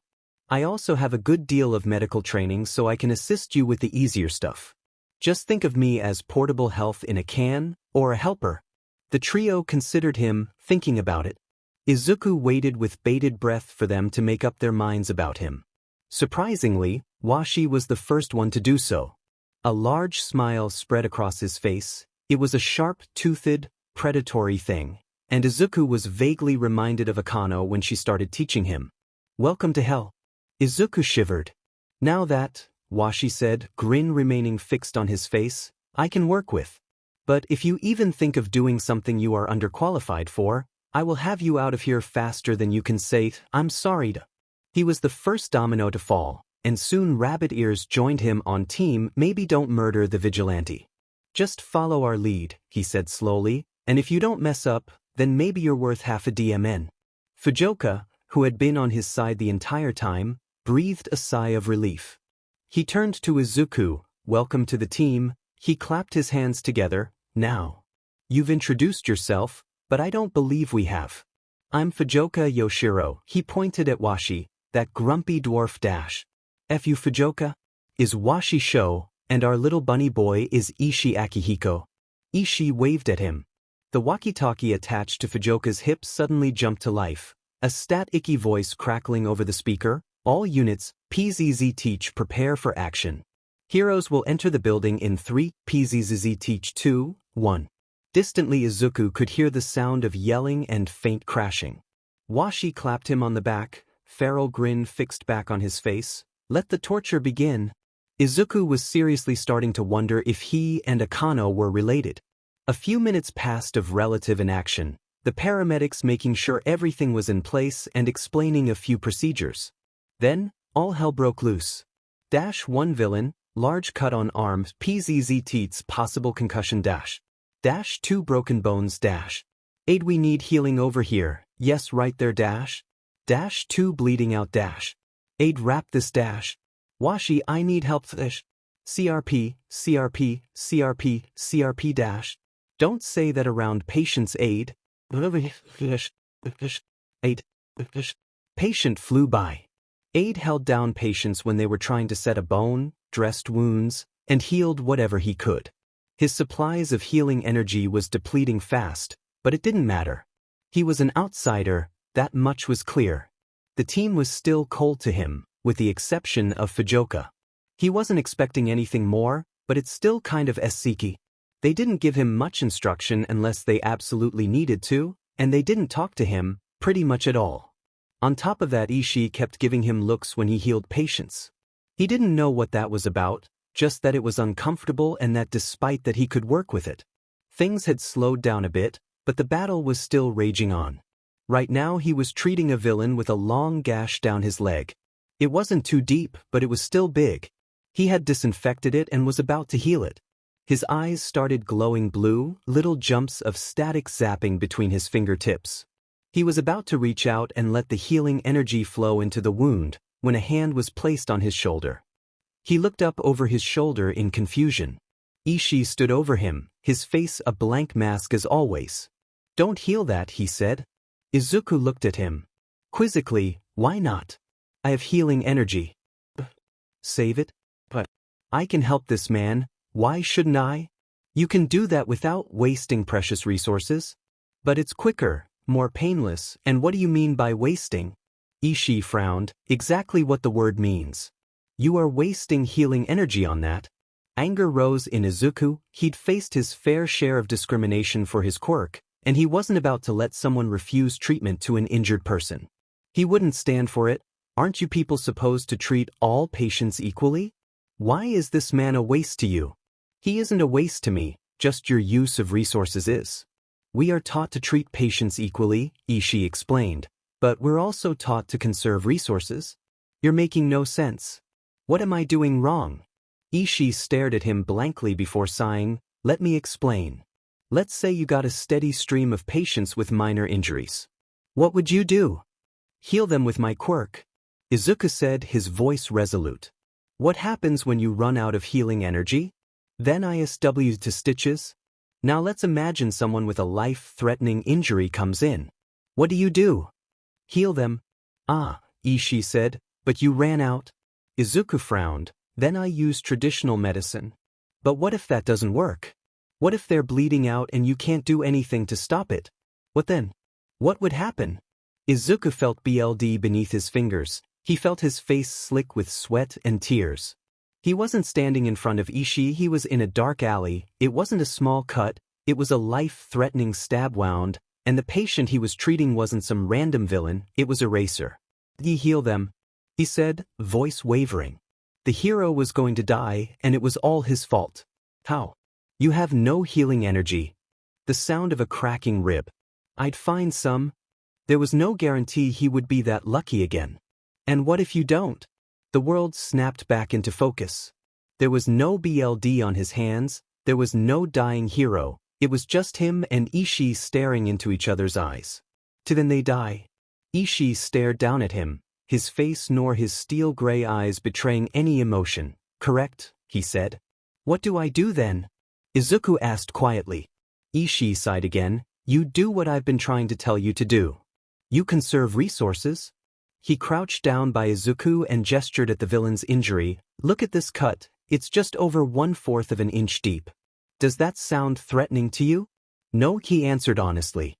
He had left people with cuts that shallow before to collect healing energy. "Correct.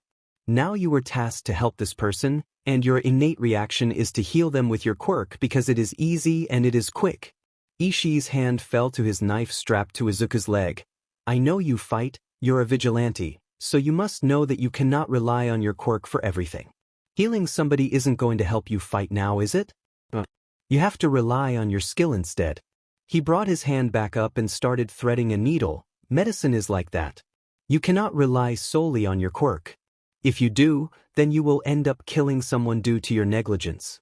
"But," he held the needle out to Izuku, looking him dead in the eye, "if you learn where and when to use your quirk, it becomes a tool, not a handicap. Back our example, if you only treated all those minor injuries with traditional medicine, then when the life-threatening injury came in you would be able to save them, and save many more." Ishii's eyes seemed to stare past Izuku's body and skip to peering into Izuku's very soul. "So," he said, "do you choose to take the easy way out and hinder yourself, or do you choose to save lives?" Izuku stared down at the needle, the cold metal gleaming in the afternoon light. Hesitantly, he reached out, his hand hovering in the air uncertainly. He closed his eyes. He didn't know why he was hesitating. This was what his entire purpose was. Was he scared? Maybe? Why was he scared? He didn't know. Was he really so afraid of commitment, of not taking the easy route that he couldn't even say he would try? He became a vigilante to aid heroes. He became a vigilante to help people. He became a vigilante to save lives. Casting aside his hesitancy, he reached forward and grabbed the needle. He felt so light without it, and he began to realize how cumbersome his doubt had become. "I choose to save lives." he said with not a hint of uncertainty in his voice. Ishii smiled at him. Then you are not quite the fool I believed you to be. It should have felt like an insult, but Izuku could tell that to Ishii it was a compliment. Izuku matched his smile and started stitching up the cut. His movements felt more deliberate now, more decisive. He felt awake. Like he wasn't just coasting through every minute, he was living it. Ishii was kinder to him after his decision. In turn, Washi seemed to be too. They gave him more direction, more help, and also trusted him more. More patience flew by. Few wounds to heal and loads to treat. He saved his healing energy and soon he was wrapping limbs as easily as he would use his quirk on them. Broken leg, lacerations, concussion, stab wound, cracked skull, gunshot wound, he helped treat all of them. He wasn't an outsider anymore, he was a part of the team, working in fluid motion with the trio as he had seen Kiba and Akano do together in the ER and as he and Eraser did in battle. In total so far there were 14 people treated by Med Team 2. 2 of them were heroes. 12 of them were villains. As their 15th patient was brought in, a villain with a broken jaw, Izuku thought about this. He had expected a large number of injuries, sure. This was a major raid after all, but it was the ratio of hero to villain that surprised him. 13th villain today, he remarked casually while replacing their stock of gauze. I'm surprised we haven't seen more heroes. Washi scoffed. Why do you think? Izuku thought about it. Heroes are trained better, he guessed. That's part of it, Ishii said, but it's also because they often use excessive force. There was the granite calm again. He was angry. Izuku scrunched his brow in confusion. From what he had seen of Eraserhead, the man used only as much force as he needed to subdue a villain. Nothing more, nothing less. I'm not sure I follow, he said. Think aid, Washi said. Unlike Ishii, he felt no need to conceal his irritation. Of the 2 heroes we treated, what were their injuries? Concussion and lacerations to arms. He said without missing a beat. And what were some of the villains' injuries? Gunshot wound, broken jaw, fractured skull, concussion, compound fracture to leg. He trailed off, slowly realizing what Washi was trying to say. Of the 2, who do you think would hold back less, heroes or villains? I would assume villains, but when you're faced with such indisputable evidence you start to doubt, Washi finished for him. When neither party holds back, the weaker person gets hurt much more. Washi scowled, his eyes clouding with anger. The majority of heroes have no respect for the villains they deal with. They beat them bruised and bloody, practically on death's door, then send them to us and expect us to fix them like they're broken toys. I've seen men half drowned, women covered head to toe in burns, legs ripped to shreds, faces mangled beyond recognition, you name it, I've seen it. They don't let people see the things we do. Ruins their perfect image. No one argued with him. It seemed they all agreed to some extent. Fujioka nudged Washi comfortingly with his elbow. I've seen those things too, Washi, but you've got to remember that not all of them are that bad, you know. Some of them are gentle, some of them are kind, some are doing their jobs with care. He paused, a devilish smile spread across his face. In fact? Oh God, no! Washi screamed. Ishii shook his head. There he goes again. Fujioka put his hand across his sissy proudly. I once worked alongside a hero named Ares a couple of times. He would always stay behind and help out the EMTs and paramedics after battles.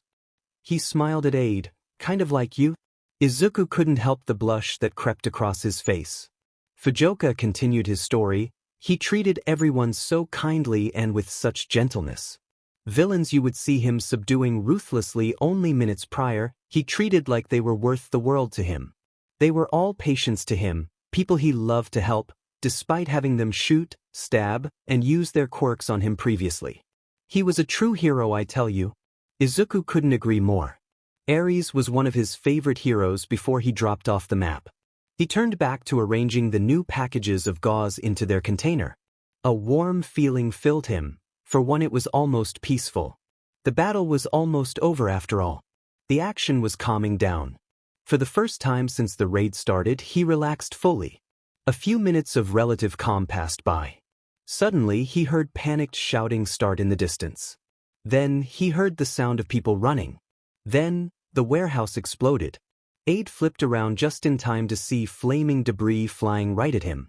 Without wasting a second, he dove out of the way. He could feel the object clip over the tips of his hair and feel the heat of the flames on his neck. He didn't stop to contemplate his narrow avoidance of death, instead immediately snapping his head back up to survey the situation. The warehouse was consumed in flames. Concrete debris and chunks of burning buildings surrounded the structure. The flames danced across the walls, pouring out of every window and broken part of the building. Already, a thick black smoke was rising from the destruction. Hordes of people were running from the building in fear. Some people ditched the group, while others could be seen dragging the injured with them. He looked around frantically. Where was Eraser? With no hesitation, or perhaps no sense of self-preservation, he ran towards the building. Eraser? He screamed, "Eraser, where are you?" Someone who was fleeing in the opposite direction bumped shoulders with him. He kept pushing forward. Eraser? A group of people pushed him out of their path. Eraser? A large wooden beam fell from the building towards him. He rolled expertly out of the way. "Please don't be dead. Please don't be dead. Eraser?" he cried. His eyes swept over his surroundings, panicked. Eraser? He ran around the perimeter of the building. Eraser? From his right, he heard loud coughing. He ran towards it, finding a body trapped under a thankfully not burning piece of debris. It was Eraserhead. His body shook with harsh coughs as he tried to claw himself out from the wreckage. His foot was caught. Izuku rushed forward, and using all the strength he had, he pried at the debris, pinning the hero down. At first it didn't budge, and Izuku's heart sank. He widened his stance, took a deep breath, and strained with every bit of power he had against the rubble. This time, he was able to lift it. Not much, but enough to allow the hero to pull himself free. The second the man was clear, Izuku dropped the debris. He immediately rushed to Eraserhead's side. "Eraser?" he yelled, "Are you all right?" Eraser coughed again. "Yes, luckily," he croaked. "Thank you for getting me out from under there." Izuku's brow knitted together. "What happened?" he asked. Eraser scowled. "It wasn't just a trigger storehouse like Intel told us. It was a production facility." More coughing. "By the time we realized that, it was too late to pull out. Some sidekick with a flame quirk launched an attack, and the flames lit some spilled chemicals. Unluckily for us, they caught fire and spread it to the rest of the lab. Cough. You know the rest. The whole thing combusted. We barely had time to run." "Did everyone get out?" he asked. Eraser looked around, counting softly under his breath. He stopped halfway through and cursed, "SARS still in there." The hero moved to stand up and run back in, but the second he put pressure on his foot, he fell to the ground with a gasp of pain. Izuku glanced nervously at the burning warehouse. Every second they wasted was a second closer to death for SAR. Eraser was in no state to save him right now. "I'll go," he said.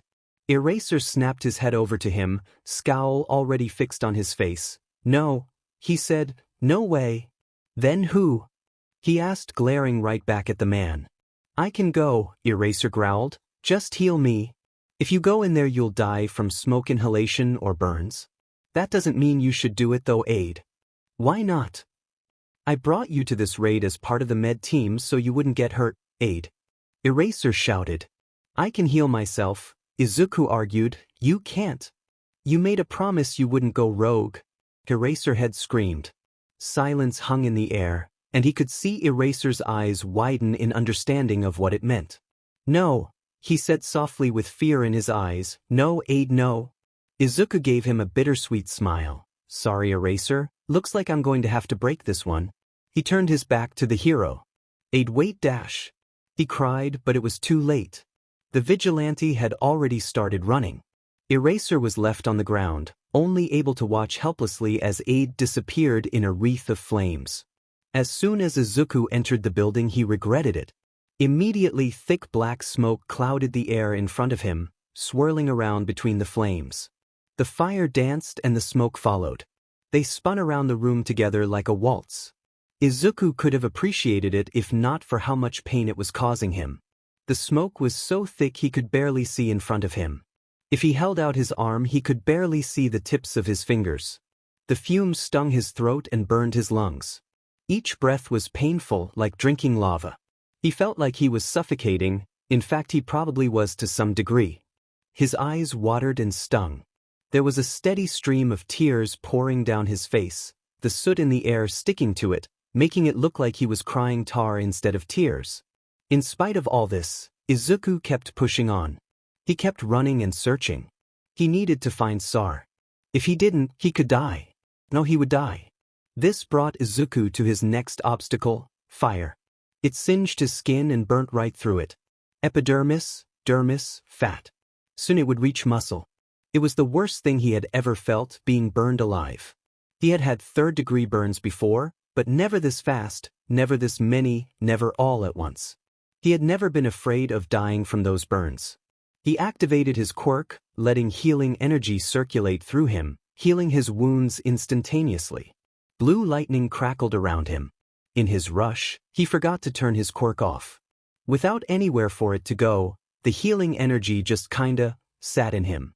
A lick of flame rose to his face, scorching a small line across his cheek. The healing energy that had been sitting dormant immediately jumped to restore the skin. Izuku's jaw dropped a little bit in shock. If he just didn't turn off his quirk, he couldn't really be hurt. It would heal as soon as he was burned. It still hurt, but it couldn't harm him. A manic smile spread across his face. He could do this. He continued to circulate through him, so as flames consumed him, he came out unscathed. It felt like he was being eaten alive by thousands of ants. He was in pain like none he had felt before. He was literally on fire, but he didn't care. He was okay. He could do this. He felt his healing energy supplies drain steadily, and was immensely grateful for Ishii for telling him to save it. He would be dead without that. He was on a timer though, and he couldn't ignore it. If he didn't get in and out in time, he would die as well as Sar. So he leaped through flames, not pausing to flinch or cry out in pain as he did so. He didn't have the time. He was fine, he could do this. He let the smoke and flames bite at him, he didn't care. He could do this. A large piece of metal swung down from the ceiling. The burning hot iron hitting his face, dislocating his jaw, and branding a large mark across his face.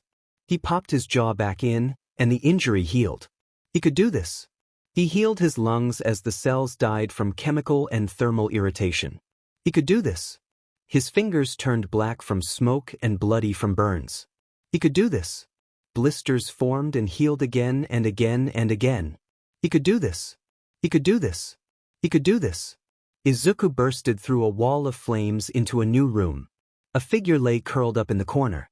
To his immense relief, he could see their CST rise and fall. He was still breathing.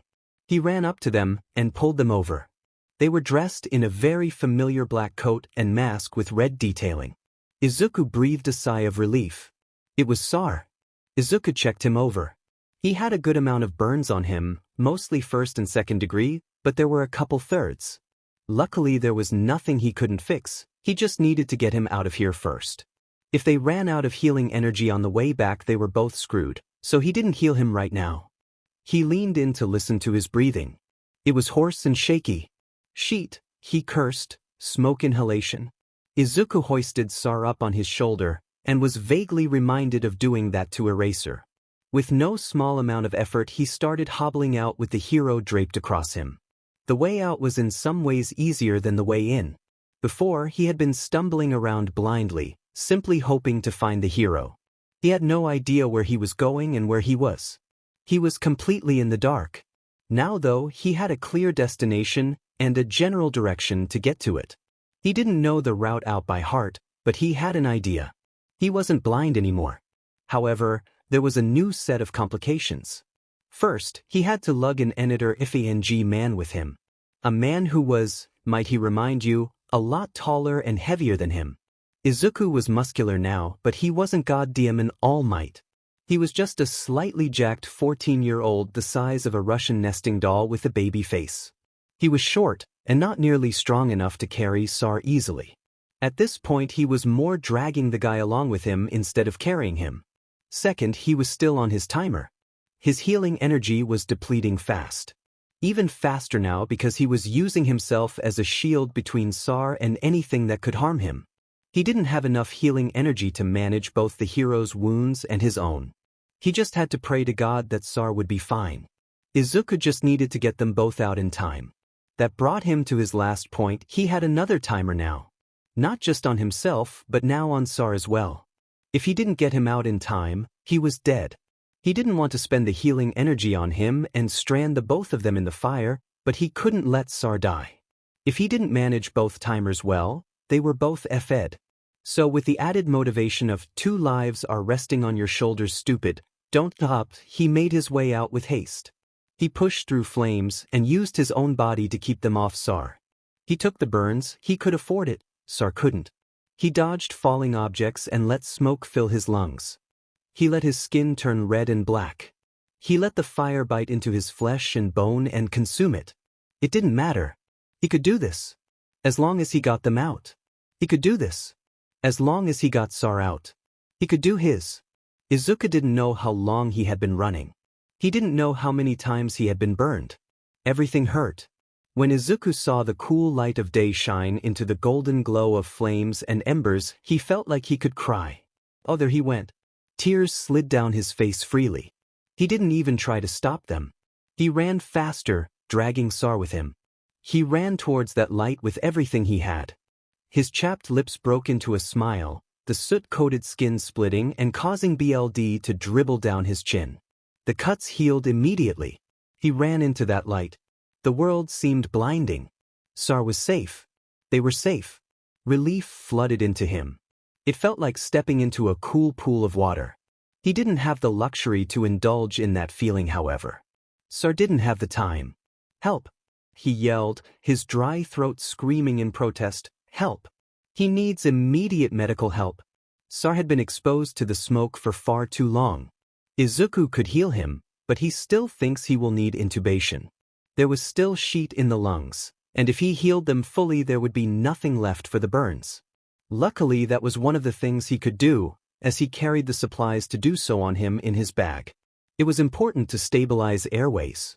He needs intubation, he yelled. He wasn't great at that yet, and it wouldn't hurt to let the paramedics know. Unfortunately they couldn't do anything with that mask still on. Izuku pulled out a scalpel from his pocket and went to work on getting the mask off. He felt bad as he started lifting the mask, as Sar probably didn't show his face for a reason, but his life was more important than his comfort. Luckily, the skin was only burned, and was only melted into the mask in a few small places, which he easily freed from his face. Once he was sure the mask wasn't attached to his face in any other places, he lifted the covering from Sar's face. The hero's face was marred with viscous burns and a few old scars. He had a well-defined jawline and sharp cheekbones. His eyebrows were singed but had good shape. Barring the burns, he was very attractive. Izuku didn't understand why he hid his face. Ishii skidded to a stop behind him just as he started intubating Sar. "Am I doing this right?" he asked, hating the way his voice quivered with the question. Ishii looked closely. "Yes," he said, crouching beside him. "Good job," he tacked on stiffly. Once the tube was in securely, he started squeezing the pump rhythmically. "Could you take this?" he asked. "I need to heal the lungs." Ishii nodded and wordlessly took the pump from him. Izuku placed his hand on Sar's Ihi and focused his mind.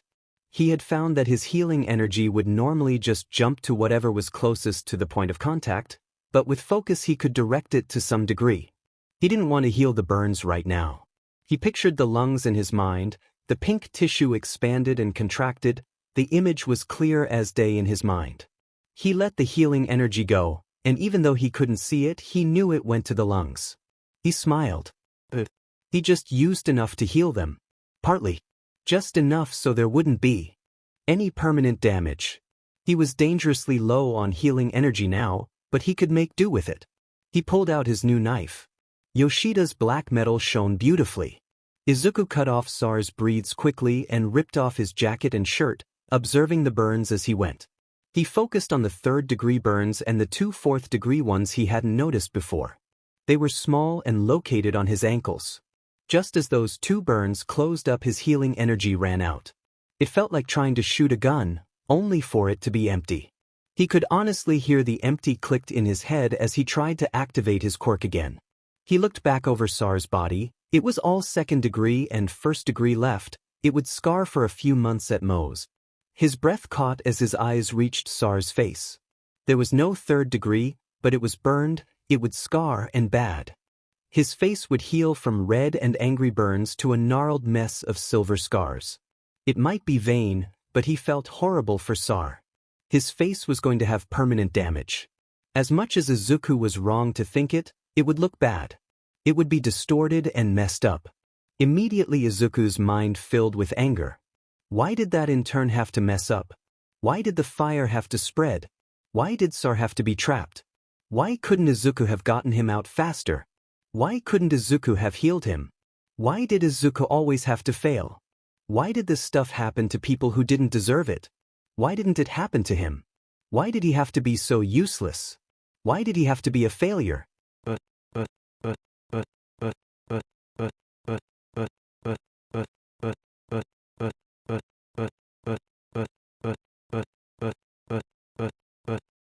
Why did it have to be like this?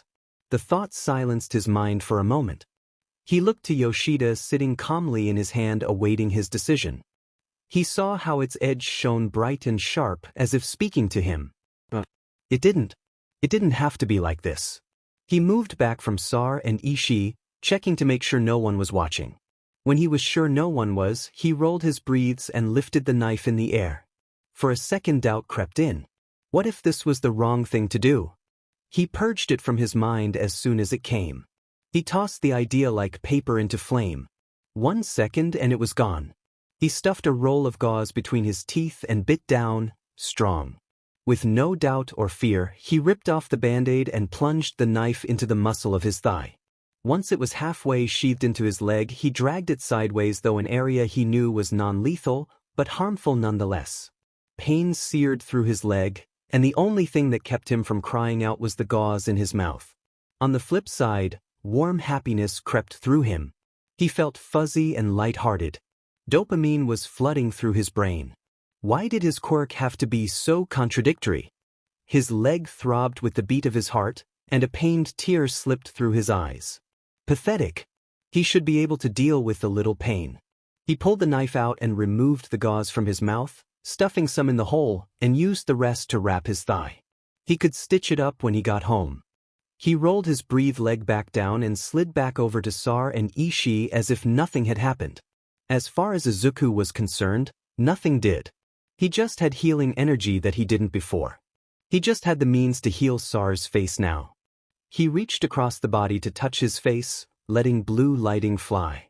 The burns shifted from red and blistered to just red, then to pink, then to perfect skin. The face stitched itself back together as Izuku and Ishii watched, one with resigned confidence and the other with his steel gaze. By the end of it, Sar's face was back to pale smooth skin, the old scars the only thing left that broke up his porcelain complexion. Ishii looked at Izuku. He knew the Vigilante had run out of healing energy. There was no question in his eyes. He was probably halfway done piecing together what Izuku had done. There was nothing in his eyes, just cold HS. Izuku met his gaze. Ishii stared into his eyes and Izuku in turn did the same. Tempered metal met pine tree green. Izuku did not back down from Ishii's stare. He was not the only one with steel eyes. Ishii was the first one to break eye contact, simply returning to manning the pump. He did not say anything, his expression did not change.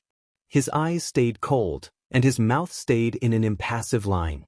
If he had opinions, he did not voice them. "May I go?" Izuku asked. He found his voice was calm and strong, just like he had heard from Ishii times before. It wasn't hiding anger, unlike the rabbit-eared man. It was hiding something else. What that something was, even Izuku did not know. After a long pause, Ishii's reply came, "Yes." His voice was granite. Izuku sat at the end of an unused ambulance, his legs swinging freely off the edge. Suddenly, a hand smacked him over the head from behind. "Oh, what the hell?" he said, looking over his shoulder to see who it was. "The fuck dash." It was Eraser. Izuku shrunk down. The man was glaring at him with fire hotter than the burning warehouse in his eyes. Izuku would quite honestly run back into that than face him right now. He looked away nervously. Eraser did not. Eventually he cracked under the pressure. Sorry, he offered. Eraser wasted no time in pulling him into a headlock. You absolute effing idiot, he shouted angrily. What about any of that seemed like a good idea to you? I'm sorry, he cried. Interesting. Eraser deadpanned. I had to save Sar. You don't say? Irritation was creeping back into his voice. He would have died. Wow. Eraser said, sarcasm laid on so thick you could spread it across toast. Really? What was I supposed to do? Eraser tightened the headlock. Literally anything besides that aid. Literally anything. Eraser, I can't breathe. He tightened the headlock again. You don't get oxygen privileges until you say the correct thing. I'm sorry. He choked out. He tightened it again. Wrong. I messed up. Again, correct, but wrong. He couldn't breathe. Won't do it. Again. Eraser finally let him go, and Izuku dropped to the floor gasping for air. There, Eraser said, that wasn't so strong now, was it? Izuku paused his gasping to glare at Eraser. Yes. Yes, it was. I couldn't breathe. Eraser cracked his knuckles. Huh? Did I hear you say you wanted to be put in a headlock again? I couldn't quite hear it. What did you say? Izuku gulped in fear. Nothing, sir. Eraser pinned him with a glare. That's what I thought. Izuku wanted to die. The hero sat down beside him and ran a tired hand through his hair. Now that you've been reprimanded, I can do what I need to do. He pulled Izuku into a hug before he could even blink. Do you have any idea how worried I was, kid? He asked, and Izuku felt something wet on his shoulder. I thought you were going to die. I wouldn't she started to say, but Eraser cut him off. The man whispered, burying his face further into Izuku's shoulder, let me have this. They stayed like that for 5 minutes before Eraserhead finally pulled away. The wet patch on Izuku's shoulder had since doubled in size. When he saw Eraser's face, his suspicions were confirmed. Eraser had been crying. Eraser, he said helplessly. It was clear from Eraser's face the topic was closed off. The hero wiped his eyes. I have to ask aid. How did you survive there? Eraser said. His voice a little groggy. You literally leap through flames. How are you not dead? Izuku perked up. He was actually pretty excited to explain his discovery. Well, you know how I can heal myself? Eraser nodded. Well, if I just don't turn off my quirk, the healing energy has nowhere to go and kinda just circulates through my body, so the second I actually do get hurt, it heals immediately without me even having to think about it. I become functionally immortal. You know, Eraser said slowly, I'm only a lowly teacher at UA, so I could be wrong, but that sounds an awful lot like a super move. A beat of silence passed. Holy shit! Izuku yelled, I have a super move. Eraser chuckled lowly. So, what are you going to name it? Izuku hummed and paused to think. Juggernaut, he settled on finally. Eraser smiled, barely an upturn of his lips. Good choice. Izuku smiled back. So you're not angry at me anymore? Eraser laughed full on this time, before leveling Izuku with a dead-eyed look. Oh, absolutely not. I am still FING furious. Izuku did not have the courage to say anything to that. He chose to move on to a different topic. You know, Izuku said, I think this went well for my first raid. How is any of this screaming goods to you? I did not die. Eraserhead face palmed. God help me, he muttered. This was it. Today was the most important day of his life to date. Getting his quirk was minuscule, losing Bakugo as a friend was small, saving Eraser irrelevant, and becoming a vigilante was barely infinitesimal in comparison to today. Nothing compared to this moment. Yes, that's right, today was the long-awaited HeroCon.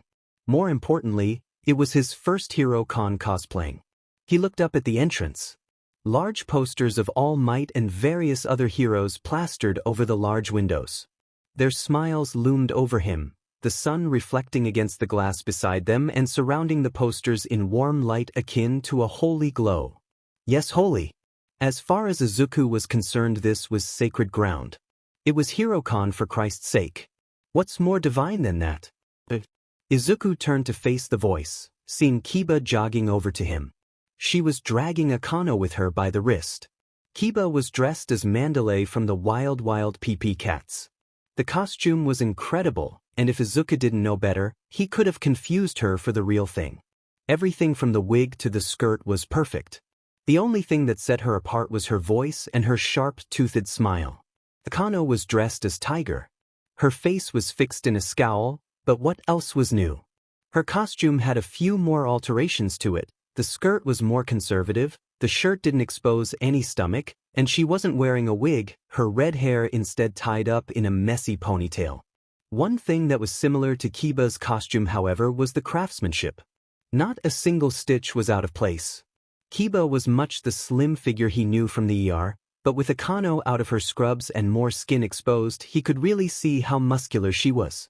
She wasn't a bodybuilder by any means, and she definitely has less than him, but she had lean muscles that moved with confident power as she ran towards Izuku. She could definitely beat someone up. Kiba. Izuku greeted her. There you are. Your costumes look amazing. I almost thought the real Mandalay and Tiger were running over to me for a second. I didn't know you two were going to go as a pair. Kiba laughed.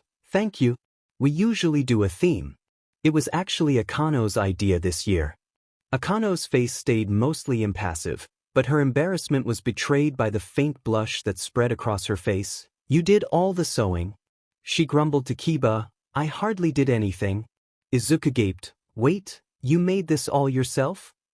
Kiba puffed out proudly. You get your but I did. My dad was a seamstress, I learned a thing or two from him. Well, now I'm double impressed. It looks so good. Yours looks great too, she said, gesturing to his own outfit. He wore a loose-fitting black jumpsuit with a light gray belt running around his waist and the breaths of the suit tucked into tall black boots. Yellow goggles hung around his neck and a white scarf sat curled up on his shoulders. His hair was dyed black and BLD red contacts took the place of his spring green eyes. He was cosplaying as Eraserhead. Thank you. He blushed. It's really not that great. I just threw it together with a bit of paint and stuff I bought from the store. Kiba waved her hand dismissively. Lies? It looks great. Besides, that's the spirit of cosplaying. Making do with what you have. It looks freaking amazing, especially for your first year. Akano finally spoke up. I'm agreeing with Kiba on this one. It looks good. Izuku had nothing to say to that. When Akano compliments something, she means it. Formalities are really just a suggestion to her. Ha! Kiba crowed. Akano complimented you. Now you have to accept that you look awesome. Yeah, gloat all you want. He grumbled. I'm being ganged up on. Isikit? There was a pause and Kiba threw a glance to Akano, before elbowing her in the stomach. The red-haired woman sighed. She said monotonously. Kiba smirked in triumph. They walked down Artist Alley glancing at the booths as they passed them. So if we spend an hour in Artist Alley, we can make it to present Mix panel, then spend time in the dealer's hall, and if we're lucky we can make it into Wash's panel as well. Then we can have lunch in the cafeteria. If we time it perfectly, we'll make it just in time to participate in the costume contest. Kiba muttered to herself, working out the times. Akano hummed her confirmations, adding a thing or two every now and again. Now was one such time. That'll take about 2 hours. We'll have an hour left after that if we want time to rest before our shift tonight. We could go to the Q&A with Midnight. She's always an inspiration every year. Kiba said excitedly. Sounds good. Anything you want to add, Aid? He shook his head. No, that about covers it. I would have loved to have seen All Might's panel, but I don't feel like waiting 5 hours to ensure we have a place in line. Kiba nodded along. Did that 1 year, was not worth it. Love the guy, but his speech basically boiled down to you can do it, and plus ultra.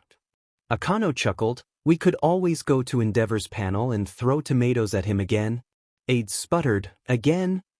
Kiba sighed wistfully. Much as I would like to represent the medical community and nail him in the nuts with rotten fruit again, we got kicked out last time. It's a wonder we weren't banned. Wait, Aid said. How many times have you done this? Kiba didn't have the decency to look embarrassed. Only like twice.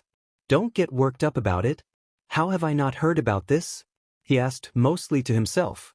It was Akano who answered. His agency does everything to remove any trace of what happened from the internet. The only way to know about it is to be there or to hear about it from someone in conversation. Age shot a look at Akano. You know, I expected this from Kiba dash. Hey. But not from you. How did she rope you into that? Akano actually laughed, full-on laughed. Oh no. I was the one to suggest we do it. There was silence. What? Kiba laughed. Literally everybody in the medical community hates the man, but Akano has a special distaste for him. Izuku stared at them blankly. It feels like you just told me that the earth was flat. And the sky is red. You're telling me that Akano was secretly an agent of chaos like us all along? Akano huffed indignantly. I am not.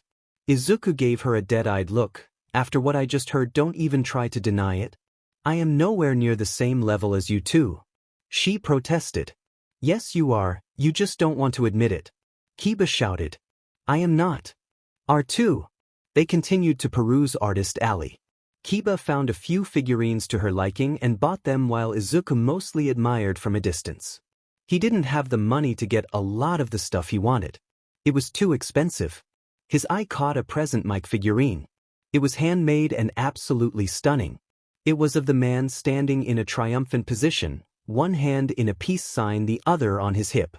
His mouth was stretched wide in a smile that could rival All Might's. The best part, however, was the small cockatoo sitting on his shoulder. It was adorable, it was high quality, and it was $125. The price tag hung around the hero's neck, encircling it like a noose. It really put a damper on the mood.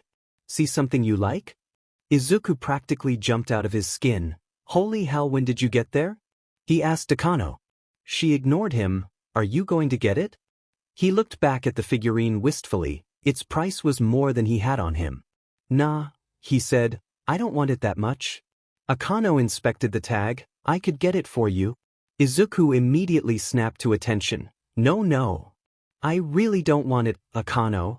It would be a waste of your money. He didn't want to make her spend that much money on him with nothing to give in return. Akano hummed thoughtfully before picking up the figurine. Too late, I'm getting it for you. Akano, no. You don't have to do that. She was already handing it to the cashier. Perhaps not, but I want to. The cashier swiped her card and handed it back to Akano in a bag, which she promptly handed to Izuku. He looked down at the figurine in the bag. Present Mike stared back up at him. You didn't have to do that, he said. No, I did not. He frowned deeply. I have nothing to pay you back with. Akano raised a brow. Am I not allowed to do something nice for a friend? Of course not. But, he fidgeted nervously, I have nothing I can give you in return. Akano sighed. If you want to repay me so much, how about you pay attention in the next lecture I give you? That's right, I see you drifting off. Is that enough for you? Izuku blushed and looked down. Thank you, Akano. Don't mention it, she said and turned around. Immediately, her eyes widened in shock. She cursed and ran over to the booth where Kiba was trying to buy literally everything on the table. Izuku watched in amusement as the woman cuffed Kiba over the head. He continued to walk down the alley, bag in tow. Holy shit! Are you dressed as Eraserhead? The voice came from a guy in an artist booth he had just walked past. They were wearing a royal purple cat mask with silver detailing and tassels coming from the ears. It only covered the top half of his face, and tufts of lavender hair poked out from the edges of it. Izuku blinked in surprise. He hadn't expected to be recognized. Yes? He said lamely. Not many people recognize him. How did you know? The kid gestured to a sign behind him in the booth. It read, Underground Heroes and Vigilantes. Izuku opened his mouth and closed it. Oh, dude, I'm so glad I finally met someone who knows about him. He's my favorite hero. The kid said, today has kind of been a bust. Not many people have come here, and if they do, it's only for the Vigilantes. No offense to Vigilantes, but underground heroes are cool too. Izuku smiled, agreed.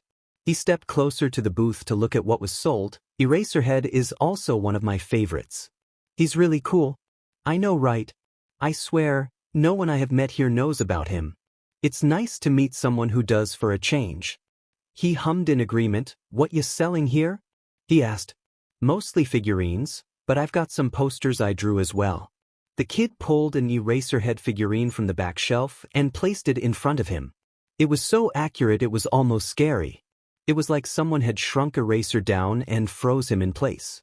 This is one of my favorites, the kid explained. Took a while to get right. You made this? Yep. Izuku could hear the smile in his voice. I make all of these. It was official. Izuku wanted it. Needed it. He held in his impulse to buy it on the spot. He wanted to talk to this guy a bit longer. What else do you have? He asked. Oh, I've got loads, the kid said excitedly. I've got Eraserhead, Ms. Joke, Sir Nai, Sar. He continued to list off heroes and even reached ones that Izuku didn't know of. He eventually paused. Oh, he said, and of course I've got Vigilantes. There's Cuckleduster, Stendhal, Crawler, Pop Step, and some of the newer ones like Broken Mirror in Hosu, and Aid right here in Muse Dashta. Izuku cut him off. Wait, you have Aid merchandise? The artist was obviously surprised by his outbursts. Yeah. He reached under the table and pulled out a tiny figurine of him. You a fan? Izuku stared at the figurine of him. Yeah, he said absent-mindedly, too enamored with the little statue of him to come up with anything more. The little figure's arms were positioned defensively, holding out a black knife in each hand. The eyes were glowing blue and wisps of light blue resin came off them to imitate the lightning that often came off him. Will color me surprised, the guy said. Very few people know about him. How did you find out about him? Izuku met his eyes. Forums? Makes sense. A grin formed on his mouth. I'm about to make you so jealous. I once saw him fighting outside my window. Took down 3 people doing a trigger deal. He knocked the case of Tigger right out of their hands with a knife. It was pretty cool. Did some research after that and found out who he was. Izuku said stiffly, so jealous? The artist waved a dismissive hand at him. Anyways, Aid aside, do you see anything you like? Grateful to have the conversation off of him, he picked up the Eraserhead figurine and the one of him. How much do these cost? The Eraserhead one is $50 and the Aid one is $25. Sheet, that was most of his money. The artist gave him a once-over, but, he said slowly, since you're dressed as the man, I'll sell the Eraserhead one to you for only $10. Izuku gaped. Really? They shrugged. I appreciate a man with good taste. It's nice to find someone who likes underground heroes too. Izuku grabbed $35 out of his wallet at lightning speeds. You've got yourself a deal. They smiled. Pleasure doing business with you. He trailed off, looking to him for a name. He almost said Aid, but realized that would be a sheet idea, especially since they knew who that was. Midoriya? He offered instead. Izuku Midoriya. Shinso Hitoshi. He gave in return. Nice to meet you, Shinso. Likewise. He started to walk away to the next booth when Shinso grabbed his wrist. He looked back at Shinso in confusion. The artist immediately released his arm in embarrassment. I was just wondering if I could have your number. It's not often I meet someone who likes the same thing as me. Izuku understood. It was like that for him too before he became a vigilante. Plus, anyone who liked Eraserhead was a friend of his. Sure, dude. Do you have some paper I could borrow? Shinso handed him a business card of his. It was light lavender with the words, Perpielli's Arts Emporium. Izuku chuckled at the pun as he wrote down his number. He handed the card back. See you around, Shinso. Shinso grinned. You too, Midoriya? He ran back to where Akano and Kiba were. They didn't notice him creeping up on them, so he was able to hear them talking about him. I'm so proud of him, Akano. Kiba sniffled. Our little boy is all grown up and making friends who aren't in their 30s. Akano patted her on the back. They grow up so fast. Kiba cried. Where did our little baby go? In the blinking eyes, it seems like our antisocial kid is finally being a normal FING human being. Izuku had never kicked someone so fast in life. Eraser would be proud. Present mix panel was great and went off without a hitch. They got good seats and his speech was amazing. It was about the challenges of becoming a hero with a disability and how he overcame it. Hearing loss had been really strong for the hero at first, but he learned to cope. During the end of the speech, as Present Mix's eyes raked over the crowd, they paused on Izuku. What a lot of people don't understand about hearing loss. He stopped talking as he locked eyes with the Vigilante. Time seemed to freeze. Then, and quickly as it had stopped, it resumed. Yeah, what a lot of people don't understand about hearing loss is that he continued on with his speech as if the pause had never occurred. Izuku thought, weird. Behind the stage, Present Mike practically ran to the break room when his speech was done. Aizawa! He shouted, Aizawa, you're not gonna believe what I saw. Aizawa looked up from the book he was reading. What is it? He asked. At my panel in the crowd, there was a kid dressed as you. Silence filled the room. I'm sorry, what? Their time in the dealer's hall passed quickly, and soon enough they were sitting under the shade of a sakura tree eating soft-serve ice cream to stave off the heat. Kiba and Akano chatted while he liked his chocolate cone. It was a lovely day out, the sun filtering through the tree and little pink flowers fluttered to the ground, dancing joyously in the air before settling to the ground. One such flower landed on his ice cream right as he took lick. He coughed and hacked as he breathed it in accidentally. In sakura flowers. People romanticize them, but all they do for Izuku is annoy Sakura flowers. Romantic. He looked over at Akano and Kiba chatting away. His time had come. I have to sheet, he declared loudly. The duo looked over at him. Did you have to announce that out loud? Akano asked. He stood to leave. Yes? You're taking your ice cream with you? He looked back at them. Also yes. Akano pinched the bridge of her nose and muttered something under her breath. Izuku took the opportunity to mouth, make your move at Kiba while pointing at Akano. Her jaw dropped. Izuku winked, and used his two hands to make a embracing motion. He ran away before Kiba could throw something at him. So, that was weird. Kiba said awkwardly. What else is new? Akano replied. They turned back to eating their ice cream. Kiba was tense the whole time. What should she say next? What should she do? It was just like her to start questioning how to be a normal human being. Surprisingly, it was Akano who broke the silence. Do you remember how we met? Kiba huffed a nervous laugh. How could I forget? I still remember that cafe. Kiba grinned. Same. I walked in soaked from head to toe. It was a rainy day. August 15. 6 years ago. Akano smirked, eyes in a different place. I was knee-deep in studying. Kiba laughed her brass bell laugh. You looked like you wanted your chair to swallow you whole. Your hair was more disheveled than I've ever seen it, and you had bags under your eyes the size of pillows. Akano smiled. Whatever compelled you to walk over to me? She asked. Well, Kiba started, I saw you sitting there looking like you had the weight of the world on your shoulders, and I thought, man, that person is having a shitty day. She looked at Akano for confirmation to continue. The woman nodded, and Kiba resumed her story. Being my extroverted self, I felt I needed to make that right. I remember being nervous that you might not appreciate my help, but I looked at you and I thought you looked like you needed a friend. I looked at you and saw someone who needed a laugh and a smile dearly. I looked at you, and despite all my effort to put it into words, what made me go over there was a simple feeling that told me, go talk to them. You were like a magnet and I let myself be pulled.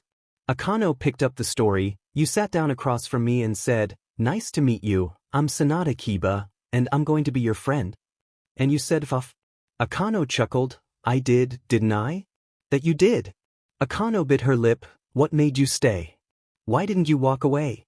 Kiba leaned back. I guess because I knew it would happen. It just confirmed my suspicions that you needed a friend. So I kept talking. I bought you a coffee and you didn't try to chase me away anymore after that. Eventually my one-sided ranting became a back and forth between us. I guess I just knew deep down, you didn't mind. I was annoying, but a welcome distraction. And the rest is history. Akano said. Kiba nodded. And the rest is history. Akano frowned. What about after that? What about when things got dark? What about all the times I stormed off? All the times I cursed you out? All the times I said I hated you? Why did you stay? Kiba took a bite of her ice cream. When you phrase it like that, you make it sound like you were a horrible person. I was. Akano bit out. No, Kiba shook her head. You weren't. You were going through a tough time. No one can fault you for making mistakes. Plus, you skipped a major part of our story there. For every time you stormed off, you came back the next day. For every time you cursed me out, you would apologize twice, and for every time you said you hated me you would say you were grateful for me 3 times over. For all the times I stuck by you, you stuck by me. But I was horrible to you. Kiba grabbed Akano's hand, but you weren't. Don't you see? You were and are a great friend.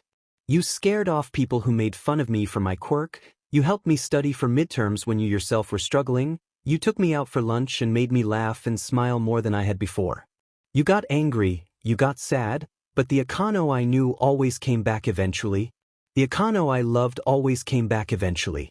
Why did you stay? She asked again. Kiba squeezed her hand. You know I've told you that 1,000,000 times over. I know. Do you need a reminder? Akano looked at her, something unreadable in her eyes. Always. Embrace her, Kiba. Embrace her. Because you're my best friend, because I love you. Embrace her. Akano flashed a bittersweet smile. Thank you. Embrace her. She did no such thing. The 3 of them walked to the costume contest. It was hosted in a large hall, with a stage at the end of it and the room lined with rows upon rows of chairs. They chatted with the fellow cosplayers, taking photos and talking about heroes. There was laughter and compliments galore. Even Akano, who SCKED at talking to strangers, was lightening up. She even asked for a photo or 2. People practically swarmed Kiba, and even asked for an autograph or 2. Izuku chalked it up to her having a great costume. The final call for sign-ups rang over the intercoms and Kiba ran off to put her name down for the look-alike contest. Akano shoved him along with her. I'm not going to win. He shouted at her as Kiba dragged him off. I look nothing like Eraser. Christ. Akano shouted back, can't you just be a normal kid for once and go have fun? Izuku gestured to himself, what about me screams normal to you? Kiba flicked him on the head, stop griping, you're gonna have fun and you're gonna like it? He whimpered and rubbed his sore forehead. For the 100th time, Aizawa wondered how Hisashi had roped him into this. The voice hero always worked as a judge for the costume contest, but how on earth did he manage to make Aizawa do it too? Who did he stab in his previous life to warrant this? Regardless of how or why he ended up here, he was stuck sitting among a panel of 5 other heroes judging how well people dressed like them. He wanted nothing more than to keel over and die as contestants whizzed by, saying their lines and showing off their costumes. Hisashi, the traitor, nudged him. How are you doing? He fixed him with a dead-eyed stare. Awful, no thanks to you. The full-grown man pouted. Come on. It's not that bad. Yes, Hisashi, it is. Stop being dramatic, it's just a contest. It's hell. Hisashi frowned before an idea popped into his head. Hey, he said brightly, maybe if we're lucky the kid cosplaying as you will participate. Aizawa scoffed, fat chance? Just as he said that, the intercom buzzed to life. Contestant number 136 please come to the stage. A short, 12-year-old looking kid clambered onto the stage. He was dressed as Eraserhead. The universe hated him. I'm cosplaying as Eraserhead. The kid said, yeah, that's about it. You have to do an impression of him. Someone shouted from the crowd. What? No one told me that. He knew that voice. If you paid attention you would have noticed. F off Kiba. They shouted before sighing, okay, impressions. That. He leaned into the microphone, letting his face morph into a terrifying grin, making us dress like and sound like our pick at a look-alike contest, he said in Eraser's signature monotone, very logical. That wasn't some random kid. That was Aid. Hisashi burst out into laughter. Holy sheet. He sounds just like you. 10 out of 10. He shouted that last but into his mic. Aizawa leaned into his own mic. 0. This very competition is illogical. Aid scowled. Off you Eraser. My impression was great. He started walking off the stage without waiting before the other judges' verdicts. Hisashi frowned at him. What was that, Eraser? You can't treat a fan like that. Eraser scoffed. That, he spat the word out like poison, was not a fan. That was Aid. Hisashi blinked. Wait, as in your vigilante buddy? Yes. Hisashi pulled out his phone and started texting. Oh, this is too good. Nemuri is gonna love to hear this. Aizawa slapped his phone out of his hands. Hizashi squawked like the cockatoo he is. Izuku was disqualified for being rude to a judge. He didn't care. He got to watch the competition with Akano instead. The person in question having saved him a seat because she knew he was going to do something stupid and lose his spot. During the show, he came to the horrifying realization that not only could Kiba look like a person almost perfectly, she could also do flawless impressions. That woman could be a spy if she wanted to. She got a 10 out of 10 from 4 of the judges and a 9 out of 10 from the other 2. It was the highest score so far. All in all, the contest took an hour in total to complete. It was fun, he had to admit. Now the rewards were being handed out. Best costume went to a man dressed as Edgeshot and best impression went to a girl who went as Ryukyu. With those 2 out of the way, it was finally time for the overall winner to be announced. Present Mike took the stage. It is time for our convention royalty to be announced. This year's winner took the win in a landslide once again, completely beating out the competition. Everybody, can we get a hand for our reigning champion, taking her win for the 5th year in a row, contestant 237, the Golden Queen of Conventions, Sanada Kiba. The room went up in applause. Kiba walked to the podium, and the voice hero presented her with a bouquet of roses and a trophy. She beamed at the crowd, seeking Akano and him out. Akano and he smiled right back. When were you going to tell me that you are literally famous in convention circles? Izuku asked. Kiba looked away bashfully. I'm not that famous. Kiba, Izuku said flatly, you literally have a title. Do you mean to tell me that the Golden Queen of Conventions is not famous? It's true, Akano monotoned, you're not just a nerd, you're a mega nerd. Kiba swatted at her playfully. Shut up. I'm not the only mega nerd here. 8 got a 10 out of 10 from Present Mike. And a 0 from Eraserhead himself. Akano pointed out. I only got a 0 cause he wanted to spite me. 8 grumbled, old man is just jealous because I can pull it off better than him. Kiba started to laugh but cut herself off, the color draining from her face. Hey Aid, maybe stop talking. Why should I? He asked, you know I'm right. No, Eraserhead drawled from behind him, it's because you shouldn't insult someone who can sneak up on you. Izuku felt his soul leave his body. He slowly turned around to look at the man. Hey Eraser, he glanced away, looking for an escape route. Fancy seeing you here? He flashed his teeth. Izuku did not know what that was, but it was definitely not a smile. Pleasure is all mine. Akano stepped forward. You're Eraserhead, I presume. He blinked. Yeah, and you? Akano extended her hand. Dr. Furuya Akano, I work at Mizudafu Hospital. Thank you for keeping this idiot from killing himself by accident. Eraser took her hand and shook it. I assume you're the one who has been teaching him medicine? Akano nodded to Kiba. Me and her. Kiba approached the hero and shook hands with him. Dr. Sanada Kiba, same occupation as Akano? Thank you too for teaching him, Eraser said sincerely. He's saved my butt a few times. The man looked away from the doctors, his eyes narrowing. I see you, Aid. The vigilante, who had been trying to sneak away, froze in his tracks. Was the impression really that bad? He asked, fear tracing the words. Much as I hate to admit it, it was spot on. Izuku tugged at his collar. Then can I run away from the angry hero now? Eraser sighed. Unfortunately not. Mike has threatened to eat all my food in the staff fridge at UA if I don't get a photo with you for him.